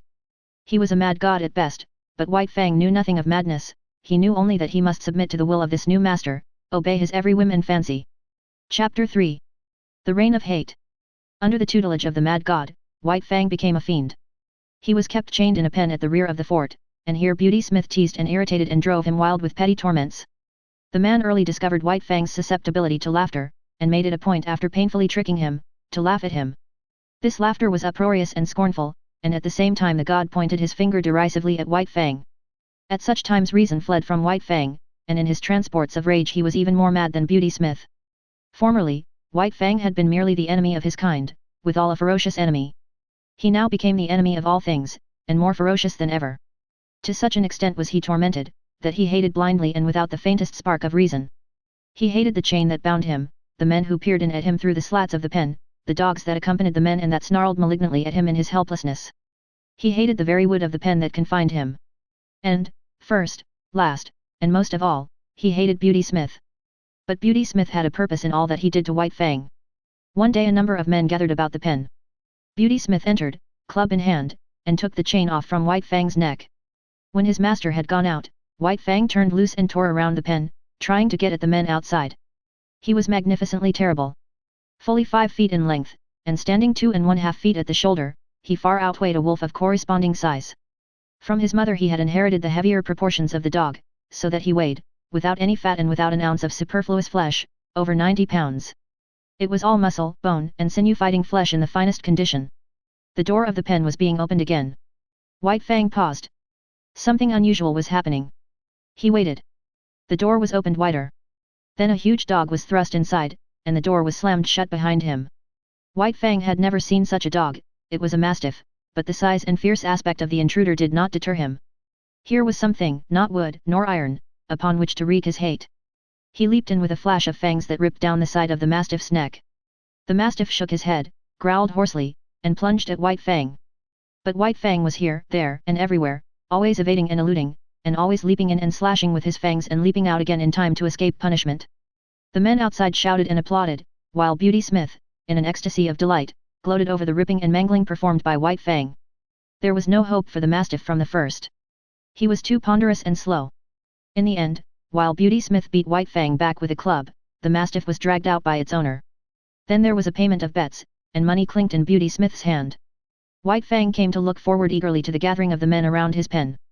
It meant a fight, and this was the only way that was now vouchsafed him of expressing the life that was in him. Tormented, incited to hate, he was kept a prisoner so that there was no way of satisfying that hate except at the times his master saw fit to put another dog against him. Beauty Smith had estimated his powers well, for he was invariably the victor. One day, 3 dogs were turned in upon him in succession. Another day a full-grown wolf, fresh caught from the wild, was shoved in through the door of the pen. And on still another day 2 dogs were set against him at the same time. This was his severest fight, and though in the end he killed them both he was himself half killed in doing it. In the fall of the year, when the first snows were falling and mush ice was running in the river, Beauty Smith took passage for himself and White Fang on a steamboat bound up the Yukon to Dawson. White Fang had now achieved a reputation in the land. As the fighting wolf he was known far and wide, and the cage in which he was kept on the steamboat's deck was usually surrounded by curious men. He raged and snarled at them, or lay quietly and studied them with cold hatred. Why should he not hate them? He never asked himself the question. He knew only hate and lost himself in the passion of it. Life had become a hell to him. He had not been made for the close confinement wild beasts endure at the hands of men. And yet it was in precisely this way that he was treated. Men stared at him, poked sticks between the bars to make him snarl, and then laughed at him. They were his environment, these men, and they were molding the clay of him into a more ferocious thing than had been intended by nature. Nevertheless, nature had given him plasticity. Where many another animal would have died or had its spirit broken, he adjusted himself and lived, and at no expense of the spirit. Possibly Beauty Smith, arch-fiend and tormentor, was capable of breaking White Fang's spirit, but as yet there were no signs of his succeeding. If Beauty Smith had in him a devil, White Fang had another, and the two of them raged against each other unceasingly. In the days before, White Fang had had the wisdom to cower down and submit to a man with a club in his hand, but this wisdom now left him. The mere sight of Beauty Smith was sufficient to send him into transports of fury. And when they came to close quarters, and he had been beaten back by the club, he went on growling and snarling, and showing his fangs. The last growl could never be extracted from him. No matter how terribly he was beaten, he had always another growl, and when Beauty Smith gave up and withdrew, the defiant growl followed after him, or White Fang sprang at the bars of the cage bellowing his hatred. When the steamboat arrived at Dawson, White Fang went ashore. But he still lived a public life, in a cage, surrounded by curious men. He was exhibited as the fighting wolf, and men paid 50 cents in gold dust to see him. He was given no rest. Did he lie down to sleep, he was stirred up by a sharp stick, so that the audience might get its money's worth. In order to make the exhibition interesting, he was kept in a rage most of the time. But worse than all this, was the atmosphere in which he lived. He was regarded as the most fearful of wild beasts, and this was borne into him through the bars of the cage. Every word, every cautious action, on the part of the men, impressed upon him his own terrible ferocity. It was so much added fuel to the flame of his fierceness. There could be but one result, and that was that his ferocity fed upon itself and increased. It was another instance of the plasticity of his clay, of his capacity for being molded by the pressure of environment. In addition to being exhibited, he was a professional fighting animal. At irregular intervals, whenever a fight could be arranged, he was taken out of his cage and led off into the woods a few miles from town. Usually this occurred at night, so as to avoid interference from the mounted police of the territory. After a few hours of waiting, when daylight had come, the audience and the dog with which he was to fight arrived. In this manner it came about that he fought all sizes and breeds of dogs. It was a savage land, the men were savage, and the fights were usually to the death. Since White Fang continued to fight, it is obvious that it was the other dogs that died. He never knew defeat. His early training, when he fought with Lip Lip and the whole puppy pack, stood him in good stead. There was the tenacity with which he clung to the earth. No dog could make him lose his footing. This was the favorite trick of the wolf breeds, to rush in upon him, either directly or with an unexpected swerve, in the hope of striking his shoulder and overthrowing him. Mackenzie hounds, Eskimo and Labrador dogs, Huskies and Malamutes, all tried it on him, and all failed. He was never known to lose his footing. Men told this to one another, and looked each time to see it happen, but White Fang always disappointed them. Then there was his lightning quickness. It gave him a tremendous advantage over his antagonists. No matter what their fighting experience, they had never encountered a dog that moved so swiftly as he. Also to be reckoned with, was the immediateness of his attack. The average dog was accustomed to the preliminaries of snarling and bristling and growling, and the average dog was knocked off his feet and finished before he had begun to fight or recovered from his surprise. So often did this happen, that it became the custom to hold White Fang until the other dog went through its preliminaries, was good and ready, and even made the first attack. But greatest of all the advantages in White Fang's favor, was his experience. He knew more about fighting than did any of the dogs that faced him. He had fought more fights, knew how to meet more tricks and methods, and had more tricks himself, while his own method was scarcely to be improved upon. As the time went by, he had fewer and fewer fights. Men despaired of matching him with an equal, and Beauty Smith was compelled to pit wolves against him. These were trapped by the Indians for the purpose, and a fight between White Fang and a wolf was always sure to draw a crowd. Once, a full-grown female lynx was secured, and this time White Fang fought for his life. Her quickness matched his, her ferocity equaled his, while he fought with his fangs alone, and she fought with her sharp-clawed feet as well. But after the lynx, all fighting ceased for White Fang. There were no more animals with which to fight, at least, there was none considered worthy of fighting with him. So he remained on exhibition until spring, when one Tim Keenan, a faro dealer, arrived in the land. With him came the first bulldog that had ever entered the Klondike. That this dog and White Fang should come together was inevitable, and for a week the anticipated fight was the mainspring of conversation in certain quarters of the town. Chapter 4. The Clinging Death. Beauty Smith slipped the chain from his neck and stepped back. For once White Fang did not make an immediate attack. He stood still, ears pricked forward, alert and curious, surveying the strange animal that faced him. He had never seen such a dog before. Tim Keenan shoved the bulldog forward with a muttered "Go to it." The animal waddled toward the center of the circle, short and squat and ungainly. He came to a stop and blinked across at White Fang. There were cries from the crowd of, "Go to him, Cherokee! Sick 'em, Cherokee! Eat 'em up!" But Cherokee did not seem anxious to fight. He turned his head and blinked at the men who shouted, at the same time wagging his stump of a tail good-naturedly. He was not afraid, but merely lazy. Besides, it did not seem to him that it was intended he should fight with the dog he saw before him. He was not used to fighting with that kind of dog, and he was waiting for them to bring on the real dog. Tim Keenan stepped in and bent over Cherokee, fondling him on both sides of the shoulders with hands that rubbed against the grain of the hair and that made slight, pushing forward movements. These were so many suggestions. Also, their effect was irritating, for Cherokee began to growl, very softly, deep down in his throat. There was a correspondence in rhythm between the growls and the movements of the man's hands. The growl rose in the throat with the culmination of each forward-pushing movement, and ebbed down to start up afresh with the beginning of the next movement. The end of each movement was the accent of the rhythm, the movement ending abruptly and the growling rising with a jerk. This was not without its effect on White Fang. The hair began to rise on his neck and across the shoulders. Tim Keenan gave a final shove forward and stepped back again. As the impetus that carried Cherokee forward died down, he continued to go forward of his own volition, in a swift, bow-legged run. Then White Fang struck. A cry of startled admiration went up. He had covered the distance and gone in more like a cat than a dog, and with the same cat-like swiftness he had slashed with his fangs and leaped clear. The bulldog was bleeding back of one ear from a rip in his thick neck. He gave no sign, did not even snarl, but turned and followed after White Fang. The display on both sides, the quickness of the one and the steadiness of the other, had excited the partisan spirit of the crowd, and the men were making new bets and increasing original bets. Again, and yet again, White Fang sprang in, slashed, and got away untouched, and still his strange foe followed after him, without too great haste, not slowly, but deliberately and determinedly, in a business-like sort of way. There was purpose in his method, something for him to do that he was intent upon doing and from which nothing could distract him. His whole demeanor, every action, was stamped with this purpose. It puzzled White Fang. Never had he seen such a dog. It had no hair protection. It was soft, and bled easily. There was no thick mat of fur to baffle White Fang's teeth as they were often baffled by dogs of his own breed. Each time that his teeth struck they sank easily into the yielding flesh, while the animal did not seem able to defend itself. Another disconcerting thing was that it made no outcry, such as he had been accustomed to with the other dogs he had fought. Beyond a growl or a grunt, the dog took its punishment silently. And never did it flag in its pursuit of him. Not that Cherokee was slow. He could turn and whirl swiftly enough, but White Fang was never there. Cherokee was puzzled, too. He had never fought before with a dog with which he could not close. The desire to close had always been mutual. But here was a dog that kept at a distance, dancing and dodging here and there and all about. And when it did get its teeth into him, it did not hold on but let go instantly and darted away again. But White Fang could not get at the soft underside of the throat. The bulldog stood too short, while its massive jaws were an added protection. White Fang darted in and out unscathed, while Cherokee's wounds increased. Both sides of his neck and head were ripped and slashed. He bled freely, but showed no signs of being disconcerted. He continued his plodding pursuit, though once, for the moment baffled, he came to a full stop and blinked at the men who looked on, at the same time wagging his stump of a tail as an expression of his willingness to fight. In that moment White Fang was in upon him and out, in passing ripping his trimmed remnant of an ear. With a slight manifestation of anger, Cherokee took up the pursuit again, running on the inside of the circle White Fang was making, and striving to fasten his deadly grip on White Fang's throat.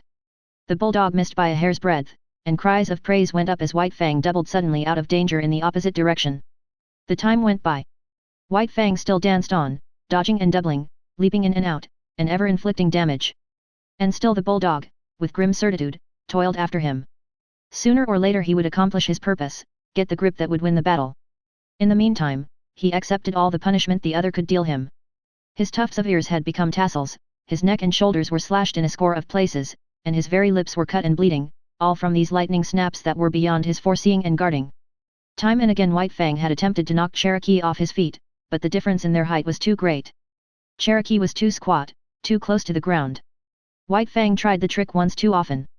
The chance came in one of his quick doublings and counter-circlings. He caught Cherokee with head turned away as he whirled more slowly. His shoulder was exposed. White Fang drove in upon it, but his own shoulder was high above, while he struck with such force that his momentum carried him on across over the other's body. For the first time in his fighting history, men saw White Fang lose his footing. His body turned a half somersault in the air, and he would have landed on his back had he not twisted, cat-like, still in the air, in the effort to bring his feet to the earth. As it was, he struck heavily on his side. The next instant he was on his feet, but in that instant Cherokee's teeth closed on his throat. It was not a good grip, being too low down toward the chest, but Cherokee held on. White Fang sprang to his feet and tore wildly around, trying to shake off the bulldog's body. It made him frantic, this clinging, dragging weight. It bound his movements, restricted his freedom. It was like the trap, and all his instinct resented it and revolted against it. It was a mad revolt. For several minutes he was to all intents insane. The basic life that was in him took charge of him. The will to exist of his body surged over him. He was dominated by this mere flesh love of life. All intelligence was gone. It was as though he had no brain. His reason was unseated by the blind yearning of the flesh to exist and move, at all hazards to move, to continue to move, for movement was the expression of its existence. Round and round he went, whirling and turning and reversing, trying to shake off the 50-pound weight that dragged at his throat. The bulldog did little but keep his grip. Sometimes, and rarely, he managed to get his feet to the earth and for a moment to brace himself against White Fang. But the next moment his footing would be lost and he would be dragging around in the whirl of one of White Fang's mad gyrations. Cherokee identified himself with his instinct. He knew that he was doing the right thing by holding on, and there came to him certain blissful thrills of satisfaction. At such moments he even closed his eyes and allowed his body to be hurled hither and thither, willy-nilly, careless of any hurt that might thereby come to it. That did not count. The grip was the thing, and the grip he kept. White Fang ceased only when he had tired himself out. He could do nothing, and he could not understand. Never, in all his fighting, had this thing happened. The dogs he had fought with did not fight that way. With them it was snap and slash and get away, snap and slash and get away. He lay partly on his side, panting for breath. Cherokee, still holding his grip, urged against him, trying to get him over entirely on his side. White Fang resisted, and he could feel the jaws shifting their grip, slightly relaxing and coming together again in a chewing movement. Each shift brought the grip closer to his throat. The bulldog's method was to hold what he had, and when opportunity favored to work in for more. Opportunity favored when White Fang remained quiet. When White Fang struggled, Cherokee was content merely to hold on. The bulging back of Cherokee's neck was the only portion of his body that White Fang's teeth could reach. He got hold toward the base where the neck comes out from the shoulders, but he did not know the chewing method of fighting, nor were his jaws adapted to it.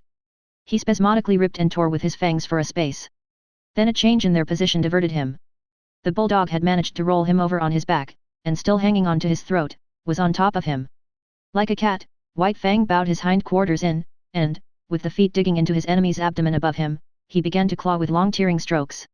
Cherokee might well have been disemboweled had he not quickly pivoted on his grip and got his body off of White Fang's and at right angles to it. There was no escaping that grip. It was like fate itself, and as inexorable. Slowly it shifted up along the jugular. All that saved White Fang from death was the loose skin of his neck and the thick fur that covered it. This served to form a large roll in Cherokee's mouth, the fur of which well nigh defied his teeth. But bit by bit, whenever the chance offered, he was getting more of the loose skin and fur in his mouth. The result was that he was slowly throttling White Fang. The latter's breath was drawn with greater and greater difficulty as the moments went by.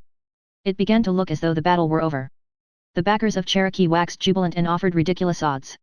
White Fang's backers were correspondingly depressed, and refused bets of 10 to 1 and 20 to 1, though one man was rash enough to close a wager of 50 to 1. This man was Beauty Smith. He took a step into the ring and pointed his finger at White Fang. Then he began to laugh derisively and scornfully. This produced the desired effect. White Fang went wild with rage. He called up his reserves of strength, and gained his feet. As he struggled around the ring, the 50 pounds of his foe ever dragging on his throat, his anger passed on into panic. The basic life of him dominated him again, and his intelligence fled before the will of his flesh to live. Round and back again, stumbling and falling and rising, even uprearing at times on his hind legs and lifting his foe clear of the earth, he struggled vainly to shake off the clinging death. At last he fell, toppling backward, exhausted, and the bulldog promptly shifted his grip, getting in closer, mangling more and more of the fur-folded flesh, throttling White Fang more severely than ever. Shouts of applause went up for the victor, and there were many cries of Cherokee. Cherokee. To this Cherokee responded by vigorous wagging of the stump of his tail. But the clamor of approval did not distract him. There was no sympathetic relation between his tail and his massive jaws. The one might wag, but the others held their terrible grip on White Fang's throat. It was at this time that a diversion came to the spectators. There was a jingle of bells. Dog mushers' cries were heard. Everybody, save Beauty Smith, looked apprehensively, the fear of the police strong upon them. But they saw, up the trail, and not down, 2 men running with sled and dogs. They were evidently coming down the creek from some prospecting trip. At sight of the crowd they stopped their dogs and came over and joined it, curious to see the cause of the excitement. The dog musher wore a mustache, but the other, a taller and younger man, was smooth-shaven, his skin rosy from the pounding of his blood and the running in the frosty air. White Fang had practically ceased struggling.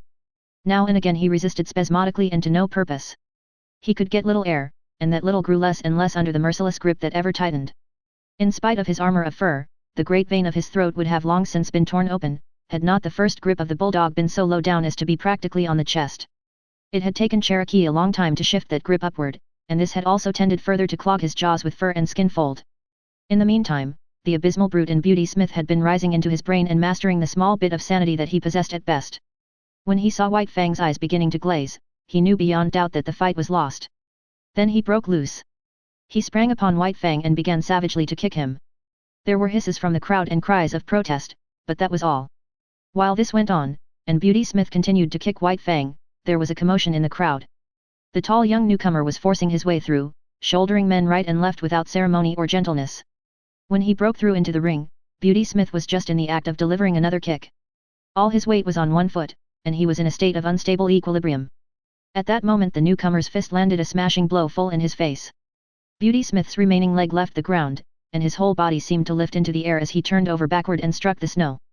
The newcomer turned upon the crowd. "You cowards!" he cried. "You beasts!" He was in a rage himself, a sane rage. His grey eyes seemed metallic and steel-like as they flashed upon the crowd. Beauty Smith regained his feet and came toward him, sniffling and cowardly. The newcomer did not understand. He did not know how abject a coward the other was, and thought he was coming back intent on fighting. So, with a "you beast," he smashed Beauty Smith over backward with a second blow in the face. Beauty Smith decided that the snow was the safest place for him, and lay where he had fallen, making no effort to get up. "Come on, Matt, lend a hand," the newcomer called the dog musher, who had followed him into the ring. Both men bent over the dogs. Matt took hold of White Fang, ready to pull when Cherokee's jaws should be loosened. This the younger man endeavored to accomplish by clutching the bulldog's jaws in his hands and trying to spread them. It was a vain undertaking. As he pulled and tugged and wrenched, he kept exclaiming with every expulsion of breath, "Beasts!" The crowd began to grow unruly, and some of the men were protesting against the spoiling of the sport, but they were silenced when the newcomer lifted his head from his work for a moment and glared at them. "You damn beasts," he finally exploded, and went back to his task. "It's no use, Mr. Scott, you can't break 'em apart that way," Matt said at last. The pair paused and surveyed the locked dogs. "Ain't bleedin' much," Matt announced. "Ain't got all the way in yet. But he's liable to any moment," Scott answered. "There, did you see that?" He shifted his grip in a bit. The younger man's excitement and apprehension for White Fang was growing. He struck Cherokee about the head savagely again and again. But that did not loosen the jaws. Cherokee wagged the stump of his tail in advertisement that he understood the meaning of the blows, but that he knew he was himself in the right and only doing his duty by keeping his grip. "Won't some of you help?" Scott cried desperately at the crowd. But no help was offered. Instead, the crowd began sarcastically to cheer him on and showered him with facetious advice. "You'll have to get a pry," Matt counseled. The other reached into the holster at his hip, drew his revolver, and tried to thrust its muzzle between the bulldog's jaws. He shoved, and shoved hard, till the grating of the steel against the locked teeth could be distinctly heard. Both men were on their knees, bending over the dogs. Tim Keenan strode into the ring. He paused beside Scott and touched him on the shoulder, saying ominously, "Don't break them teeth, stranger." "Then I'll break his neck," Scott retorted, continuing his shoving and wedging with the revolver muzzle. "I said don't break them teeth," the faro dealer repeated more ominously than before. But if it was a bluff he intended, it did not work. Scott never desisted from his efforts, though he looked up coolly and asked, "Your dog?" The faro dealer grunted. "Then get in here and break this grip." "Well, stranger," the other drawled irritatingly, "I don't mind telling you that's something I ain't worked out for myself. I don't know how to turn the trick." "Then get out of the way," was the reply, "and don't bother me. I'm busy." Tim Keenan continued standing over him, but Scott took no further notice of his presence. He had managed to get the muzzle in between the jaws on one side, and was trying to get it out between the jaws on the other side. This accomplished, he pried gently and carefully, loosening the jaws a bit at a time, while Matt, a bit at a time, extricated White Fang's mangled neck. "Stand by to receive your dog," was Scott's peremptory order to Cherokee's owner. The faro dealer stooped down obediently and got a firm hold on Cherokee. "Now," Scott warned, giving the final pry. The dogs were drawn apart, the bulldog struggling vigorously. "Take him away," Scott commanded, and Tim Keenan dragged Cherokee back into the crowd. White Fang made several ineffectual efforts to get up. Once he gained his feet, but his legs were too weak to sustain him, and he slowly wilted and sank back into the snow. His eyes were half closed, and the surface of them was glassy. His jaws were apart, and through them the tongue protruded, draggled and limp. To all appearances he looked like a dog that had been strangled to death. Matt examined him. "Just about all in," he announced, "but he's breathin' all right." Beauty Smith had regained his feet and come over to look at White Fang. "Matt, how much is a good sled dog worth?" Scott asked. The dog musher, still on his knees and stooped over White Fang, calculated for a moment. $300, he answered. "And how much for one that's all chewed up like this one?" Scott asked, nudging White Fang with his foot. "Half of that," was the dog musher's judgment. Scott turned upon Beauty Smith. "Did you hear, Mr. Beast? I'm going to take your dog from you, and I'm going to give you $150 for him." He opened his pocketbook and counted out the bills. Beauty Smith put his hands behind his back, refusing to touch the proffered money. "I ain't a sellin'," he said. "Oh, yes you are," the other assured him. "Because I'm buying. Here's your money. The dog's mine." Beauty Smith, his hands still behind him, began to back away. Scott sprang toward him, drawing his fist back to strike. Beauty Smith cowered down in anticipation of the blow. "I've got my rights," he whimpered. "You've forfeited your rights to own that dog," was the rejoinder. "Are you going to take the money, or do I have to hit you again?" "All right," Beauty Smith spoke up with the alacrity of fear. "But I take the money under protest," he added. "The dog's a mint. I ain't a-goin' to be robbed. A man's got his rights." "Correct," Scott answered, passing the money over to him. "A man's got his rights. But you're not a man. You're a beast. Wait till I get back to Dawson," Beauty Smith threatened. "I'll have the law on you. If you open your mouth when you get back to Dawson, I'll have you run out of town. Understand?" Beauty Smith replied with a grunt. "Understand," the other thundered with abrupt fierceness. "Yes," Beauty Smith grunted, shrinking away. "Yes what?" "Yes, sir," Beauty Smith snarled. "Look out. He'll bite," someone shouted, and a guffaw of laughter went up. Scott turned his back on him, and returned to help the dog musher, who was working over White Fang. Some of the men were already departing, others stood in groups, looking on and talking. Tim Keenan joined one of the groups. "Who's that mug?" he asked. "Weedon Scott," someone answered. "And who in hell is Weedon Scott?" the faro dealer demanded. "Oh, one of them Cracker Jack Minin experts. He's in with all the big bugs. If you want to keep out of trouble, you'll steer clear of him, that's my talk. He's all hunky with the officials. The Gold Commissioner's a special pal of his." "I thought he must be somebody," was the faro dealer's comment. "That's why I kept my hands off on him at the start." Chapter 5. The Indomitable. "It's hopeless," Weedon Scott confessed. He sat on the step of his cabin and stared at the dog musher, who responded with a shrug that was equally hopeless. Together they looked at White Fang at the end of his stretched chain, bristling, snarling, ferocious, straining to get at the sled dogs. Having received sundry lessons from Matt, said lessons being imparted by means of a club, the sled dogs had learned to leave White Fang alone, and even then they were lying down at a distance, apparently oblivious of his existence. "It's a wolf and there's no taming it," Weedon Scott announced. "Oh, I don't know about that," Matt objected. "Might be a lot of dog in him, for all you can tell. But there's one thing I know sure, and that there's no gettin' away from." The dog musher paused and nodded his head confidentially at Moosehide Mountain. "Well, don't be a miser with what you know," Scott said sharply, after waiting a suitable length of time. "Spit it out. What is it?" The dog musher indicated White Fang with a backward thrust of his thumb. "Wolf or dog, it's all the same, he's been tamed ready." "No. I tell you yes, and broke to harness. Look close there. D'ye see them marks across the chest?" "You're right, Matt. He was a sled dog before Beauty Smith got hold of him. And there's not much reason against his being a sled dog again. What d'ye think?" Scott queried eagerly.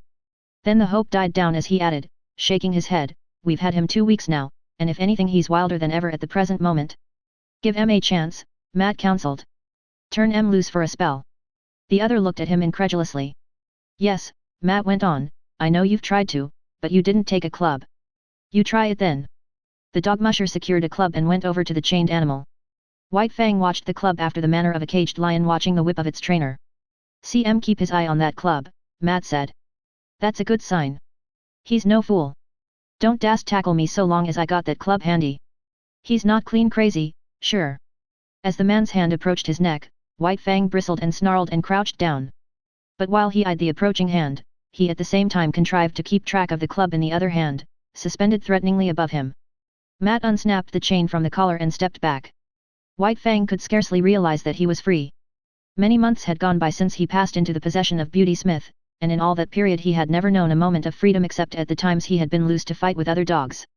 Immediately after such fights he had always been imprisoned again. He did not know what to make of it. Perhaps some new devilry of the gods was about to be perpetrated on him. He walked slowly and cautiously, prepared to be assailed at any moment. He did not know what to do, it was all so unprecedented. He took the precaution to sheer off from the two watching gods, and walked carefully to the corner of the cabin. Nothing happened. He was plainly perplexed, and he came back again, pausing a dozen feet away and regarding the two men intently. Won't he run away? His new owner asked.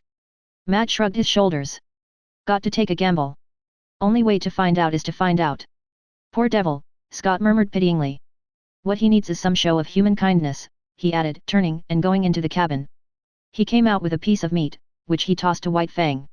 He sprang away from it, and from a distance studied it suspiciously. Hi you, Major! Matt shouted warningly, but too late. Major had made a spring for the meat. At the instant his jaws closed on it, White Fang struck him. He was overthrown. Matt rushed in, but quicker than he was White Fang. Major staggered to his feet, but the blood spouting from his throat reddened the snow in a widening path. It's too bad, but it served him right, Scott said hastily. But Matt's foot had already started on its way to kick White Fang. There was a leap, a flash of teeth, a sharp exclamation. White Fang, snarling fiercely, scrambled backward for several yards, while Matt stooped and investigated his leg. He got me all right, he announced, pointing to the torn trousers and undercloths, and the growing stain of red. I told you it was hopeless, Matt, Scott said in a discouraged voice. I've thought about it off and on, while not wanting to think of it. But we've come to it now. It's the only thing to do. As he talked, with reluctant movements he drew his revolver, threw open the cylinder, and assured himself of its contents. Look here, Mr. Scott, Matt objected, that dog's been through hell. You can't expect M to come out a white and shinin' angel. Give M time. Look at Major, the other rejoined. The dog musher surveyed the stricken dog. He had sunk down on the snow in the circle of his blood and was plainly in the last gasp. Served M right. You said so yourself, Mr. Scott. He tried to take White Fang's meat, and he's dead. Oh. That was to be expected. I wouldn't give 2 whoops in hell for a dog that wouldn't fight for his own meat. But look at yourself, Matt. It's all right about the dogs, but we must draw the line somewhere. Served me right, Matt argued stubbornly. What did I want to kick M for? You said yourself that he'd done right. Then I had no right to kick M. It would be a mercy to kill him, Scott insisted. He's untamable. Now look here, Mr. Scott, give the poor devil a fightin' chance. He ain't had no chance yet. He's just come through hell, and this is the first time he's been loose. Give M a fair chance, and if he don't deliver the goods, I'll kill M myself. There. God knows I don't want to kill him or have him killed, Scott answered, putting away the revolver. We'll let him run loose and see what kindness can do for him. And here's a try at it. He walked over to White Fang and began talking to him gently and soothingly. Better have a club handy, Matt warned. Scott shook his head and went on trying to win White Fang's confidence. White Fang was suspicious. Something was impending. He had killed this god's dog, bitten his companion god, and what else was to be expected than some terrible punishment? But in the face of it he was indomitable. He bristled and showed his teeth, his eyes vigilant, his whole body wary and prepared for anything. The god had no club, so he suffered him to approach quite near. The god's hand had come out and was descending upon his head. White Fang shrank together and grew tense as he crouched under it. Here was danger, some treachery or something. He knew the hands of the gods, their proved mastery, their cunning to hurt. Besides, there was his old antipathy to being touched. He snarled more menacingly, crouched still lower, and still the hand descended. He did not want to bite the hand, and he endured the peril of it until his instinct surged up in him, mastering him with its insatiable yearning for life. Weedon Scott had believed that he was quick enough to avoid any snap or slash. But he had yet to learn the remarkable quickness of White Fang, who struck with the certainty and swiftness of a coiled snake. Scott cried out sharply with surprise, catching his torn hand and holding it tightly in his other hand. Matt uttered a great oath and sprang to his side. White Fang crouched down, and backed away, bristling, showing his fangs, his eyes malignant with menace. Now he could expect a beating as fearful as any he had received from Beauty Smith. "Here! What are you doing?" Scott cried suddenly. Matt had dashed into the cabin and come out with a rifle. "Nothin'," he said slowly, with the careless calmness that was assumed, "only goin' to keep that promise I made. I reckon it's up to me to kill 'em as I said I'd do." "No you don't." "Yes I do. Watch me." As Matt had pleaded for White Fang when he had been bitten, it was now Weedon Scott's turn to plead. "You said to give him a chance. Well, give it to him. We've only just started, and we can't quit at the beginning. It served me right, this time. And, look at him." White Fang, near the corner of the cabin and 40 feet away, was snarling with blood-curdling viciousness, not at Scott, but at the dog musher. "Well, I'll be everlastingly gosh swoggled," was the dog musher's expression of astonishment. "Look at the intelligence of him," Scott went on hastily. "He knows the meaning of firearms as well as you do. He's got intelligence and we've got to give that intelligence a chance. Put up the gun." "All right, I'm willin'," Matt agreed, leaning the rifle against the woodpile. "But will you look at that," he exclaimed the next moment. White Fang had quieted down and ceased snarling. "This is worth investigatin'. Watch." Matt reached for the rifle, and at the same moment White Fang snarled. He stepped away from the rifle, and White Fang's lifted lips descended, covering his teeth.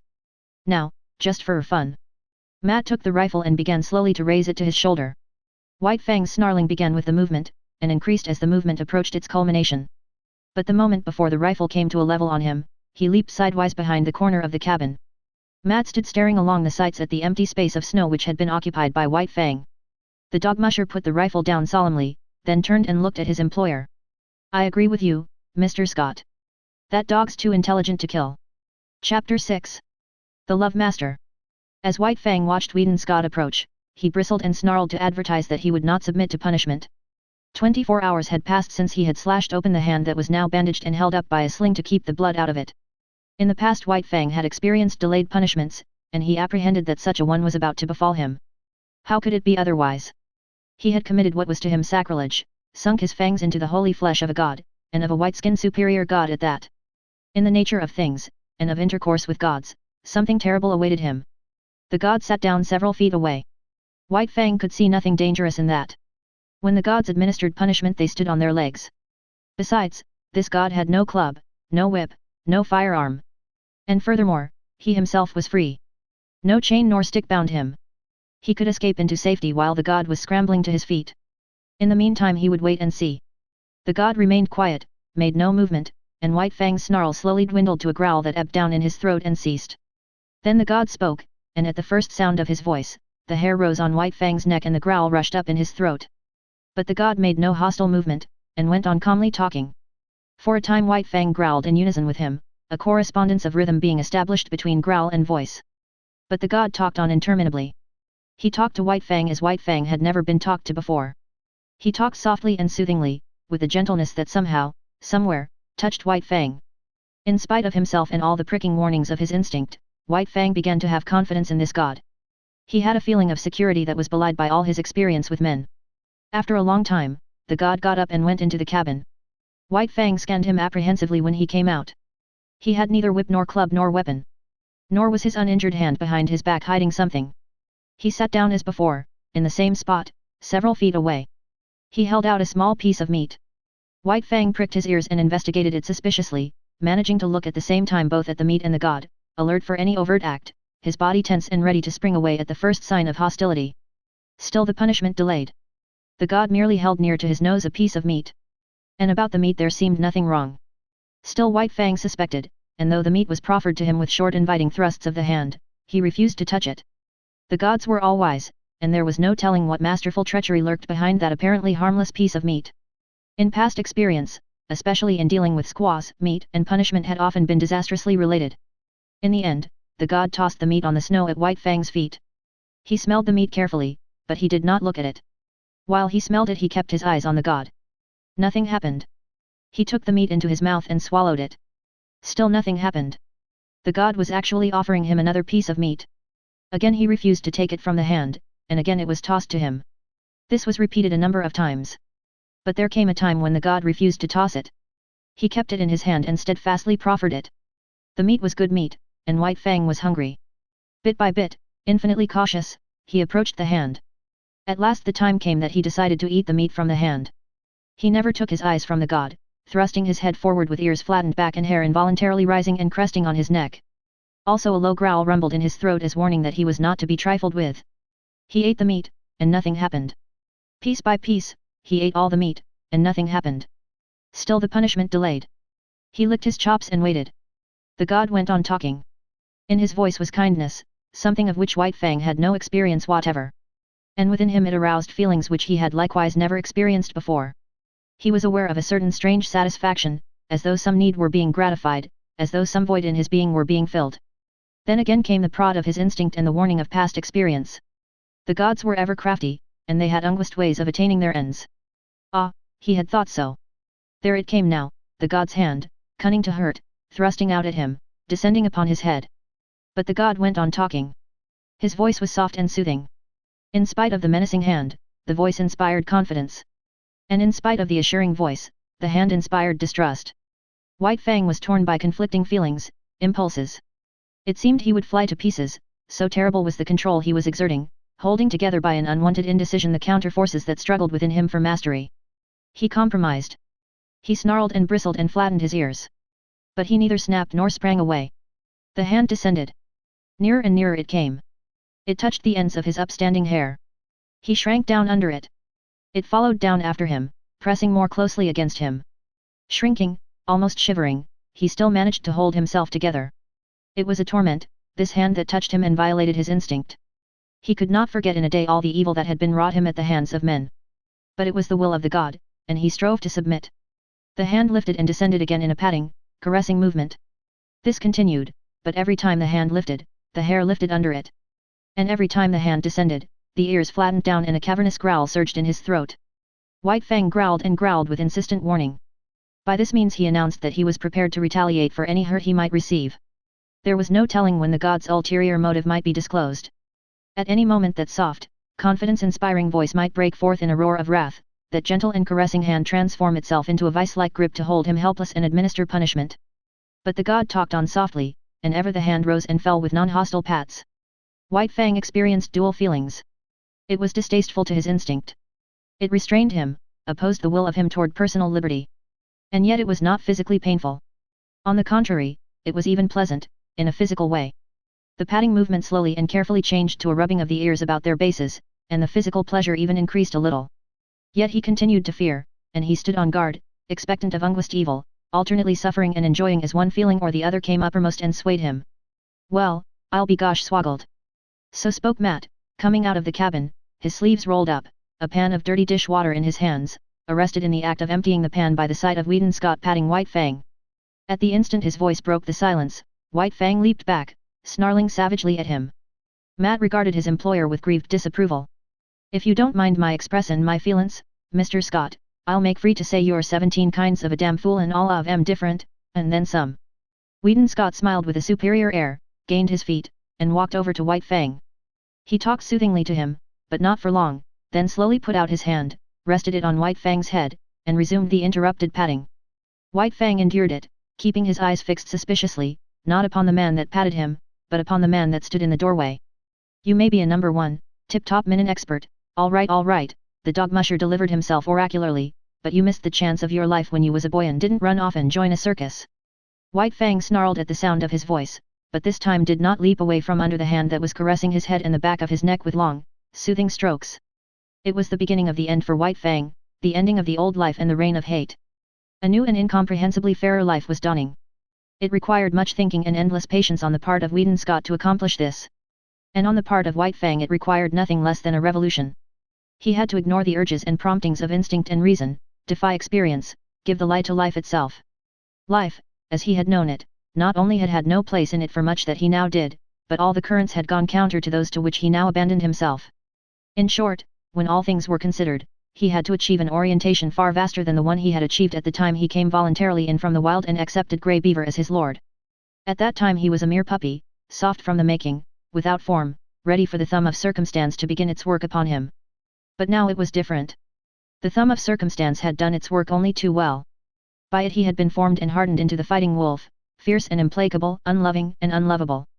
To accomplish the change was like a reflux of being, and this when the plasticity of youth was no longer his, when the fiber of him had become tough and knotty, when the warp and the woof of him had made of him an adamantine texture, harsh and unyielding, when the face of his spirit had become iron and all his instincts and axioms had crystallized into set rules, cautions, dislikes, and desires. Yet again, in this new orientation, it was the thumb of circumstance that pressed and prodded him, softening that which had become hard and remolding it into fairer form. Weedon Scott was in truth this thumb.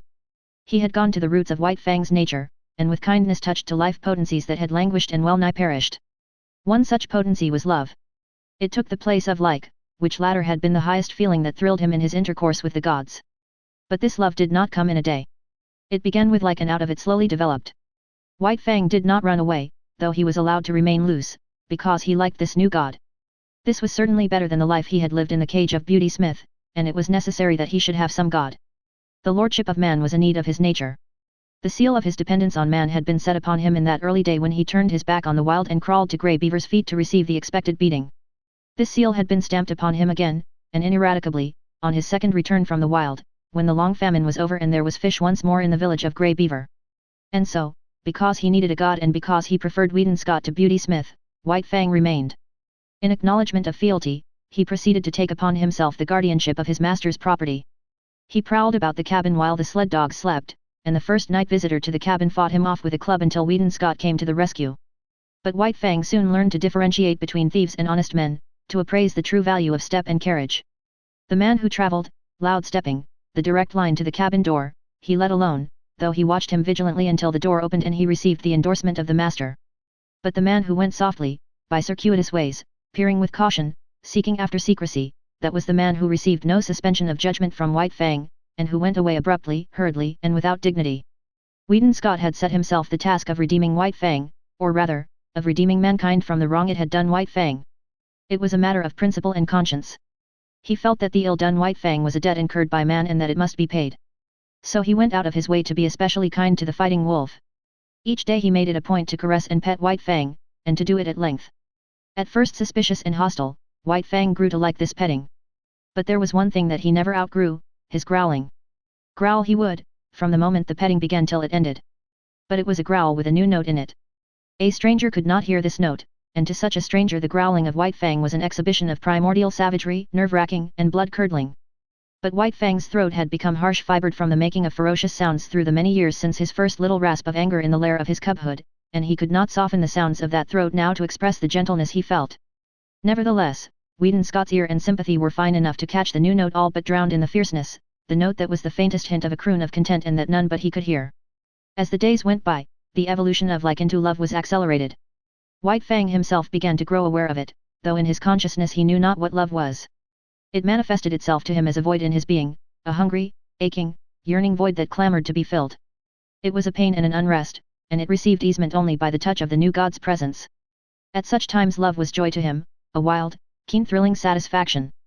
But when away from his god, the pain and the unrest returned, the void in him sprang up and pressed against him with its emptiness, and the hunger gnawed and gnawed unceasingly.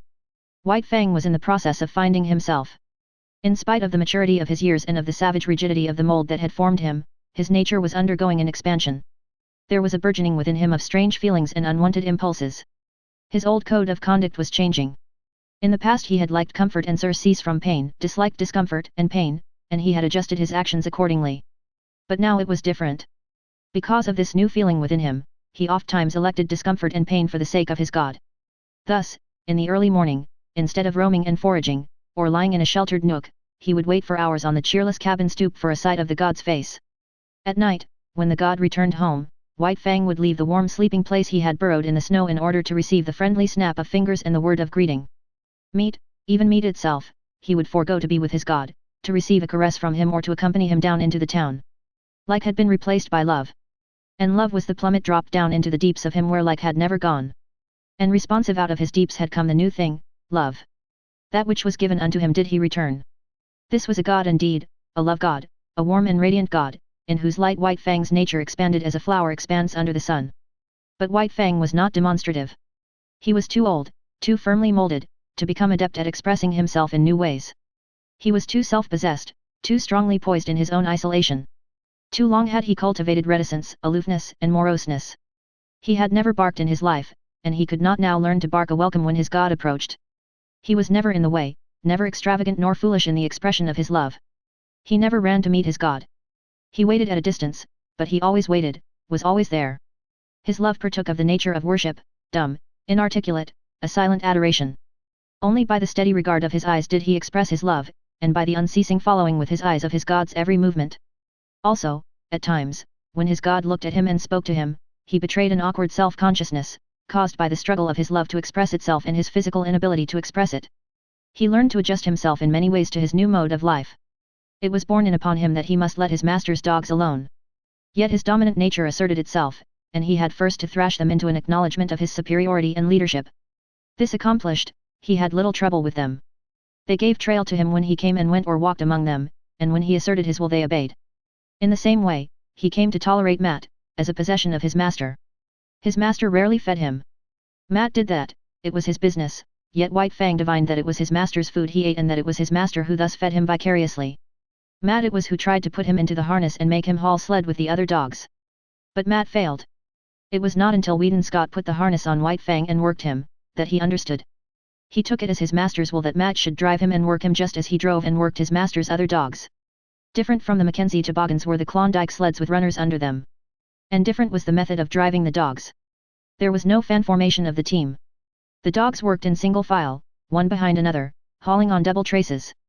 And here, in the Klondike, the leader was indeed the leader. The wisest as well as strongest dog was the leader, and the team obeyed him and feared him. That White Fang should quickly gain this post was inevitable. He could not be satisfied with less, as Matt learned after much inconvenience and trouble. White Fang picked out the post for himself, and Matt backed his judgment with strong language after the experiment had been tried. But, though he worked in the sled in the day, White Fang did not forego the guarding of his master's property in the night. Thus he was on duty all the time, ever vigilant and faithful, the most valuable of all the dogs. "Makin' free to spit out what's in me," Matt said one day. "I beg to state that you was a wise guy all right when you paid the price you did for that dog. You clean swindled Beauty Smith on top of pushin' his face in with your fist." A recrudescence of anger glinted in Weedon Scott's grey eyes, and he muttered savagely, "The beast." In the late spring a great trouble came to White Fang. Without warning, the love master disappeared. There had been warning, but White Fang was unversed in such things and did not understand the packing of a grip. He remembered afterwards that his packing had preceded the master's disappearance, but at the time he suspected nothing. That night he waited for the master to return. At midnight the chill wind that blew drove him to shelter at the rear of the cabin. There he drowsed, only half asleep, his ears keyed for the first sound of the familiar step. But, at 2 in the morning, his anxiety drove him out to the cold front stoop, where he crouched, and waited. But no master came. In the morning the door opened and Matt stepped outside. White Fang gazed at him wistfully. There was no common speech by which he might learn what he wanted to know. The days came and went, but never the master. White Fang, who had never known sickness in his life, became sick. He became very sick, so sick that Matt was finally compelled to bring him inside the cabin. Also, in writing to his employer, Matt devoted a postscript to White Fang. Weedon Scott, reading the letter down in Circle City, came upon the following. "That damn wolf won't work. Won't eat. Ain't got no spunk left. All the dogs is licking him. Wants to know what has become of you, and I don't know how to tell him. Maybe he is going to die." It was as Matt had said. White Fang had ceased eating, lost heart, and allowed every dog of the team to thrash him. In the cabin he lay on the floor near the stove, without interest in food, in Matt, nor in life. Matt might talk gently to him or swear at him, it was all the same, he never did more than turn his dull eyes upon the man, then drop his head back to its customary position on his forepaws. And then, one night, Matt, reading to himself with moving lips and mumbled sounds, was startled by a low whine from White Fang. He had got upon his feet, his ears cocked towards the door, and he was listening intently. A moment later, Matt heard a footstep. The door opened, and Weedon Scott stepped in. The two men shook hands. Then Scott looked around the room. "Where's the wolf?" he asked. Then he discovered him, standing where he had been lying, near to the stove. He had not rushed forward after the manner of other dogs. He stood, watching and waiting. "Holy smoke!" Matt exclaimed. "Look at him wag his tail. Whedon Scott strode half across the room toward him, at the same time calling him.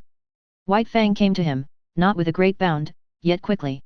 He was awakened from self-consciousness, but as he drew near, his eyes took on a strange expression. Something, an incommunicable vastness of feeling, rose up into his eyes as a light and shone forth. He never looked at me that way all the time you was gone. Matt commented. Whedon Scott did not hear. He was squatting down on his heels, face to face with White Fang and petting him, rubbing at the roots of the ears, making long caressing strokes down the neck to the shoulders, tapping the spine gently with the balls of his fingers. And White Fang was growling responsively, the crooning note of the growl more pronounced than ever. But that was not all. What of his joy, the great love in him, ever surging and struggling to express itself, succeeded in finding a new mode of expression. He suddenly thrust his head forward and nudged his way in between the master's arm and body. And here, confined, hidden from view all except his ears, no longer growling, he continued to nudge and snuggle. The two men looked at each other. Scott's eyes were shining. Gosh, said Matt in an awe-stricken voice. A moment later, when he had recovered himself, he said, I always insisted that Wolf was a dog. Look at him. With the return of the Love Master, White Fang's recovery was rapid. 2 nights and a day he spent in the cabin. Then he sallied forth. The sled dogs had forgotten his prowess. They remembered only the latest, which was his weakness and sickness. At the sight of him as he came out of the cabin, they sprang upon him. Talk about your rough houses, Matt murmured gleefully, standing in the doorway and looking on. Give 'em hell, you wolf. Give 'em hell, and then some. White Fang did not need the encouragement. The return of the Love Master was enough. Life was flowing through him again, splendid and indomitable. He fought from sheer joy, finding in it an expression of much that he felt and that otherwise was without speech. There could be but one ending. The team dispersed in ignominious defeat, and it was not until after dark that the dogs came sneaking back, one, by meekness and humility signifying their fealty to White Fang. Having learned to snuggle, White Fang was guilty of it often. It was the final word. He could not go beyond it. The one thing of which he had always been particularly jealous was his head. He had always disliked to have it touched. It was the wild in him, the fear of hurt and of the trap, that had given rise to the panicky impulses to avoid contacts. It was the mandate of his instinct that head must be free. And now, with the Love Master, his snuggling was the deliberate act of putting himself into a position of hopeless helplessness. It was an expression of perfect confidence, of absolute self-surrender, as though he said, I put myself into thy hands. Work thou thy will with me. One night, not long after the return, Scott and Matt sat at a game of cribbage preliminary to going to bed. 15-2, 15-4 and a pair makes 6, Matt was pegging up, when there was an outcry and sound of snarling without. They looked at each other as they started to rise to their feet. The wolves nailed somebody, Matt said. A wild scream of fear and anguish hastened them. Bring a light! Scott shouted, as he sprang outside. Matt followed with the lamp, and by its light they saw a man lying on his back in the snow. His arms were folded, one above the other, across his face and throat. Thus he was trying to shield himself from White Fang's teeth. And there was need for it. White Fang was in a rage, wickedly making his attack on the most vulnerable spot.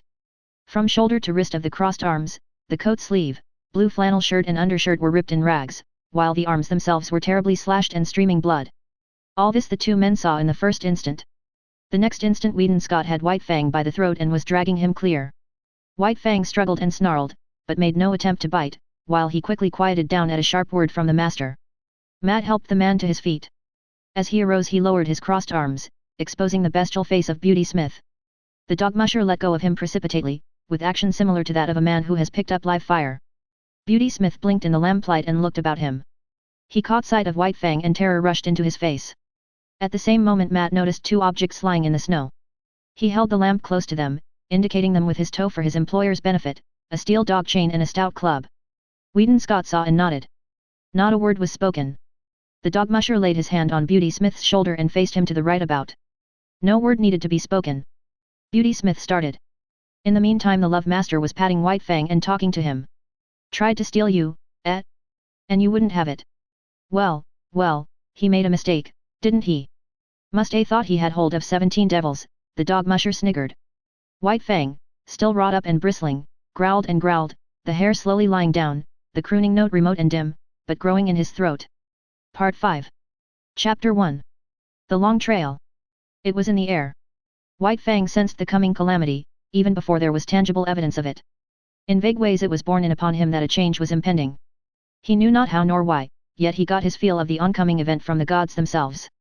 In ways subtler than they knew, they betrayed their intentions to the wolf dog that haunted the cabin stoop, and that, though he never came inside the cabin, knew what went on inside their brains.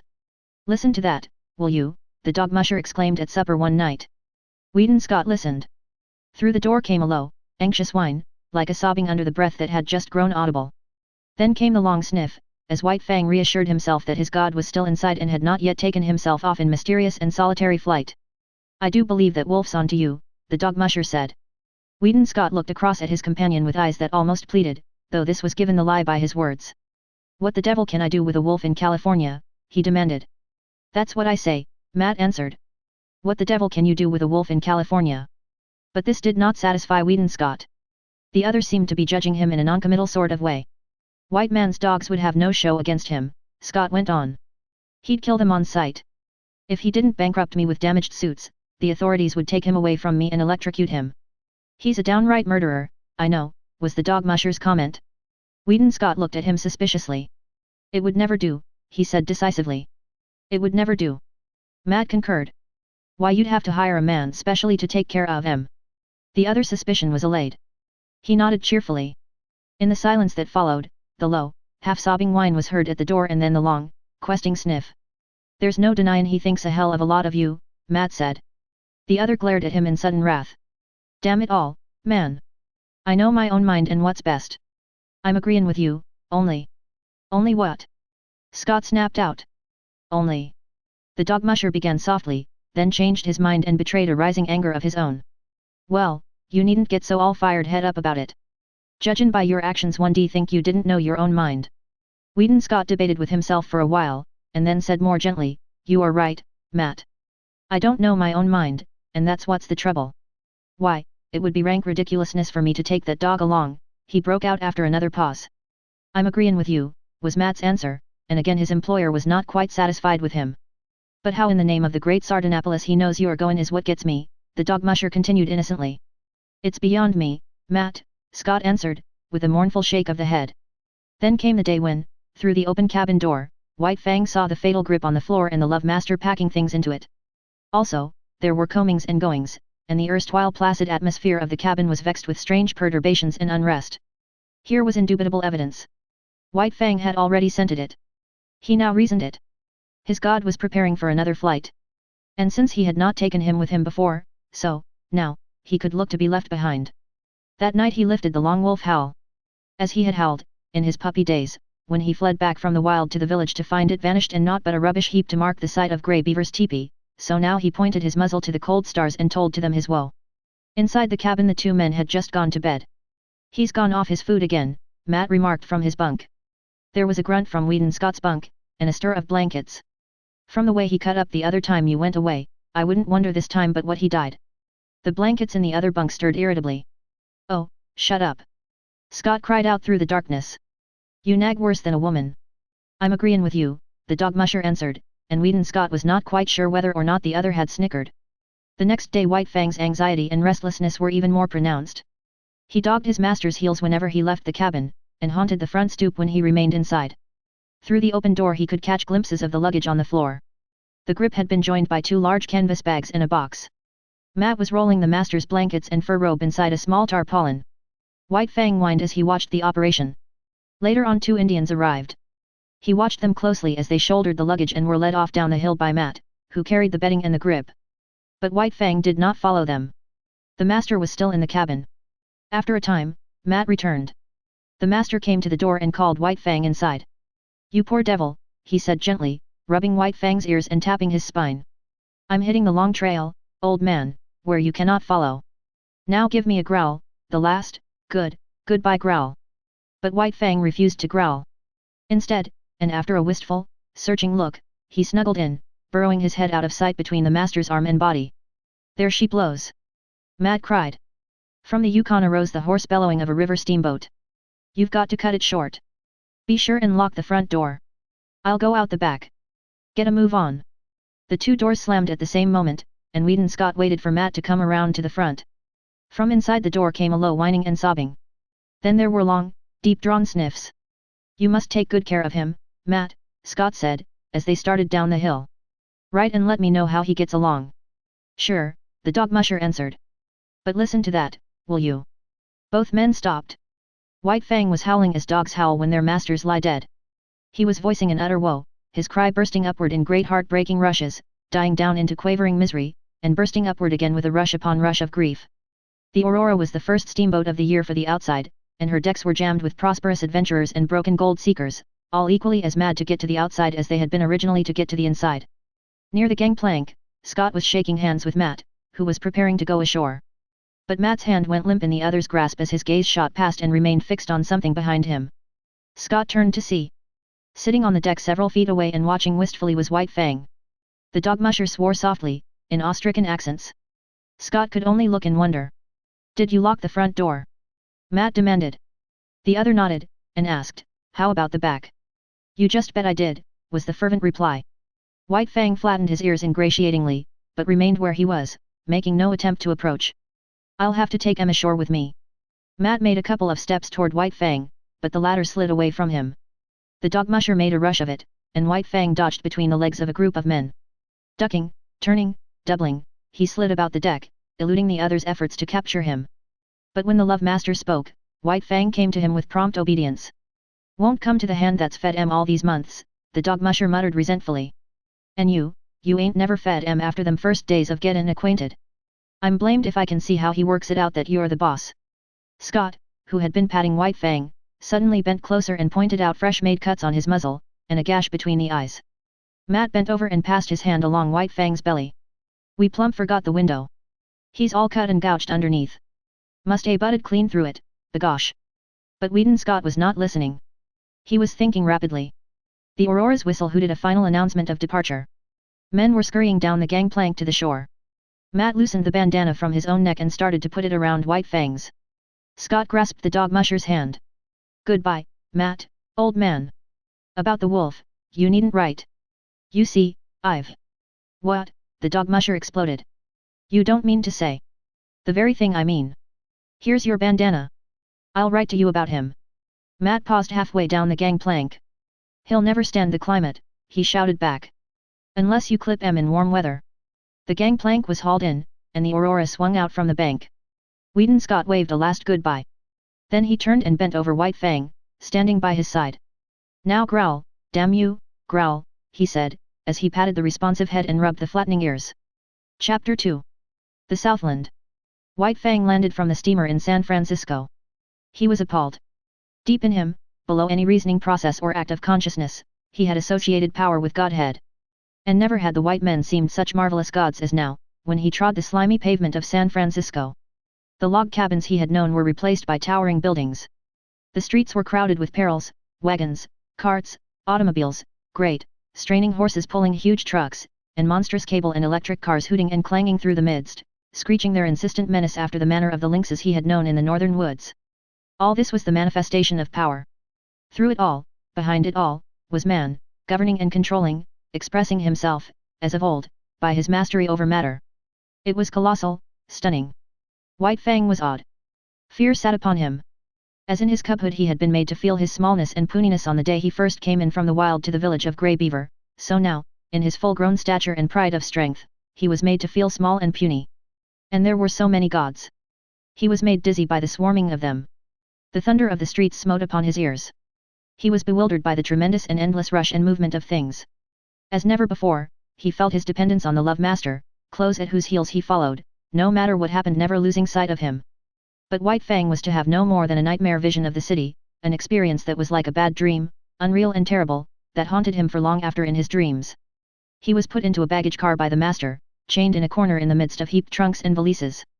Here a squat and brawny god held sway, with much noise, hurling trunks and boxes about, dragging them in through the door and tossing them into the piles, or flinging them out of the door, smashing and crashing, to other gods who awaited them. And here, in this inferno of luggage, was White Fang deserted by the master.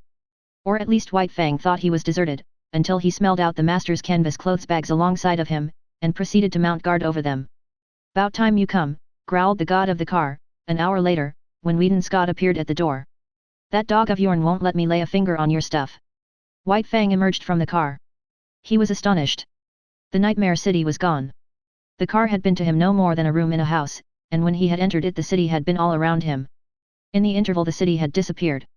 The roar of it no longer dinned upon his ears. Before him was smiling country, streaming with sunshine, lazy with quietude. But he had little time to marvel at the transformation.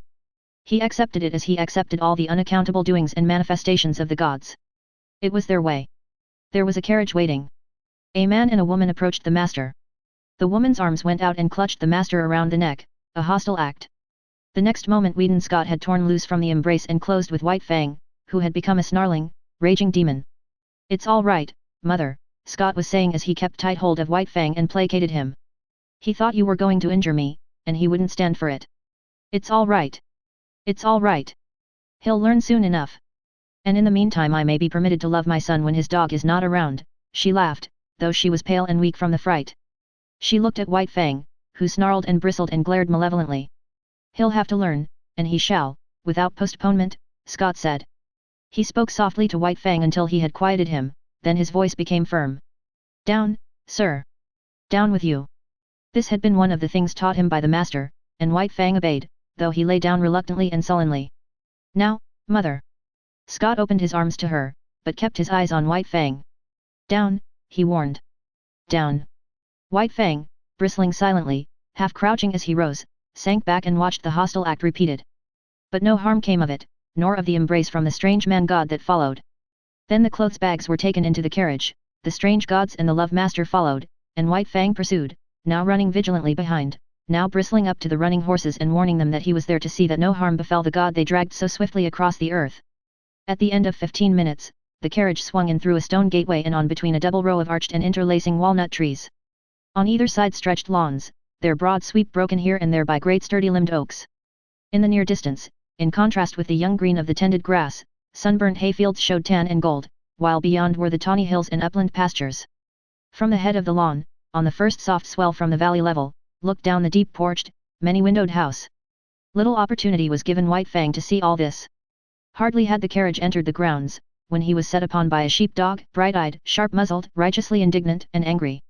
It was between him and the master, cutting him off. White Fang snarled no warning, but his hair bristled as he made his silent and deadly rush. This rush was never completed. He halted with awkward abruptness, with stiff forelegs bracing himself against his momentum, almost sitting down on his haunches, so desirous was he of avoiding contact with the dog he was in the act of attacking. It was a female, and the law of his kind thrust a barrier between. For him to attack her would require nothing less than a violation of his instinct. But with the sheepdog it was otherwise. Being a female, she possessed no such instinct. On the other hand, being a sheepdog, her instinctive fear of the wild, and especially of the wolf, was unusually keen. White Fang was to her a wolf, the hereditary marauder who had preyed upon her flocks from the time sheep were first herded and guarded by some dim ancestor of hers. And so, as he abandoned his rush at her and braced himself to avoid the contact, she sprang upon him. He snarled involuntarily as he felt her teeth in his shoulder, but beyond this made no offer to hurt her. He backed away, stiff-legged with self-consciousness, and tried to go around her. He dodged this way and that, and curved and turned, but to no purpose. She remained always between him and the way he wanted to go.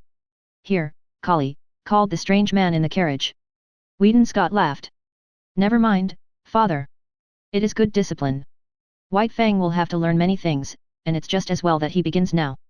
He'll adjust himself all right." The carriage drove on, and still collie blocked White Fang's way. He tried to outrun her by leaving the drive and circling across the lawn, but she ran on the inner and smaller circle, and was always there, facing him with her 2 rows of gleaming teeth. Back he circled, across the drive to the other lawn, and again she headed him off. The carriage was bearing the master away. White Fang caught glimpses of it disappearing amongst the trees. The situation was desperate. He essayed another circle. She followed, running swiftly. And then, suddenly, he turned upon her. It was his old fighting trick. Shoulder to shoulder, he struck her squarely. Not only was she overthrown. So fast had she been running that she rolled along, now on her back, now on her side, as she struggled to stop, clawing gravel with her feet and crying shrilly her hurt pride and indignation. White Fang did not wait. The way was clear, and that was all he had wanted. She took after him, never ceasing her outcry. It was the straightaway now, and when it came to real running, White Fang could teach her things. She ran frantically, hysterically, straining to the utmost, advertising the effort she was making with every leap, and all the time White Fang slid smoothly away from her silently, without effort, gliding like a ghost over the ground. As he rounded the house to the porte cochere, he came upon the carriage. It had stopped, and the master was alighting.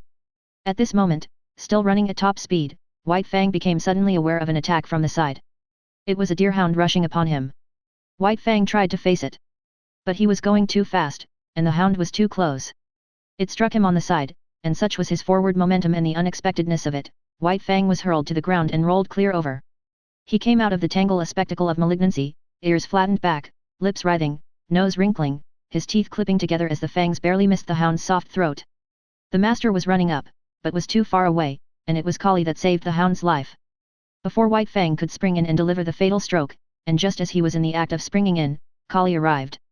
She had been outmaneuvered and outrun, to say nothing of her having been unceremoniously tumbled in the gravel, and her arrival was like that of a tornado, made up of offended dignity, justifiable wrath and instinctive hatred for this marauder from the wild. She struck White Fang at right angles in the midst of his spring, and again he was knocked off his feet and rolled over. The next moment the master arrived, and with one hand held White Fang, while the father called off the dogs. "I say, this is a pretty warm reception for a poor lone wolf from the Arctic," the master said, while White Fang calmed down under his caressing hand. "In all his life he's only been known once to go off his feet, and here he's been rolled twice in 30 seconds. The carriage had driven away, and other strange gods had appeared from out the house. Some of these stood respectfully at a distance, but 2 of them, women, perpetrated the hostile act of clutching the master around the neck. White Fang, however, was beginning to tolerate this act.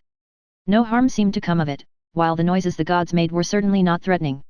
These gods also made overtures to White Fang, but he warned them off with a snarl, and the master did likewise with word of mouth. At such times White Fang leaned in close against the master's legs and received reassuring pats on the head. The hound, under the command, "Dick! Lie down, sir," had gone up the steps and lain down to one side of the porch, still growling and keeping a sullen watch on the intruder. Kali had been taken in charge by one of the woman gods, who held arms around her neck and petted and caressed her, but Kali was very much perplexed and worried, whining and restless, outraged by the permitted presence of this wolf and confident that the gods were making a mistake. All the gods started up the steps to enter the house. White Fang followed closely at the master's heels. Dick, on the porch, growled, and White Fang, on the steps, bristled and growled back. "Take Kali inside and leave the 2 of them to fight it out," suggested Scott's father. "After that they'll be friends."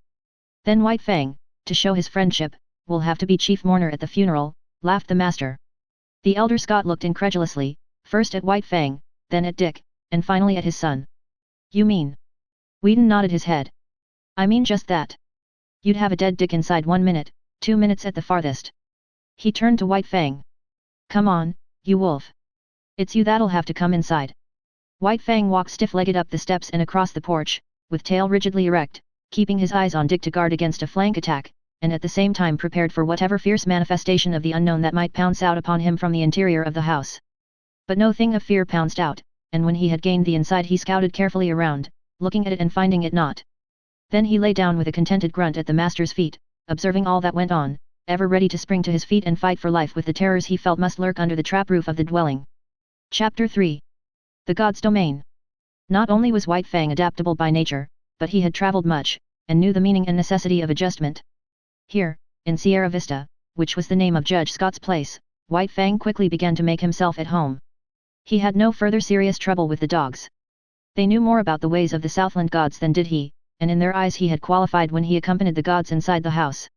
Wolf that he was, and unprecedented as it was, the gods had sanctioned his presence, and they, the dogs of the gods, could only recognize this sanction. Dick, perforce, had to go through a few stiff formalities at first, after which he calmly accepted White Fang as an addition to the premises. Had Dick had his way, they would have been good friends. All but White Fang was averse to friendship. All he asked of other dogs was to be let alone. His whole life he had kept aloof from his kind, and he still desired to keep aloof. Dick's overtures bothered him, so he snarled Dick away. In the north he had learned the lesson that he must let the master's dogs alone, and he did not forget that lesson now. But he insisted on his own privacy and self-seclusion, and so thoroughly ignored Dick that good-natured creature finally gave him up and scarcely took as much interest in him as in the hitching post near the stable. Not so with Kali. While she accepted him because it was the mandate of the gods, that was no reason that she should leave him in peace. Woven into her being was the memory of countless crimes he and his had perpetrated against her ancestry. Not in a day nor a generation were the ravaged sheepfolds to be forgotten. All this was a spur to her, pricking her to retaliation. She could not fly in the face of the gods who permitted him, but that did not prevent her from making life miserable for him in petty ways. A feud, ages old, was between them, and she, for one, would see to it that he was reminded.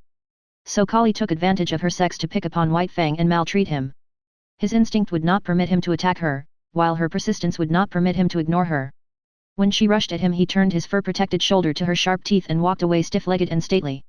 When she forced him too hard, he was compelled to go about in a circle, his shoulder presented to her, his head turned from her, and on his face and in his eyes a patient and bored expression. Sometimes, however, a nip on his hind quarters hastened his retreat and made it anything but stately. But as a rule he managed to maintain a dignity that was almost solemnity. He ignored her existence whenever it was possible, and made it a point to keep out of her way. When he saw or heard her coming, he got up and walked off. There was much in other matters for White Fang to learn. Life in the Northland was simplicity itself when compared with the complicated affairs of Sierra Vista. First of all, he had to learn the family of the master. In a way he was prepared to do this. As Mit Saw and Klukuch had belonged to Grey Beaver, sharing his food, his fire, and his blankets, so now, at Sierra Vista, belonged to the Love Master all the denizens of the house. But in this matter there was a difference, and many differences. Sierra Vista was a far vaster affair than the teepee of Grey Beaver. There were many persons to be considered. There was Judge Scott, and there was his wife. There were the master's two sisters, Beth and Mary. There was his wife, Alice, and then there were his children, Whedon and Maud, toddlers of 4 and 6. There was no way for anybody to tell him about all these people, and of blood ties and relationship he knew nothing whatever and never would be capable of knowing. Yet he quickly worked it out that all of them belonged to the master. Then, by observation, whenever opportunity offered, by study of action, speech, and the very intonations of the voice, he slowly learned the intimacy and the degree of favor they enjoyed with the master. And by this ascertained standard, White Fang treated them accordingly. What was of value to the master he valued, what was dear to the master was to be cherished by White Fang and guarded carefully. Thus it was with the two children. All his life he had disliked children. He hated and feared their hands. The lessons were not tender that he had learned of their tyranny and cruelty in the days of the Indian villages. When Whedon and Maud had first approached him, he growled warningly and looked malignant. A cuff from the master and a sharp word had then compelled him to permit their caresses, though he growled and growled under their tiny hands, and in the growl there was no crooning note. Later, he observed that the boy and girl were of great value in the master's eyes. Then it was that no cuff nor sharp word was necessary before they could pet him. Yet White Fang was never effusively affectionate. He yielded to the master's children with an ill but honest grace, and endured their fooling as one would endure a painful operation. When he could no longer endure, he would get up and stalk determinately away from them. But after a time, he grew even to like the children. Still he was not demonstrative. He would not go up to them. On the other hand, instead of walking away at sight of them, he waited for them to come to him. And still later, it was noticed that a pleased light came into his eyes when he saw them approaching, and that he looked after them with an appearance of curious regret when they left him for other amusements. All this was a matter of development, and took time. Next in his regard, after the children, was Judge Scott. There were two reasons, possibly, for this. First, he was evidently a valuable possession of the master's, and next, he was undemonstrative. White Fang liked to lie at his feet on the wide porch when he read the newspaper, from time to time favoring White Fang with a look or a word, untroublesome tokens that he recognized White Fang's presence and existence. But this was only when the master was not around. When the master appeared, all other beings ceased to exist so far as White Fang was concerned. White Fang allowed all the members of the family to pet him and make much of him, but he never gave to them what he gave to the master. No caress of theirs could put the love croon into his throat, and, try as they would, they could never persuade him into snuggling against them. This expression of abandon and surrender, of absolute trust, he reserved for the master alone. In fact, he never regarded the members of the family in any other light than possessions of the love master. Also White Fang had early come to differentiate between the family and the servants of the household. The latter were afraid of him, while he merely refrained from attacking them. This because he considered that they were likewise possessions of the master. Between White Fang and them existed a neutrality and no more. They cooked for the master and washed the dishes and did other things just as Matt had done up in the Klondike. They were, in short, appurtenances of the household. Outside the household there was even more for White Fang to learn. The master's domain was wide and complex, yet it had its metes and bounds. The land itself ceased at the county road. Outside was the common domain of all gods, the roads and streets. Then inside other fences were the particular domains of other gods. A myriad laws governed all these things and determined conduct, yet he did not know the speech of the gods, nor was there any way for him to learn save by experience. He obeyed his natural impulses until they ran him counter to some law. When this had been done a few times, he learned the law and after that observed it. But most potent in his education was the cuff of the master's hand, the censure of the master's voice. Because of White Fang's very great love, a cuff from the master hurt him far more than any beating Grey Beaver or Beauty Smith had ever given him. They had hurt only the flesh of him, beneath the flesh the spirit had still raged, splendid and invincible. But with the master the cuff was always too light to hurt the flesh. Yet it went deeper. It was an expression of the master's disapproval, and White Fang's spirit wilted under it. In point of fact, the cuff was rarely administered. The master's voice was sufficient. By it White Fang knew whether he did right or not. By it he trimmed his conduct and adjusted his actions. It was the compass by which he steered and learned to chart the manners of a new land and life. In the Northland, the only domesticated animal was the dog. All other animals lived in the wild, and were, when not too formidable, lawful spoil for any dog. All his days White Fang had foraged among the live things for food. It did not enter his head that in the Southland it was otherwise. But this he was to learn early in his residence in Santa Clara Valley. Sauntering around the corner of the house in the early morning, he came upon a chicken that had escaped from the chicken yard. White Fang's natural impulse was to eat it. A couple of bounds, a flash of teeth and a frightened squawk, and he had scooped in the adventurous fowl. It was farm-bred and fat and tender, and White Fang licked his chops and decided that such fare was good. Later in the day, he chanced upon another stray chicken near the stables. One of the grooms ran to the rescue. He did not know White Fang's breed, so for weapon he took a light buggy whip. At the first cut of the whip, White Fang left the chicken for the man.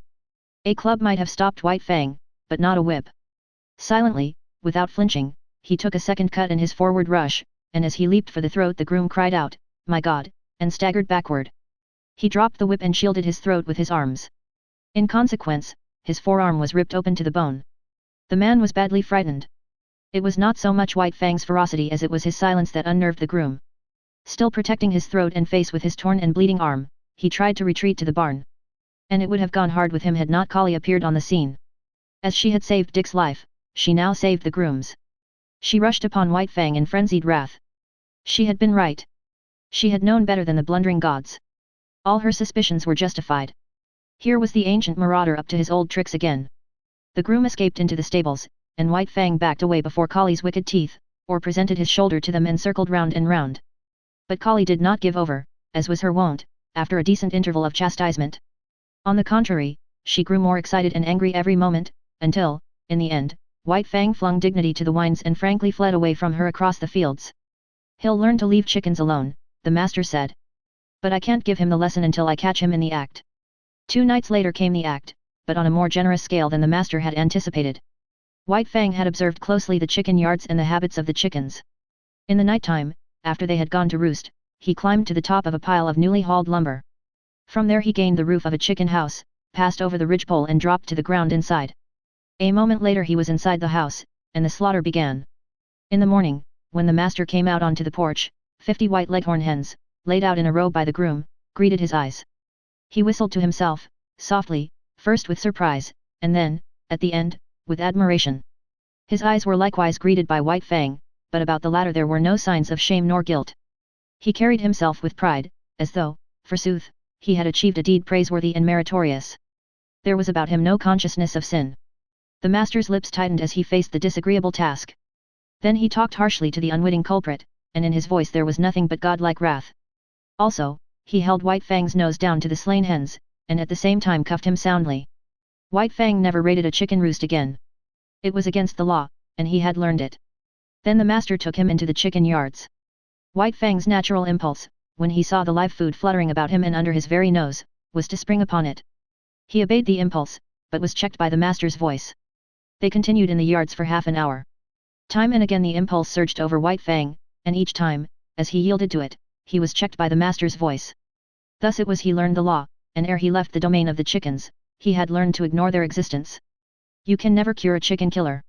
Judge Scott shook his head sadly at luncheon table, when his son narrated the lesson he had given White Fang. Once they've got the habit and the taste of blood. Again he shook his head sadly. But Weedon Scott did not agree with his father. "I'll tell you what I'll do," he challenged finally. "I'll lock White Fang in with the chickens all afternoon." "But think of the chickens," objected the judge. "And furthermore," the son went on, "for every chicken he kills, I'll pay you $1 gold coin of the realm." "But you should penalize father, too," interposed Beth. Her sister seconded her, and a chorus of approval arose from around the table. Judge Scott nodded his head in agreement. "All right." Weedon Scott pondered for a moment. "And if, at the end of the afternoon White Fang hasn't harmed a chicken, for every 10 minutes of the time he has spent in the yard, you will have to say to him, gravely and with deliberation, just as if you were sitting on the bench and solemnly passing judgment, 'White Fang, you are smarter than I thought. From hidden points of vantage the family watched the performance. But it was a fizzle. Locked in the yard and there deserted by the master, White Fang lay down and went to sleep. Once he got up and walked over to the trough for a drink of water.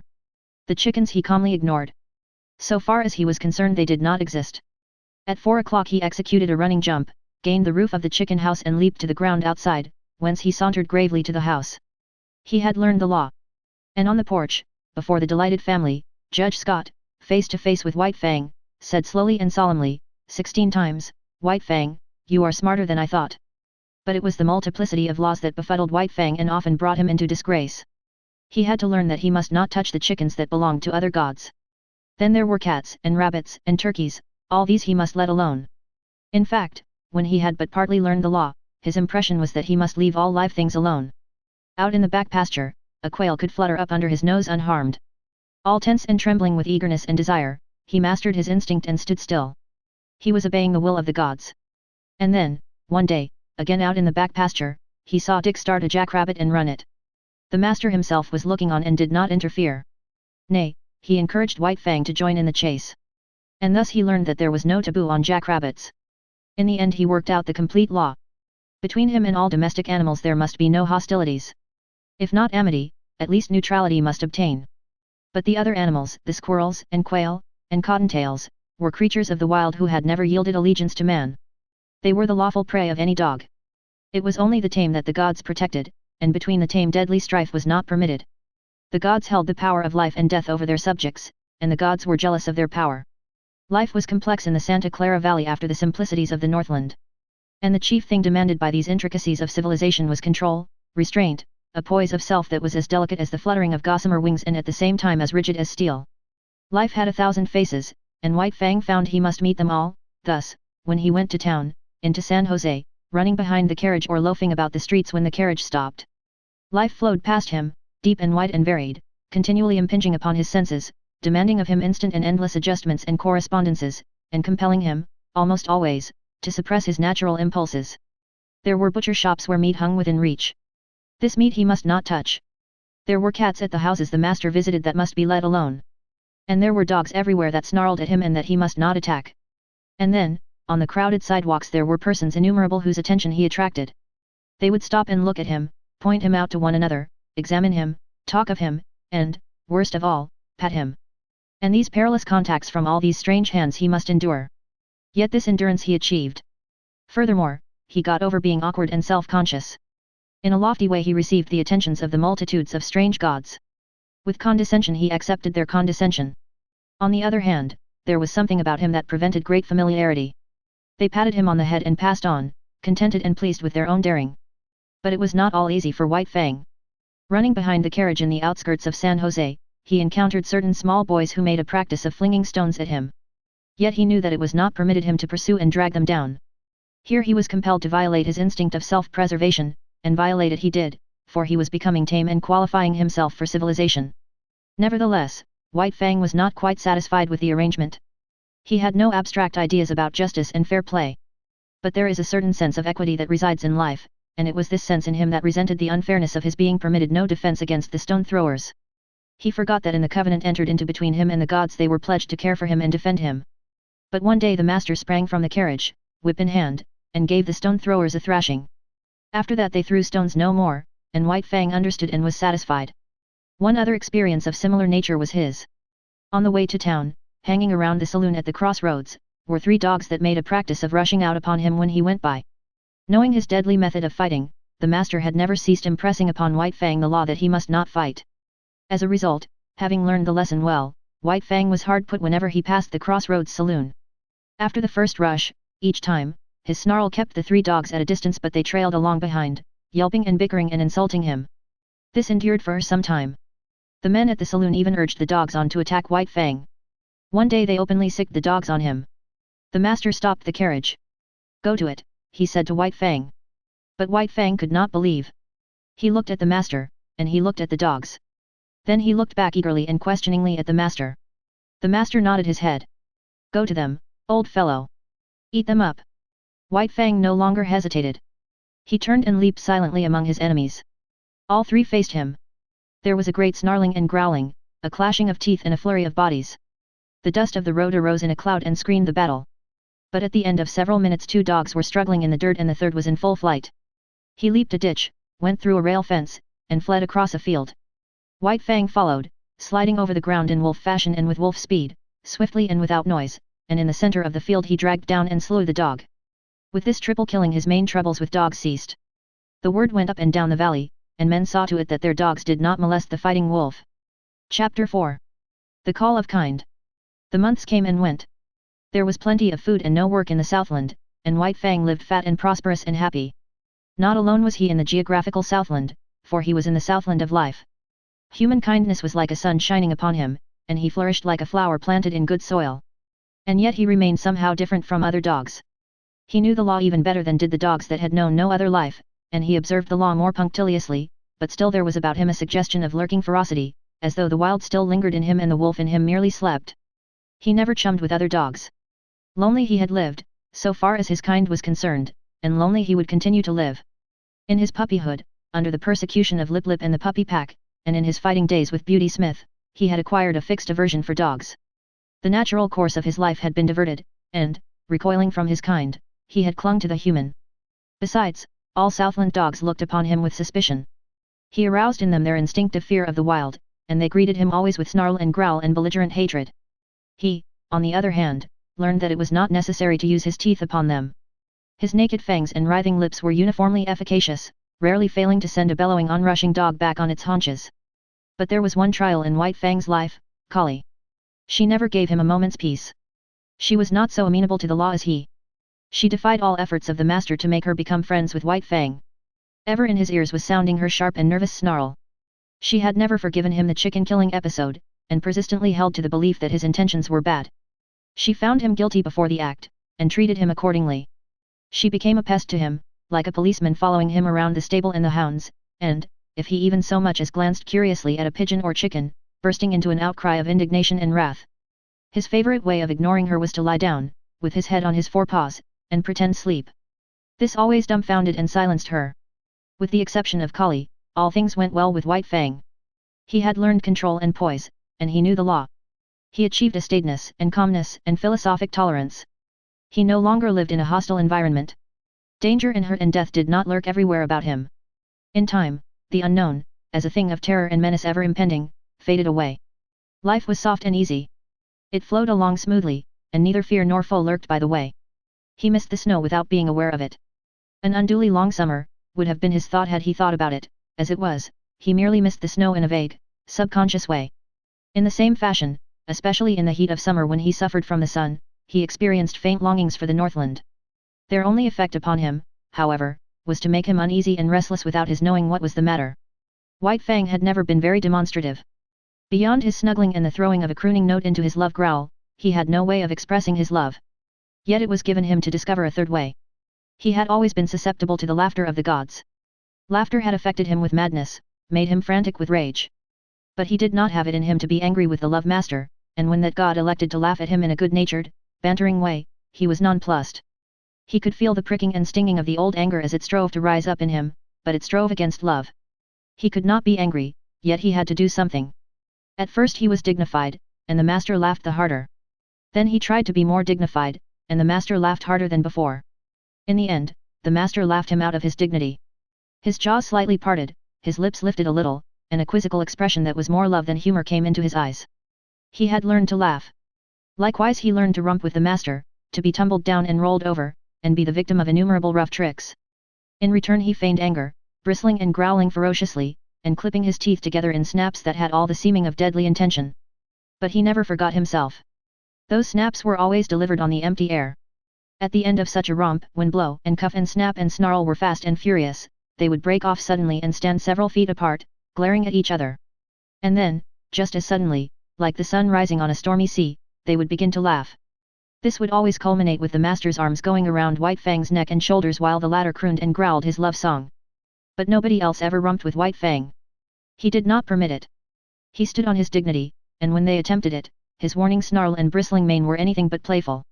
That he allowed the master these liberties was no reason that he should be a common dog, loving here and loving there, everybody's property for a romp and good time. He loved with single heart and refused to cheapen himself or his love.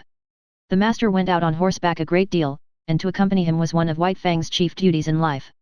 In the Northland he had evidenced his fealty by toiling in the harness, but there were no sleds in the Southland, nor did dogs pack burdens on their backs. So he rendered fealty in the new way, by running with the master's horse. The longest day never played White Fang out. His was the gait of the wolf, smooth, tireless and effortless, and at the end of 50 miles he would come in jauntily ahead of the horse. It was in connection with the riding, that White Fang achieved one other mode of expression, remarkable in that he did it but twice in all his life. The first time occurred when the master was trying to teach a spirited thoroughbred the method of opening and closing gates without the rider's dismounting. Time and again and many times he ranged the horse up to the gate in the effort to close it, and each time the horse became frightened and backed and plunged away. It grew more nervous and excited every moment. When it reared, the master put the spurs to it and made it drop its forelegs back to earth, whereupon it would begin kicking with its hind legs. White Fang watched the performance with increasing anxiety until he could contain himself no longer, when he sprang in front of the horse and barked savagely and warningly. Though he often tried to bark thereafter, and the master encouraged him, he succeeded only once, and then it was not in the master's presence. A scamper across the pasture, a jackrabbit rising suddenly under the horse's feet, a violent shear, a stumble, a fall to earth, and a broken leg for the master, was the cause of it. White Fang sprang in a rage at the throat of the offending horse, but was checked by the master's voice. "Home! Go home," the master commanded when he had ascertained his injury. White Fang was disinclined to desert him. The master thought of writing a note, but searched his pockets vainly for pencil and paper. Again he commanded White Fang to go home. The latter regarded him wistfully, started away, then returned and whined softly. The master talked to him gently but seriously, and he cocked his ears, and listened with painful intentness.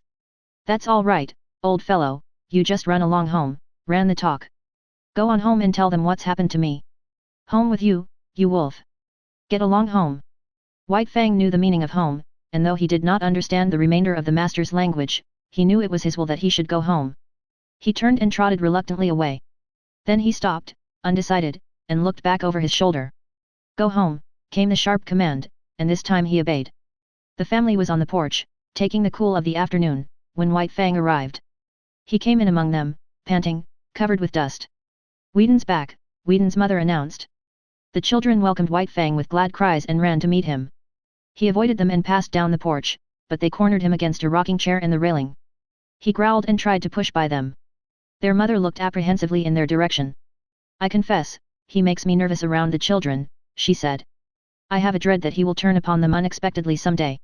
Growling savagely, White Fang sprang out of the corner, overturning the boy and the girl. The mother called them to her and comforted them, telling them not to bother White Fang. "A wolf is a wolf," commented Judge Scott. "There is no trusting one."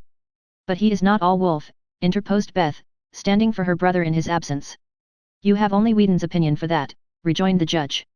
"He merely surmises that there is some strain of dog in White Fang, but as he will tell you himself, he knows nothing about it. As for his appearance..." He did not finish his sentence. White Fang stood before him, growling fiercely. "Go away. Lie down, sir," Judge Scott commanded.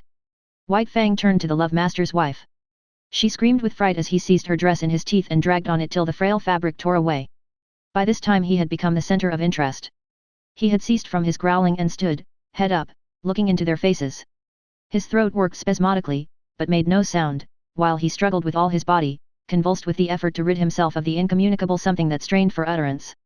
"I hope he is not going mad," said Whedon's mother. "I told Whedon that I was afraid the warm climate would not agree with an Arctic animal." "He's trying to speak, I do believe," Beth announced. At this moment speech came to White Fang, rushing up in a great burst of barking. "Something has happened to Whedon," his wife said decisively. They were all on their feet now, and White Fang ran down the steps, looking back for them to follow. For the second and last time in his life he had barked and made himself understood. After this event he found a warmer place in the hearts of the Sierra Vista people, and even the groom whose arm he had slashed admitted that he was a wise dog even if he was a wolf. Judge Scott still held to the same opinion, and proved it to everybody's dissatisfaction by measurements and descriptions taken from the encyclopedia and various works on natural history. The days came and went, streaming their unbroken sunshine over the Santa Clara Valley. But as they grew shorter and White Fang's second winter in the Southland came on, he made a strange discovery. Collie's teeth were no longer sharp. There was a playfulness about her nips and a gentleness that prevented them from really hurting him. He forgot that she had made life a burden to him, and when she disported herself around him he responded solemnly, striving to be playful and becoming no more than ridiculous. One day she led him off on a long chase through the back pasture land into the woods. It was the afternoon that the master was to ride, and White Fang knew it. The horse stood saddled and waiting at the door. White Fang hesitated. But there was that in him deeper than all the law he had learned, than the customs that had molded him, than his love for the master, than the very will to live of himself, and when, in the moment of his indecision, Kali nipped him and scampered off, he turned and followed after. The master rode alone that day, and in the woods, side by side, White Fang ran with Kali, as his mother, Kick, and Old One Eye had run long years before in the silent Northland forest. Chapter 5. The Sleeping Wolf. It was about this time that the newspapers were full of the daring escape of a convict from San Quentin prison. He was a ferocious man. He had been ill-made in the making. He had not been born right, and he had not been helped any by the molding he had received at the hands of society. The hands of society are harsh, and this man was a striking sample of its handiwork. He was a beast, a human beast, it is true, but nevertheless so terrible a beast that he can best be characterized as carnivorous. In San Quentin prison he had proved incorrigible. Punishment failed to break his spirit. He could die dumb mad and fighting to the last, but he could not live and be beaten. The more fiercely he fought, the more harshly society handled him, and the only effect of harshness was to make him fiercer. Straitjackets, starvation, and beatings and clubbings were the wrong treatment for Jim Hall, but it was the treatment he received. It was the treatment he had received from the time he was a little pulpy boy in a San Francisco slum, soft clay in the hands of society and ready to be formed into something. It was during Jim Hall's third term in prison that he encountered a guard that was almost as great a beast as he. The guard treated him unfairly, lied about him to the warden, lost his credits, persecuted him. The difference between them was that the guard carried a bunch of keys and a revolver. Jim Hall had only his naked hands and his teeth. But he sprang upon the guard one day and used his teeth on the other's throat just like any jungle animal. After this, Jim Hall went to live in the incorrigible cell. He lived there 3 years. The cell was of iron, the floor, the walls, the roof. He never left this cell. He never saw the sky nor the sunshine. Day was a twilight and night was a black silence. He was in an iron tomb, buried alive. He saw no human face, spoke to no human thing. When his food was shoved into him, he growled like a wild animal. He hated all things. For days and nights he bellowed his rage at the universe. For weeks and months he never made a sound, in the black silence eating his very soul. He was a man and a monstrosity, as fearful a thing of fear as ever gibbered in the visions of a maddened brain. And then, one night, he escaped. The warders said it was impossible, but nevertheless the cell was empty, and half in half out of it lay the body of a dead guard. 2 other dead guards marked his trail through the prison to the outer walls, and he had killed with his hands to avoid noise. He was armed with the weapons of the slain guards, a live arsenal that fled through the hills pursued by the organized might of society. A heavy price of gold was upon his head. Avaricious farmers hunted him with shotguns. His blood might pay off a mortgage or send a son to college. Public-spirited citizens took down their rifles and went out after him. A pack of bloodhounds followed the way of his bleeding feet. And the sleuthhounds of the law, the paid fighting animals of society, with telephone and telegraph, and special train, clung to his trail night and day. Sometimes they came upon him, and men faced him like heroes, or stampeded through barbed wire fences to the delight of the Commonwealth reading the account at the breakfast table. It was after such encounters that the dead and wounded were carted back to the towns, and their places filled by men eager for the manhunt. And then Jim Hall disappeared. The bloodhounds vainly quested on the lost trail. Inoffensive ranchers in remote valleys were held up by armed men and compelled to identify themselves. While the remains of Jim Hall were discovered on a dozen mountainsides by greedy claimants for blood money. In the meantime the newspapers were read at Sierra Vista, not so much with interest as with anxiety. The women were afraid. Judge Scott pooh-poohed and laughed, but not with reason, for it was in his last days on the bench that Jim Hall had stood before him and received sentence. And in open courtroom, before all men, Jim Hall had proclaimed that the day would come when he would wreak vengeance on the judge that sentenced him. For once, Jim Hall was right. He was innocent of the crime for which he was sentenced. It was a case, in the parlance of thieves and police, of railroading. Jim Hall was being railroaded to prison for a crime he had not committed. Because of the 2 prior convictions against him, Judge Scott imposed upon him a sentence of 50 years.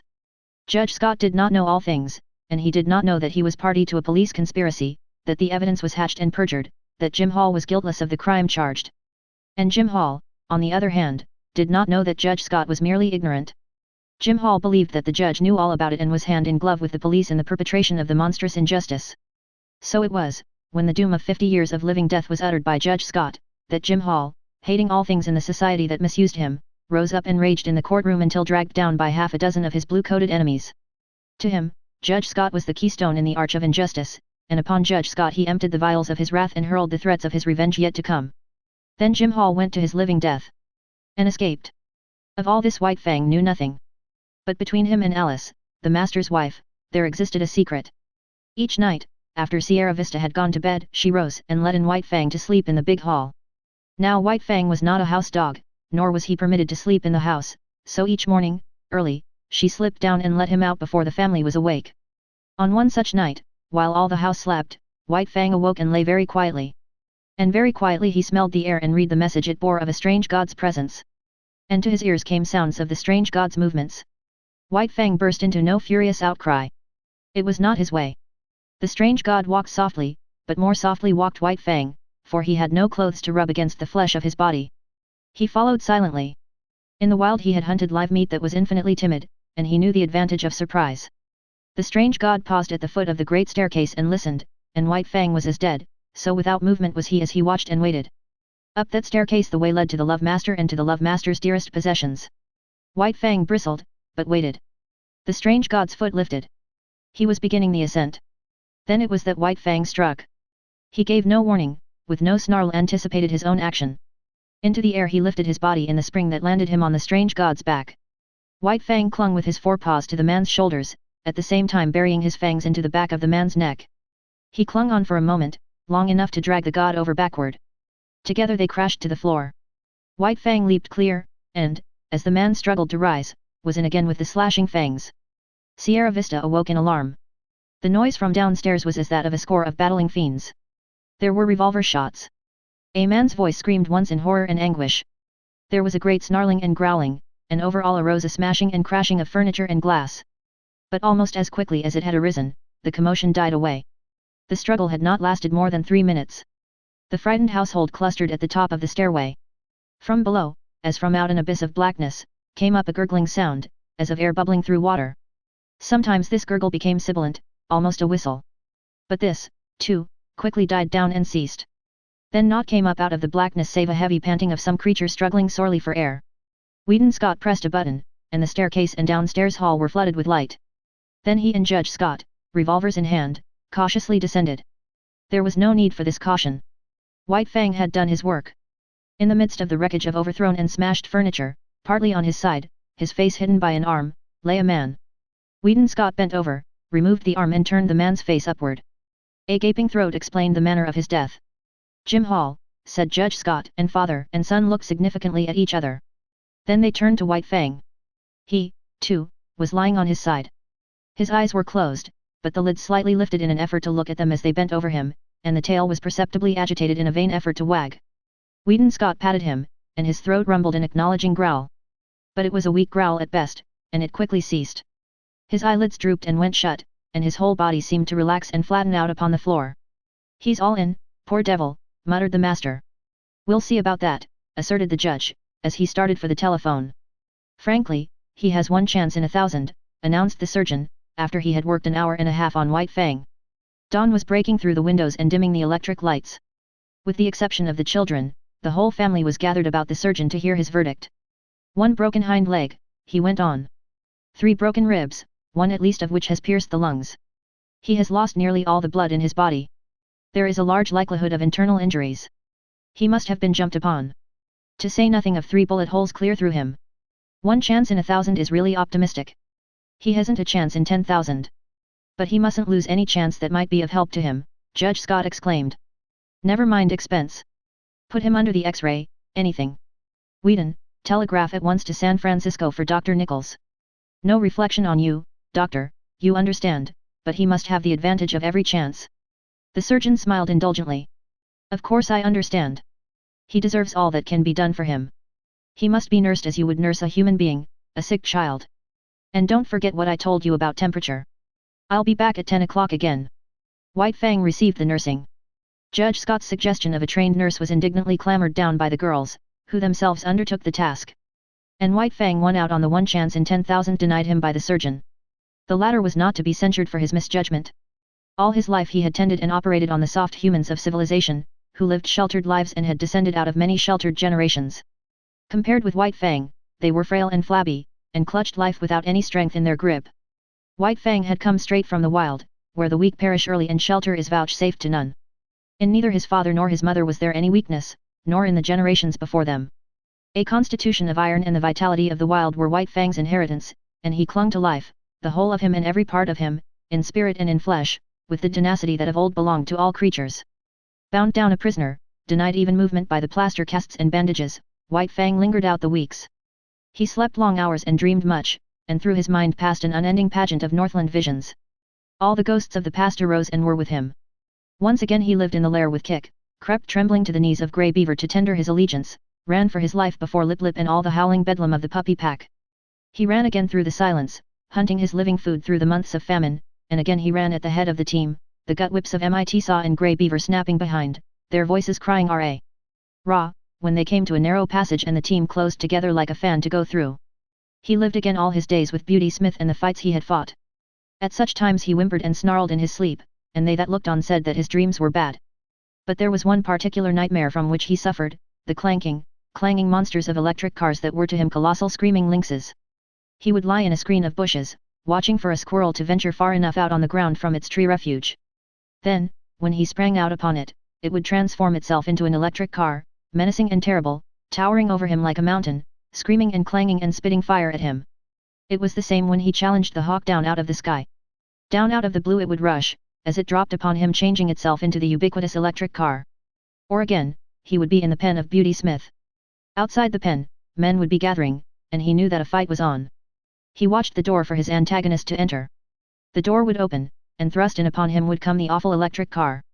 1,000 times this occurred, and each time the terror it inspired was as vivid and great as ever. Then came the day when the last bandage and the last plaster cast were taken off. It was a gala day. All Sierra Vista was gathered around. The master rubbed his ears, and he crooned his love growl. The master's wife called him the Blessed Wolf, which name was taken up with acclaim, and all the women called him the Blessed Wolf. He tried to rise to his feet, and after several attempts fell down from weakness. He had lain so long that his muscles had lost their cunning, and all the strength had gone out of them. He felt a little shame because of his weakness, as though, forsooth, he were failing the gods in the service he owed them. Because of this he made heroic efforts to arise, and at last he stood on his 4 legs, tottering and swaying back and forth. "The Blessed Wolf," chorused the women. Judge Scott surveyed them triumphantly. "Out of your own mouths be it," he said. "Just as I contended right along. No mere dog could have done what he did. He's a wolf." "A blessed wolf," amended the judge's wife. "Yes, blessed wolf," agreed the judge. "And henceforth that shall be my name for him." "He'll have to learn to walk again," said the surgeon, "so he might as well start in right now. It won't hurt him. Take him outside." And outside he went, like a king, with all Sierra Vista about him and tending on him. He was very weak, and when he reached the lawn he lay down and rested for a while. Then the procession started on, little spurts of strength coming into White Fang's muscles as he used them, and the blood began to surge through them. The stables were reached, and there in the doorway, lay Collie, a half-dozen pudgy puppies playing about her in the sun. White Fang looked on with a wondering eye. Collie snarled warningly at him, and he was careful to keep his distance. The master with his toe helped one sprawling puppy toward him. He bristled suspiciously, but the master warned him that all was well. Collie, clasped in the arms of one of the women, watched him jealously and with a snarl warned him that all was not well. The puppy sprawled in front of him. He cocked his ears and watched it curiously. Then their noses touched, and he felt the warm little tongue of the puppy on his jowl. White Fang's tongue went out, he knew not why, and he licked the puppy's face. Hand-clapping and pleased cries from the gods greeted the performance. He was surprised, and looked at them in a puzzled way. Then his weakness asserted itself, and he lay down, his ears cocked, his head on one side, as he watched the puppy. The other puppies came sprawling toward him, to Collie's great disgust, and he gravely permitted them to clamber and tumble over him. At first, amid the applause of the gods, he betrayed a trifle of his old self-consciousness and awkwardness. This passed away as the puppy's antics and mauling continued, and he lay with half-shut patient eyes, drowsing in the sun.